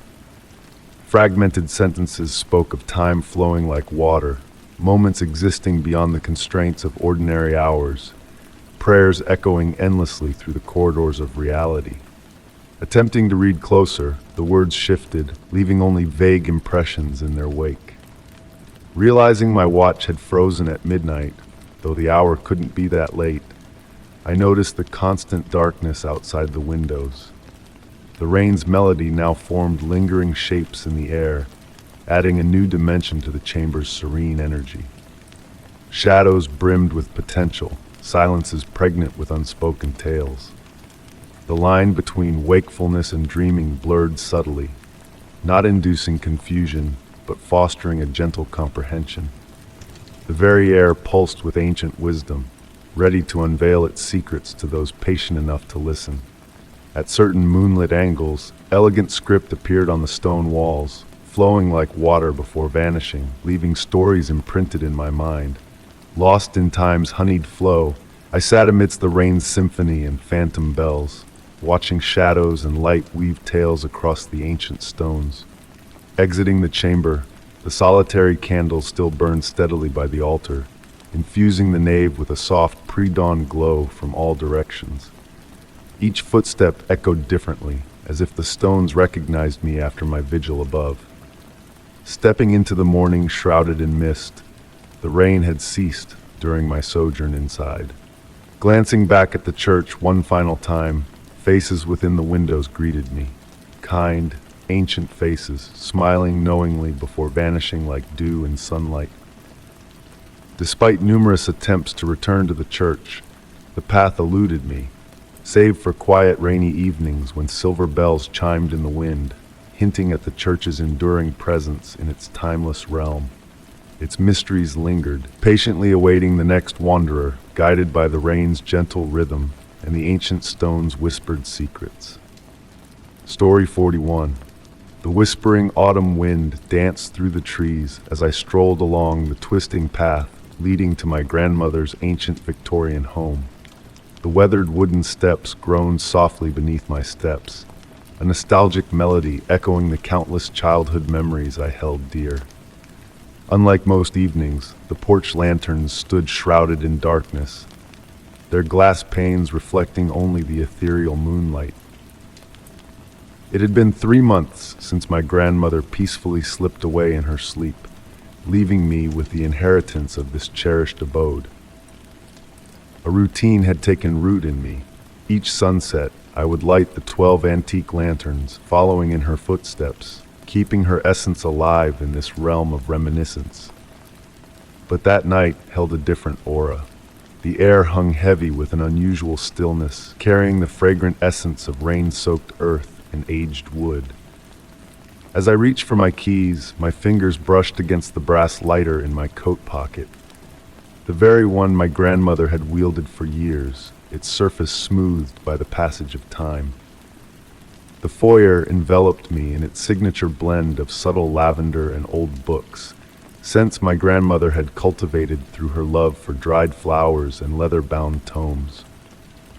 Each step I took on the creaking floorboards elicited soft echoes, guiding me through the house as I illuminated the vintage wall sconces, casting a warm amber glow upon the Victorian wallpaper. Commencing my customary evening ritual, I approached the first lantern by the entrance. The brass lighter flickered, but the wick remained stubbornly unlit, defying my attempts to coax it to life. Perplexed, I moved to the next lantern, only to encounter the same resistance. A cool breeze stirred the ivy on the porch, painting swirling shadows on the wooden floor. The moon ascended higher, its silvery beams weaving through the foliage, crafting intricate patterns that seemed to breathe with a life all their own. Despite the brass lighter having never failed me before, it sparked flawlessly when tested on a candle indoors, the flame burning strong and unwavering. The grandfather clock's gentle ticking filtered through an open window, a reminder of time's ceaseless march. But this night existed in a realm beyond mere time, as if the darkened lanterns had birthed a pocket of tranquility in the world. Recollections of my grandmother's tales about the lanterns surfaced, stories of their legacy, of nights when they defied illumination on momentous occasions. Perching on the porch swing, I surrendered to its familiar embrace, melding with the nocturnal symphony surrounding me. The air, now chilled, carried the sweet perfume of honeysuckle, while a distant owl's soft call harmonized with the rustling leaves. Amidst the darkened lanterns, a peculiar sight caught my eye. Thin strands of silver, barely discernible in the moon's glow, linked each lantern in a delicate, shimmering web. These spectral threads flickered in and out of sight, akin to gossamer catching the light's embrace. As the grandfather clock tolled midnight, the silver threads grew more defined with each chime. By the 12th toll, they had woven a complete circle, binding all 12 lanterns in a luminous tapestry. Within this radiant circle, the air bore a weighty yet animate quality. The scent of lavender intensified, reminiscent of my grandmother's fragrance. The porch swing swayed imperceptibly, devoid of any wind, as if an unseen presence had joined me. In stillness, I observed the pulsating silver threads, akin to a gentle heartbeat. Within their soft radiance, shadowy figures moved, elusive forms that danced between the lanterns, evoking a sense of familiarity I couldn't articulate. The longer I gazed, the clearer the revelation became. These weren't mere lanterns. They were custodians of memory, guardians of ancestral lore. Their refusal to kindle wasn't a malfunction, but an enigmatic beckoning. On nights when the veil between eras thinned, they chose darkness to unveil profound truths. Time slipped away unnoticed as I lingered, embraced by the nocturnal serenade and the subtle shadow play. With the approaching dawn, the silver threads gradually dimmed, vanishing entirely with the first light's kiss. Rising from the swing, my grandmother's brass lighter exuded a comforting warmth in my pocket. Rekindling the first lantern, its flame ignited instantly, burning bright and steady. One by one, I illuminated the remaining lanterns, fulfilling the morning ritual that mirrored the night's mysterious dance. In the dawn's growing radiance, the lanterns now bore more than light. They held memories, tales not only of my grandmother, but of all who had tended them in generations past. Their stories were etched in shadow and luminescence, awaiting nights when darkness birthed revelations. I kept that night's revelation close, a silent witness to the lantern's chosen moments of obscurity. The circle of extinguished lanterns became my clandestine heritage, a reminder that some lights must dim for subtler illuminations to emerge. On tranquil evenings, as I sway on the porch swing, enveloped in the lantern's golden embrace, I ponder the essence of darkness. It isn't merely an absence of light, but a presence of a different hue, a storyteller in the language of shadows and quietude, unveiling narratives only discernible in the realm of silence and shadow. Story 42. The soft patter of rain against the worn wooden shingles serenaded the evening, casting a tranquil spell over the world. Nestled in my grandfather's ancient rocking chair, I gazed out through the rain-kissed windows, where the lighthouse's beam danced across the misty veil, painting ephemeral patterns on the canvas of the night sky. The gentle creak of the chair harmonized with the rhythmic crash of waves against distant cliffs, weaving a mesmerizing symphony that seemed to lull time into a gentle slumber. My grandfather had been the keeper of this lighthouse for 4 decades before passing its legacy on to me, along with its hidden tales and enigmas. The logbooks he meticulously maintained lined the shelves, their weathered pages whispering of bygone storms, shifting tides, and the occasional peculiarities that captured his attention over the years. But on this particular night, a subtle shift lingered in the air, a weighty anticipation akin to the calm before a tempest, even though the barometer showed no signs of impending change. The lighthouse's beam cut through the darkness with an unusual intensity, as though reaching beyond the shroud of rain and mist in search of something unseen. Intrigued, I ascended the spiral staircase, each step a familiar echo of metal and wood that embraced me like an old friend. The lantern room awaited at the pinnacle, a sanctuary adorned with aged brass and ancient glass that bore witness to countless tempests and starlit reveries. As I conducted my nightly rituals, a subtle shift in the beam's reflection caught my eye. Instead of scattering its light across the water in its usual pattern, it converged in a singular spot, casting a peculiar radiance that defied the laws of the night. Leaning closer to the rain-streaked windows, I beheld a steady glow, a soft luminescence reminiscent of moonlight caressing fresh snow. It hovered about half a mile offshore, in waters known for their profound depths. With each gentle pulse, the light sent ripples cascading across the surface, like a heartbeat resonating through the storm-tossed sea. My grandfather's logbooks recounted similar phenomena, tales of answering lights that emerged on nights cloaked in shadow, as if the lighthouse beckoned and received a cryptic response from the abyss. Though I had often dismissed these accounts as fanciful musings, tonight's spectacle mirrored those elusive entries. Retrieving my grandfather's most detailed record, its leather cover cool beneath my touch, I uncovered a meticulously inked sketch from 50 years past. The illustration mirrored the pulsing light now captivating my gaze, etched with a precision that hinted at truth beyond explanation. His script, usually steady, betrayed a tremor as he recounted the light's emergence from the depths before vanishing once more beneath the waves. A gentle chime from the brass clock drew me back to the present, reminding me of my duties to the lighthouse's upkeep. The routine of maintenance grounded me in the realm of the tangible, even as my thoughts drifted through realms of possibility. The rain persisted in its gentle cadence, the scent of mineral oil and brass polish mingling in the air like a nostalgic melody.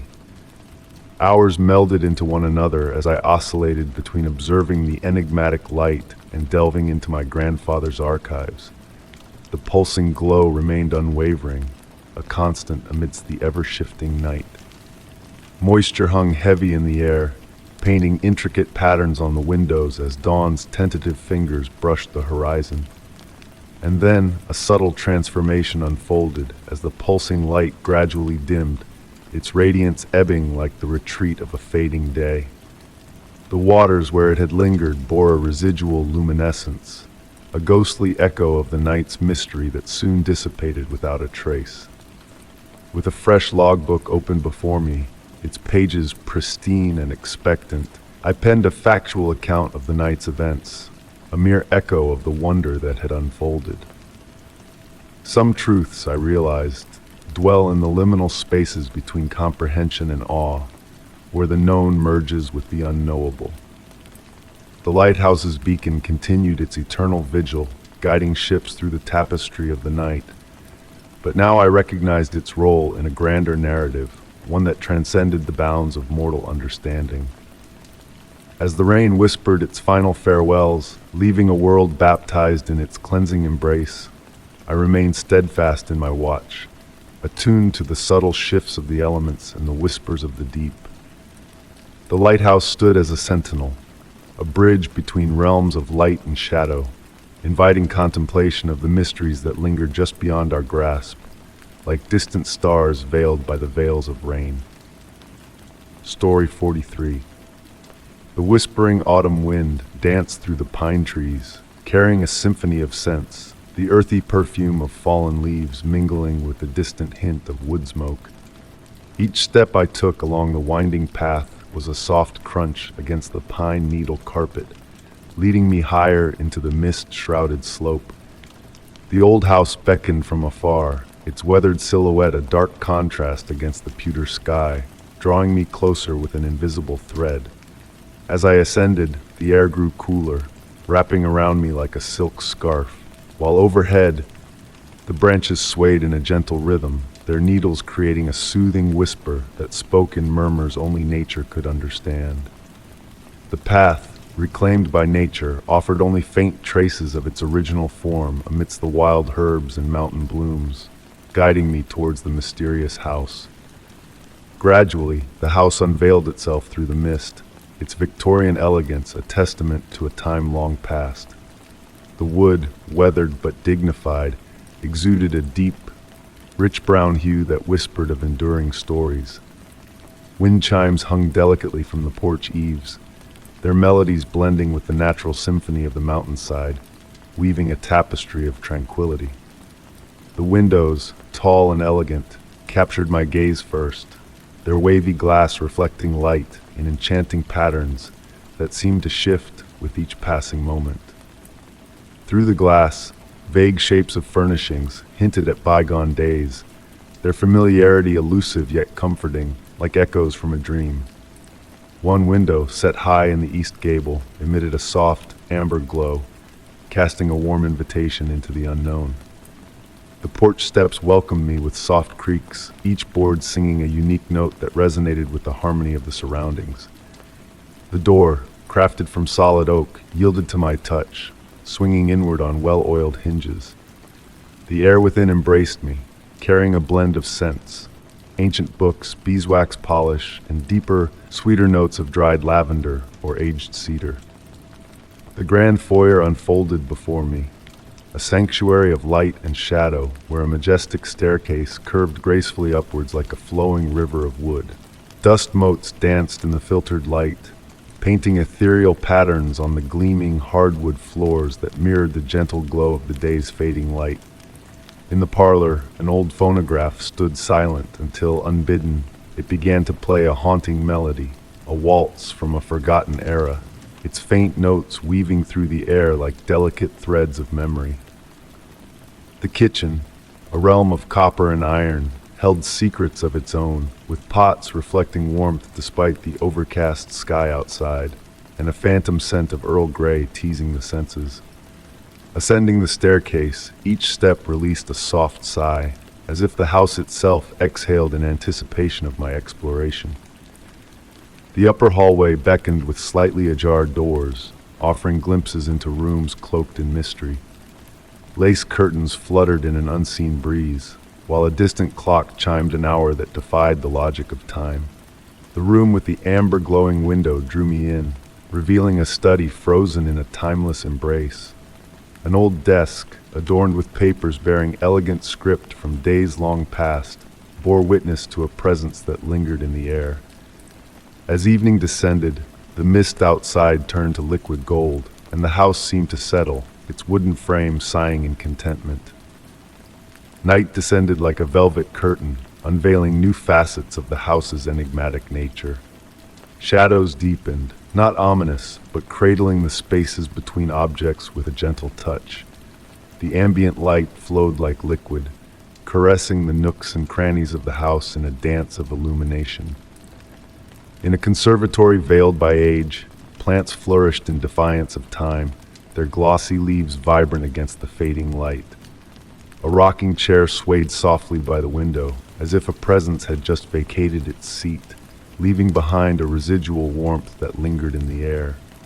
As darkness enveloped the house, a soft inner light began to emanate from within, as if the very walls exhaled a luminescence born of years of sunlight absorbed and now gently released into the night. I roamed the rooms, each one a tapestry of unsolved mysteries that whispered tantalizing secrets just beyond reach. Mirrors reflected fleeting movements, conversations echoed in distant whispers, and laughter faded into the ether before comprehension could dawn. With the dawn, I found myself on the porch once more, watching the mist rise from the slope below, the house silent yet pregnant with unseen stories. Descending the path, the house's gentle mystery lingered, a haunting melody that echoed in my dreams. Dusk perpetually bathed the windows in amber light, beckoning me back to the timeless abode nestled in its misty embrace. Perhaps in the realm between reality and reverie, the house awaited those destined to uncover its subtle wonders and quiet revelations, offering each visitor a bespoke symphony of enchantment. Story 44. In the quiet embrace of the old house, raindrops gently tap against the window panes, creating a delicate melody that weaves through the corridors. This Victorian mansion, passed down to me by my grandmother, holds secrets within its time-worn walls, waiting to be unraveled. As I tread upon the aged floorboards, they murmur tales of the past in soft whispers, guiding me towards the attic staircase. The evening air carries a wistful tune, as if the autumn wind itself mourns the passing of time. The handle of the attic door, cool to the touch, invites me into the realm of forgotten treasures. The scent of antiquity greets me, mingling with the musty fragrance of old books and memories long abandoned. With each step up the creaking stairs, my flashlight illuminates a path through dancing dust motes, shimmering like celestial stars in the dimness. The attic unfolds before me, a sea of draped shapes cloaked in white sheets, resembling silent sentinels guarding their silent watch. Amidst the veiled furniture and stacked boxes, a peculiar sight captures my gaze. Nestled in a far corner behind an ancient trunk sits a Victorian rocking chair, untouched by the veil of dust that shrouds its surroundings. The velvet upholstery, a deep burgundy hue, remains vibrant, and perched upon it rests a porcelain doll of unfamiliar origin. Clad in a faded blue silk dress adorned with yellowed lace, the doll's exquisite features exude a tranquil beauty, its glass eyes holding a mesmerizing depth that seems to shift in the faint light.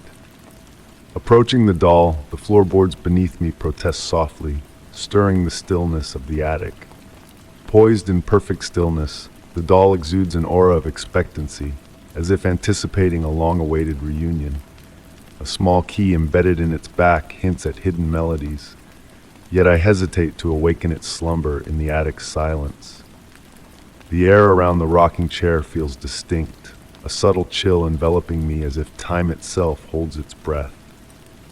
As my fingertips brush the doll's warm porcelain cheek, a faint pulse beneath the surface beckons me closer. In that moment, a distant melody, akin to a lullaby from childhood, drifts through the air, barely audible yet undeniably present.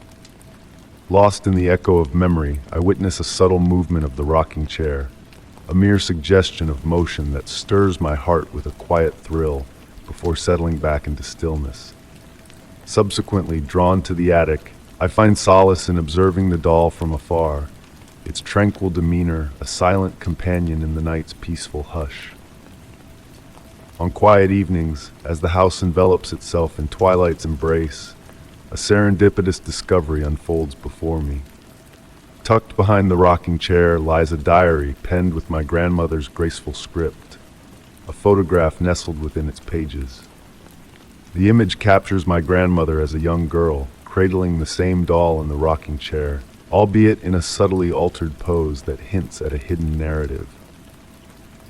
Within the diary, my grandmother recounts receiving the musical doll as a gift on her 8th birthday, a cherished companion during stormy nights and lonely hours. She describes moments when the doll's lullabies seemed to transcend reality, echoing through her dreams with a haunting familiarity. The final entry, left unfinished, alludes to the doll's ethereal presence in her last days, a spectral guardian offering solace in the twilight of life.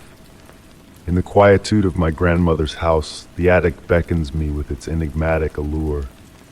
The doll, a silent sentinel of bygone memories, gazes upon me with an ever-changing countenance, a silent witness to the passage of time.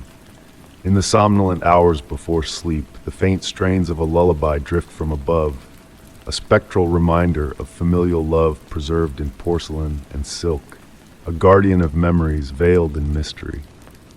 The doll's enigma remains unsolved, a testament to the ephemeral nature of secrets that linger between realms of reality and reverie.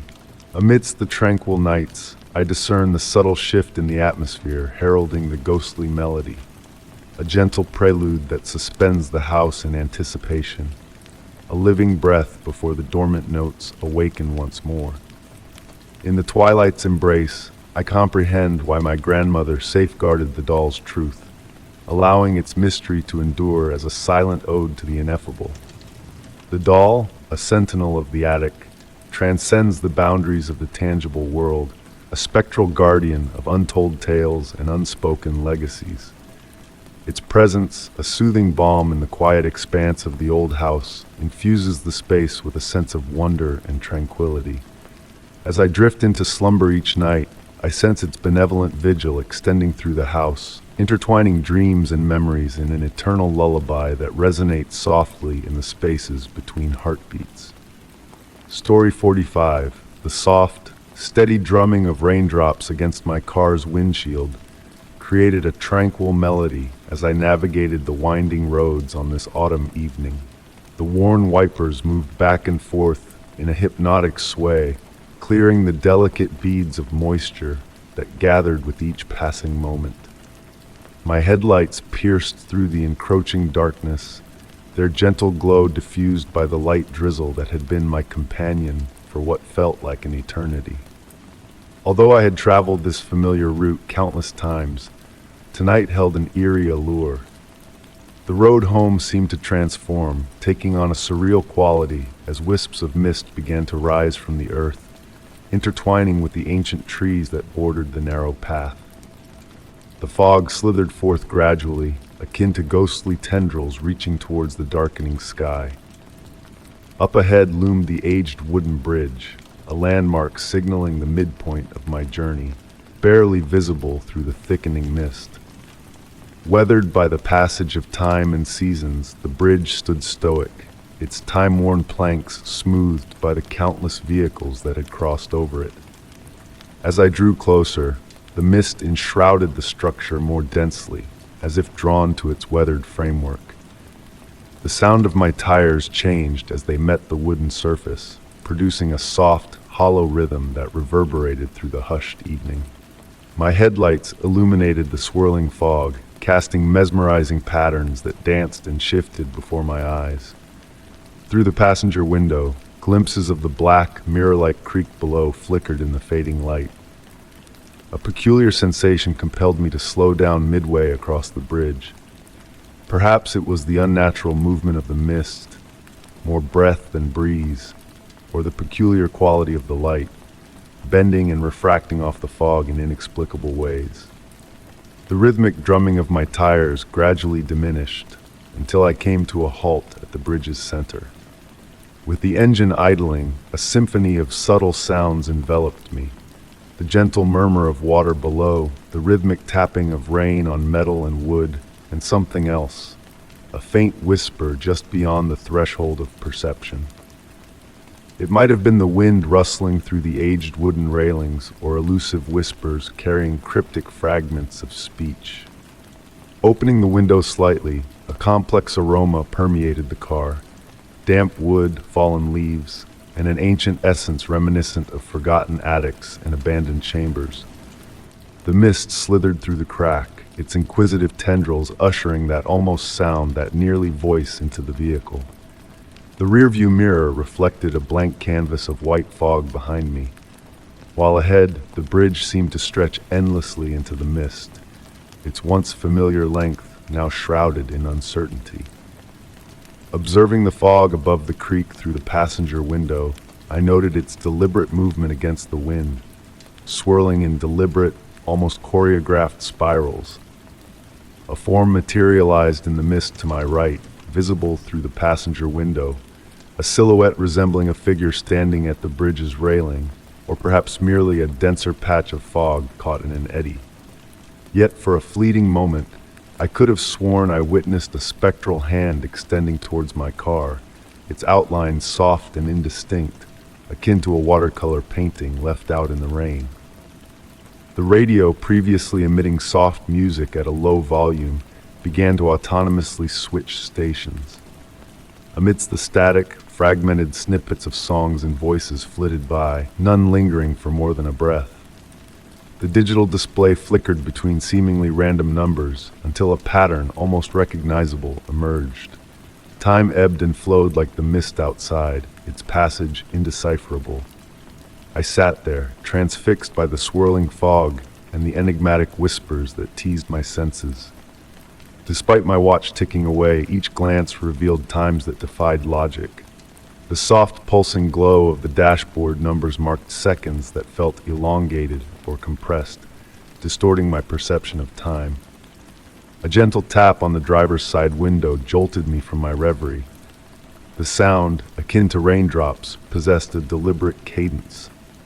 Turning to face the glass, the mist pressed against it seemed to form a visage, or perhaps it was merely an illusion cast by droplets catching the light in a peculiar manner. It dissipated as I strained to focus, leaving me uncertain of what I had truly glimpsed. The whispers momentarily intensified, almost coalescing into intelligible words. Their timbre resonated with echoes of distant conversations, familiar yet obscured. There existed a quality within them, hinting at meaning just beyond reach, akin to a fleeting dream slipping away upon awakening. Gradually, I resumed driving, the wooden planks of the bridge resuming their subdued melody beneath my tires. Crossing to the other side, the fog began to dissipate, relinquishing its grasp on the car. Glancing in the rearview mirror, I watched as the bridge vanished into the mist, which now undulated gently, akin to a slow, rhythmic breath. The remainder of my journey passed without incident, though the radio persisted in its erratic behavior, playing fragments of melodies that stirred a sense of recognition. Upon parking in my driveway, a peculiar sight awaited me on the passenger seat, a small, perfectly round puddle of water, devoid of any discernible source. That night, as the rain continued its melodic descent, I found myself consumed by thoughts of the bridge and its enigmatic fog. In my slumber, the whispered words echoed once more, teasing comprehension that remained just beyond grasp. Almost decipherable, yet ultimately elusive, a tantalizing mystery left uncharted.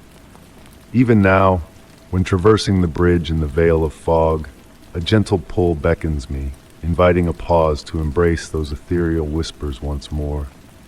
At times I yield to the call, and at others I resist. Yet the presence of the enigmatic puddle on my passenger seat serves as a silent reminder. a small, circular enigma hinting at mysteries best left veiled, lingering in the air like mist over shadowed waters.